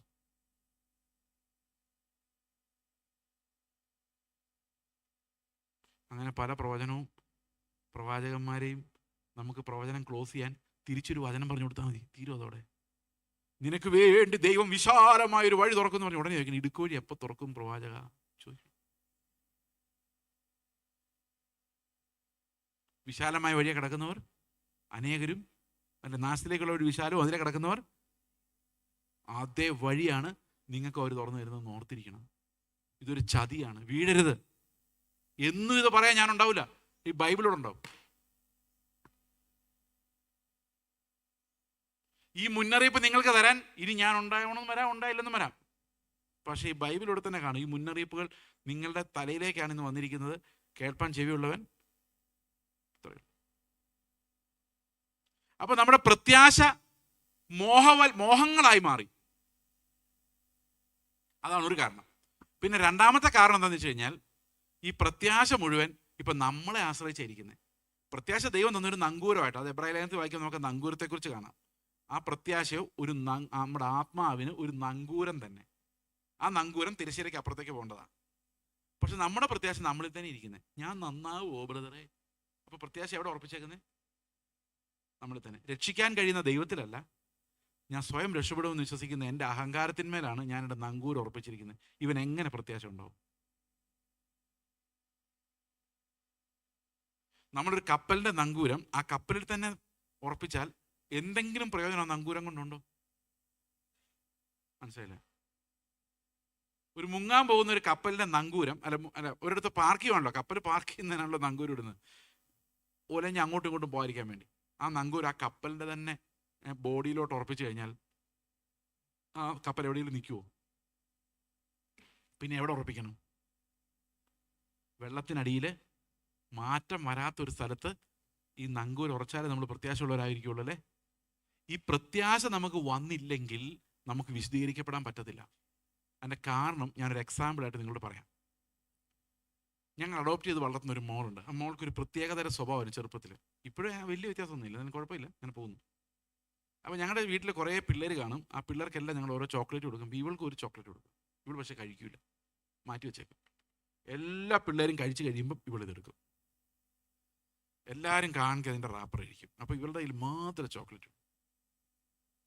ഇത് അവൾക്കൊരു രസമാണ്. അപ്പോൾ ഒരു ദിവസം ഞാൻ അവളോട് പറഞ്ഞു, നീ ഈ ചോക്ലേറ്റ് പെട്ടെന്ന് തിന്നാമെങ്കിൽ നിനക്ക് നല്ല രുചിയുള്ള വലിയൊരു ചോക്ലേറ്റ് ഞാൻ തരാമെന്ന് പറഞ്ഞു. അവളൊന്നും സ്പീഡിൽ റാപ്പർ കഴിച്ചൊന്നും പോലും അവർക്ക് അറിയത്തില്ല, അത്ര സ്പീഡിൽ കഴിച്ചു. പിന്നെ ഞാനിങ്ങനെ ആലോചിച്ചപ്പോൾ എനിക്ക് മനസ്സിലായത്, നമ്മുടെ ഈ ലൈഫ് എന്ന് പറയുന്നൊരു ചോക്ലേറ്റ് പോലെയാണ്. ഈ ചോക്ലേറ്റ് പെട്ടെന്ന് തീർന്നു പോകുന്നൊരു പേടി നമുക്കുള്ളതുകൊണ്ട് ഇതിൻ്റെ മാക്സിമം ചാറ് ഊറ്റിക്കൊണ്ടിരിക്കുകയാണ്. ഇതിൻ്റെ എൻജോയ്മെൻറ്റ് മൊത്തം അതായത് കുറച്ചുകൂടെ നല്ല ഷർട്ട്, ഈ ഷർട്ട് പോരാ, അത്ര എൻജോയ്മെൻ്റ് ആയില്ല, രുചി അങ്ങ് ഇറങ്ങിയില്ല, അതുകൊണ്ട് കുറച്ചുകൂടെ നല്ലൊരു ഷർട്ട് ഇട്ടിട്ട് നോക്കാം, ഒരു ടൈയും കൂടെ കെട്ടി നോക്കാം, അപ്പോൾ കുറച്ചുകൂടി രുചി വരും. ഇത്തിരി നല്ലൊരു ഫുഡ് കഴിക്കാം, കുറച്ചല്ലേ ജീവിതമുള്ളൂ, തിന്ന് ജീവിക്കണ്ടേ. കുറെ കഴിയുമ്പോൾ പ്രഷറും ഷുഗറും ഒക്കെ വരും. അതിനു മുമ്പ് തിന്നാവുന്നിടത്തോളം ഒരു ചോക്ലേറ്റ്, ഇത് കഴിഞ്ഞാൽ എന്താവുന്ന ഒരു പിടിയുമില്ല. അതേ സമയത്ത് കർത്താവ് അവിടെ നിന്ന് പറയാണ്, ഇതിലും വലിയൊരു ഒരിക്കലും രുചി തീരാത്തതും രുചി വർദ്ധിച്ചു വരുന്നതുമായ മടുത്തു പോകാത്തതുമായ ഒരു വലിയ ചോക്ലേറ്റുമായിട്ട് ഞാനിവിടെ നിപ്പുണ്ട് മോനെ എന്ന് എന്നെ കാണിച്ചു തന്നാൽ ഞാനിതൊക്കെ വലിച്ചു തന്നിട്ട് പണ്ടേ പോകൂലേ? അപ്പോൾ ഈ ലോകത്തെ നമ്മൾ തള്ളിക്കളയണമെങ്കിൽ നമുക്ക് അപ്പുറത്തെ ലോകത്തിലൊരു ഹുക്ക് വേണ്ടേ? ഈ എവറസ്റ്റ് കയറുന്ന, കൊടുമുടി കയറുന്നവൻ എറിഞ്ഞ് മുകളിലോട്ട് പിടിപ്പിക്കുന്ന പിക്കാക്സ് പോലൊരു സാധനമുണ്ട്, മൗണ്ടനേഴ്സ് ഉപയോഗിക്കുന്നത് അല്ലേ? അതവിടെ ഉറച്ചാലല്ലേ നമുക്കതേ കയറാൻ പറ്റുള്ളൂ. അത് ഉറയ്ക്കാതെ, പ്രത്യാശ ഉറയ്ക്കാതെ ഇത് കൈ പിടിച്ചുകൊണ്ടിരുന്നാൽ നമ്മളിങ്ങനെ ചാടാന്നേ ഉള്ളൂ. അതാ ഇപ്പോൾ സംഭവിക്കുന്നത്. മുകളിലോട്ട് കയറാൻ പറ്റത്തില്ല. പണ്ട് നിങ്ങൾ എത്ര പേര് ആവി എഞ്ചിൻ കണ്ടിട്ടുണ്ട്? പഴയ ആവി എഞ്ചിൻ കണ്ടിട്ടുണ്ടോ? ഈ ആവി എഞ്ചിന് 2 ലിവറുണ്ട് ഫ്രണ്ടിൽ, ഒന്ന് റെഡ് ലിവറും ഒന്ന് ഗ്രീൻ ലിവറും. കണ്ടിട്ടുണ്ടോ? പക്ഷെ അതൊന്നും ഡിസ്ബാൻഡ് ചെയ്യേണ്ടായിരുന്നു. അത് പെന്തക്കോസ്തായിട്ട് ഒരു ക്ലാസിക്കൽ എക്സാമ്പിളായിട്ട് എവിടെയെങ്കിലും സൂക്ഷിക്കേണ്ടതായിരുന്നു. അതിൻ്റെ റെഡ് ലിവർ പിടിച്ച് വലിച്ചു കഴിയുമ്പോഴേക്കുണ്ടല്ലോ, ഇതിൻ്റെ ആ എൻജിനെല്ലാം കൂടെ ആവി ഇതെല്ലാം കൂടെ എന്നൊരു ഭയങ്കര സൗണ്ട് ഉണ്ടാവും. പിന്നെ ഗ്രീൻ ലിവർ പിടിച്ച് വലിക്കുമ്പോഴേ വണ്ടി പോകുന്നത്. പണ്ടാരണ്ട് പറഞ്ഞ 1901 പെന്തക്കോസ്തായ റെഡ് ലിവർ പിടിച്ചൊരു വലിച്ചിട്ട് അവിടെ നിർത്തിയേക്കാണ്. ഗ്രീൻ ലിവർ പിടിച്ച് വലിച്ചിട്ടില്ലാത്തതുകൊണ്ട് ഇതിങ്ങനെ ശബ്ദം ഉണ്ടാക്കിക്കൊണ്ടിരിക്കുന്നല്ലാതെ ഇതെങ്ങോട്ടും പോകുന്നില്ല. 50 വർഷം കഴിഞ്ഞാൽ ശബ്ദത്തിനൊരു കുറവുമില്ല, പക്ഷെ ഒരടി പോലും കർത്താവിൻ്റെ അടുത്തേക്ക് വെച്ചിട്ടുണ്ടാവില്ല. അതെന്താണെന്നറിയോ? ഈ പ്രത്യാശയുടെ ഹുക്ക് വീണില്ലെങ്കിൽ നമ്മൾ ചുമ്മാ കിടന്ന് തുള്ളുള്ളൂ, മുകളിലോട്ട് കയറില്ല. അതുകൊണ്ടാണ് 1 യോഹന്നാനിൽ പറയുന്നത്, അവനിൽ ഈ പ്രത്യാശയുള്ളവരെല്ലാം അവൻ നിർമ്മലനായിരിക്കുന്ന പോലെ തന്നെത്താൻ നിർമ്മലീകരിക്കും. അപ്പം നിർമ്മലീകരിക്കപ്പെടണമെങ്കിൽ അറിയത്തില്ല ബ്രദറെ പോകുമോ ഇല്ലയോ എന്ന് പറയുന്നവന് നിർമ്മലീകരിക്കപ്പെടാൻ പറ്റില്ല. പ്രത്യാശ എന്ന് പറയുന്നത് ആ നിത്യരാജ്യത്തെക്കുറിച്ചുള്ളൊരു ഹുക്ക് നമുക്ക് വീഴുന്നതാണ്. അത് വീണാൽ മാത്രമേ നമുക്ക് ആ രാജ്യത്തെക്കുറിച്ച് ചിന്തിക്കാൻ തുടങ്ങാൻ പറ്റുള്ളൂ സമാധാനമായിട്ട്. നിങ്ങൾ അമേരിക്കയിലുള്ള വിസയും ടിക്കറ്റും എല്ലാം ഓക്കെ ആയി കഴിഞ്ഞിട്ടല്ലേ സമാധാനമായിട്ട് അവിടെ ഇരുന്നിട്ട് പോവുകയാണെന്ന് പറയാൻ പറ്റുള്ളൂ. അത്രയേ ഉള്ളൂ. അപ്പം ഈ ഒരു സമാധാനം നമ്മുടെ ഹൃദയത്തിൽ വരണമെങ്കിൽ നമുക്ക് ഉറപ്പുണ്ടാകണം. പ്രത്യാശയുടെ ഉറപ്പിനെയാണ് നമ്മൾ വിശ്വാസം എന്ന് വിളിക്കുന്നത്. പ്രത്യാശയില്ലെങ്കിൽ വിശ്വാസവുമില്ല. മനസ്സിലായി? അപ്പം നമുക്ക് എല്ലാവർക്കും ദൈവം ആദ്യം തരുന്നത് എന്താ? വിശ്വാസി വരുന്ന സകലർക്കും ആദ്യം തരുന്നത് പ്രത്യാശയാണ്. എന്നിട്ട് 5-ാം അധ്യായത്തിലേക്ക് വരുമ്പോൾ, റോമാലേഖനം 5-ാം അധ്യായത്തിലേക്ക് വരുമ്പോൾ പറയാണ്, വിശ്വാസത്താൽ നീതീകരിക്കപ്പെട്ടിട്ട്. അപ്പം നമ്മൾ നീതിമാന്മാരാണെന്ന് കർത്താവ് പ്രഖ്യാപിച്ചത് കൊണ്ട് അബ്രഹാമിൻ്റെ കഥ പോലെ എനിക്കൊരു കാര്യം അറിയാം, ഞാനും ഒരു ദിവസം നീതിമാനാവും. ഞാനും കർത്താവിനെ പോലെ വിശദീകരിക്കപ്പെട്ടവനായി കുഞ്ഞാടിൻ്റെ അങ്കിയുമായി സ്വർഗത്തിൽ ഇരിക്കും. അപ്പം നമുക്ക് പാടാം, രാജാതിരാജൻ മഹിമയോടെ വാനമേഘത്തിൽ എഴുന്നള്ളറായി. രാജൻ വരാറായി. ബാക്കി എന്താ? രാജൻ വരാറായി, നാമും പോകാറായോ? ഒന്നാ കൊണ്ടുപോവോ? ഒരു പ്രത്യാശാഗാനെങ്കിലും പാടാൻ പറ്റുമോ? ഈ 94 ഞാൻ രക്ഷിക്കപ്പെട്ട ശേഷം ഇത്രയും കാലമായി, അതായത് ഏതാണ്ട് 30 വർഷമാകുമ്പോൾ ഞാൻ രക്ഷിക്കപ്പെട്ടു, 29 വർഷമായി. അതിനുശേഷം ഇന്നേ വരെ ഒരു പ്രത്യാശാഗാനം ആരും എഴുതിയിട്ടില്ല. നമ്മളൊരു പ്രത്യാശാഗാനം പാടണമെങ്കിൽ പഴയ പാട്ട് പാടണം. ഇപ്പൊ പ്രത്യാശാഗാനം എന്ന് പറഞ്ഞൊരു ഗാനം എഴുതുന്നില്ല, ആരും എഴുതുന്നില്ല. എല്ലാവരും എഴുതുന്നില്ല. എന്നറിയോ? എൻ്റെ പുരയ്ക്കകത്ത് നീ വരാൻ ഞാൻ പോരാത്തവനാണ്. അപ്പം നീ ദയവായിട്ട് എൻ്റെ വീടിനകത്തേക്ക് വന്നേക്കരുത്. എനിക്ക് ഹൃദയത്തിൽ വരുന്ന കാര്യം ചോദിക്കാൻ പോലില്ല, വരിക വേണ്ട. നിന്നെ പുരയ്ക്കകത്ത് പോലും കയറ്റാൻ പറ്റാത്ത അവസ്ഥയിലാണ് എൻ്റെ അവസ്ഥ. അപ്പം എനിക്ക് ആകെ വേണ്ടത് നിന്നെയല്ല, നീ തരുന്ന ഗിഫ്റ്റുകൾ മതി. അവിടെ ഇരുന്നുകൊണ്ട് ഓരോന്നോരോന്ന് എനിക്ക് എറിഞ്ഞു തന്നാൽ മതി, എനിക്ക് സമാധാനമായി. ഇങ്ങനെ പാടാൻ ക്രിസ്ത്യാനിക്ക് പറ്റുന്നുണ്ടെന്നുള്ളതാണ് എൻ്റെ. അത് പണ്ട് അറ്റ്ലീസ്റ്റ് വീട്ടിലൊരു ബോർഡെങ്കിലും എഴുതി വയ്ക്കായിരുന്നു, കർത്താവ് വീടിൻ്റെ നായകൻ. ബോർഡ് വരെ പറിച്ചു കളഞ്ഞ് വീടിനകത്ത് പോലും കയറ്റാത്ത അവസ്ഥയായി. അത് നമ്മൾ ആഘോഷമായിട്ട് പാടിക്കൊണ്ടിരിക്കും. ഞാനൊരു കൺവെൻഷൻ നിന്നപ്പം അവിടെ ഈ പാട്ടാണ് പാടുന്നത്. അപ്പം ഞാൻ അവരോട് പറഞ്ഞു, ഈ പാട്ട് ഒരു അവിശ്വാസിയായ ശതാധിപൻ പറഞ്ഞാണ്. അത് രക്ഷിക്കപ്പെട്ട ആൾ പോലും അല്ല. അയാൾ പറഞ്ഞു, അയാൾക്ക് തന്നെ വിവരം ഉണ്ടായിരുന്നു. അയാളുടെ വിവരം എന്തായിരുന്നറിയോ? നീ ഇവിടെ നിന്നൊരു വാക്ക് പറഞ്ഞാലും മതി, അവിടം വരെ കഷ്ടപ്പെട്ട് നടക്കണ്ട. അതായത് ഭോപ്പാലിൽ, ഈ മധ്യപ്രദേശിന് വേണ്ടി പ്രാർത്ഥിക്കാൻ ഭോപ്പാലിൽ പോകേണ്ട കാര്യമില്ല, നിങ്ങളുടെ റൂമിൽ ഇരുന്ന് പ്രാർത്ഥിച്ചാലും കർത്താവ് കേൾക്കും. ചില ആൾക്കാരുണ്ട് അങ്ങനെ പ്രാർത്ഥിക്കാൻ വേണ്ടി ഊടാടി സഞ്ചരിക്കുന്നത്. അവിടെ പോയിരുന്ന് പ്രാർത്ഥിക്കുക, ഇവിടെ പോയിരുന്ന് പ്രാർത്ഥിക്കുക. അവരെന്താ പറയുന്നല്ലോ, കർത്താവ് അവിടെ പോയിരുന്ന് പ്രാർത്ഥിച്ചാൽ കർത്താവിന് പെട്ടെന്ന് കേൾക്കാം, അടുത്തായിരിക്കുമല്ലോ. ഇവിടെ നിന്ന് പ്രാർത്ഥിക്കുമ്പോൾ ആദ്യം ഇത് ഭോപ്പാലിൽ ചെല്ലണം, പിന്നെ അവിടെ നിന്ന് കർത്താവിൻ്റെ അടുത്ത് ചെല്ലണം, പിന്നെ തിരിച്ചിങ്ങോട്ട് ഭോപ്പാലിൽ ചെല്ലണം, പിന്നെ എൻ്റെ അടുത്ത് വരണം. അതിനേക്കാളും നല്ല ഞാൻ ഭോപ്പാലിൽ ചെന്നിരുന്ന ഡയറക്റ്റ് ആയിരിക്കുമല്ലോ എന്ന് വിശ്വസിക്കുന്നത്. സഹോദരങ്ങൾ, ഏത് റൂമിനകത്തിരുന്നാലും കർത്താവ് ഒന്ന് തന്നെ ഉള്ളൂ. അതാണ് ആ ശതാധിപൻ പറഞ്ഞത്, നീ എൻ്റെ വീട്ടിൽ വരേണ്ട പോലും കാര്യമില്ല, നിന്റെ അധികാരം എന്താണെന്ന് എനിക്കറിയാം, ഞാനും അധികാരത്തിന് കീഴിലൊരു മനുഷ്യനാണ്, നിനക്ക് ഇവിടെ നിന്ന് പറയാവുന്ന കാര്യമല്ലേ ഉള്ളൂ എന്നാണ് അയാൾ ചോദിച്ചത്. അപ്പോൾ ഇത് നമ്മൾ ഇന്നൊരു പാട്ടാക്കി മാറ്റി. പിന്നെ എൻ്റെ വീട്ടിൽ ആഹാരം കുറയല്ല. കുറഞ്ഞ എന്നാ പറ്റും? കുറഞ്ഞ എന്ത് ചെയ്യും നിങ്ങൾ? അടുത്തത്, എൻ്റെ അധ്വാന ഫലം ഞാൻ തന്നെ തിന്നും, ഒരുത്തിനും കൊടുക്കില്ല. പാട്ടാ. ഇതൊക്കെ പാടി ആത്മാവിലാവുക. അതാണ് ഏത് ആത്മാവെന്ന് മാത്രം മനസ്സിലാവുന്നില്ല. കർത്താവിനെ കുറിച്ച് ഒന്നും പറയാം, നേരെ വിപരീതമായ സുവിശേഷം പറഞ്ഞ ഡ്രമ്മാണ് ഈ ട്രാൻസ് ആണ് ആത്മാവ്. സഹോദരങ്ങൾ, ഇന്ന് ആൾക്കാർ ആത്മാവെന്ന് വിളിക്കുന്നത് അന്യഭാഷയല്ല, ആത്മാവെന്ന് വിളിക്കുന്നത് പ്രവചനത്തെ അല്ല, ആത്മാവെന്ന് വിളിക്കുന്നത് ക്രിസ്തുവിനെ കുറിച്ചുള്ള കൺഫെഷനെ അല്ല, ആ ട്രാൻസ് എക്സ്പീരിയൻസിനെയാണ് ആത്മാവെന്ന് വിളിക്കുന്നത്. അവിടെ ഒരു ആത്മാവില്ല എന്ന് പറഞ്ഞു കഴിഞ്ഞാൽ ഈ സ്പ്രിങ്ങെ കയറി മുകളിലോട്ട് പോയില്ല എന്ന് അതിൻ്റെ അർത്ഥം. അത്രയേ ഉള്ളൂ. ഇത്ര ഡിസീവ്ഡ് ആയിപ്പോയ നമുക്ക് ക്രിസ്തുവിനെ പോലും, ക്രൂശിതനായ ക്രിസ്തുവിനെ പോലും കാണാൻ വയ്യാതെ, ഉപദേശങ്ങളൊന്നും കാണാൻ വയ്യാതെ ഇതുപോലെ ചതിക്കപ്പെട്ട ഒരു വലിയ സമൂഹം നമ്മുടെ ചുറ്റുമുണ്ട്. ഇന്ന് ഇത് പത്യോപദേശമായി നിങ്ങൾക്ക് നൽകപ്പെട്ടിരിക്കുന്നു. നാളെ നമുക്ക് വീണ്ടും കാണാം. കർത്താവ് നിങ്ങളെ അനുഗ്രഹിക്കട്ടെ. ഞാൻ പറഞ്ഞൊക്കെ മനസ്സിലായെന്ന് ഞാൻ വിചാരിക്കുന്നു. ഓക്കെ, അപ്പോൾ നമ്മൾ എങ്ങനെയാണ് നീതീകരിക്കപ്പെടുന്നത്? എങ്ങനെയാണ് ഈ നീതി, ഈ ദൈവത്തിൻ്റെ നീതി, ഉന്നതമായ നീതി, പ്രവൃത്തിയാലുള്ളതല്ലാത്ത വിശ്വാസത്താലുള്ള നീതി എങ്ങനെയാണ് നമ്മളെ ശ്രേഷ്ഠമായ അനുസരണത്തിലേക്ക്, അതായത് ക്രിസ്തുവിൻ്റെ അനുസരണത്തിലേക്ക്, ഒരു പെർഫെക്റ്റ് റൈച്ചസ്നെസ്സിലേക്ക് നമ്മൾ എങ്ങനെയാണ് അബ്രഹാമിനെ നടത്തിയതുപോലെ ദൈവം എങ്ങനെയാണ് നമ്മളെ നടത്തുന്നത്, നമ്മൾ അടുത്ത ദിവസം ചിന്തിക്കുന്നതായിരിക്കും. ദൈവം നിങ്ങളെ അനുഗ്രഹിക്കട്ടെ. നമുക്ക് പ്രാർത്ഥിക്കാം. ഞങ്ങളുടെ സ്വർഗ്ഗസ്ഥ പിതാവേ, ഞങ്ങൾക്കായി ജീവൻ വെച്ച് തന്ന്, ഞങ്ങൾക്ക് സ്ഥിരമായ നിലനിൽക്കുന്ന വാഗ്ദത്തങ്ങളെ തന്ന്, ഞങ്ങളെ മക്കളാക്കി മാറ്റി, അവകാശികളാക്കി മാറ്റി, നീതി വസ്ത്രം ഞങ്ങളെ അണിയിച്ച്, ഞങ്ങളെ സ്വർഗത്തിന് കൊള്ളാവുന്നവരായി, അവകാശികളാക്കി, പ്രത്യാശയുള്ളവരാക്കി, പ്രത്യാശയുടെ ഗാനം പാടുവാൻ കർത്താവ് സന്തോഷത്തോടെ എങ്ങനെ സ്തോത്രം ചെയ്യുവാൻ ഞങ്ങളെ പ്രാപ്തരാക്കി മാറ്റിയ ദൈവകൃപയ്ക്കായി ഞങ്ങൾ അങ്ങേക്ക് നന്ദി പറയുന്നു. ഓരോ ദിവസവും അങ്ങനെ പരിജ്ഞാനത്തിൽ വർദ്ധിച്ചു വരുവാൻ ഞങ്ങളെ സഹായിക്കണമേ. കർത്താവ് യേശുക്രിസ്തുവിൻ്റെ നാമത്തിൽ തന്നെ ആമേൻ.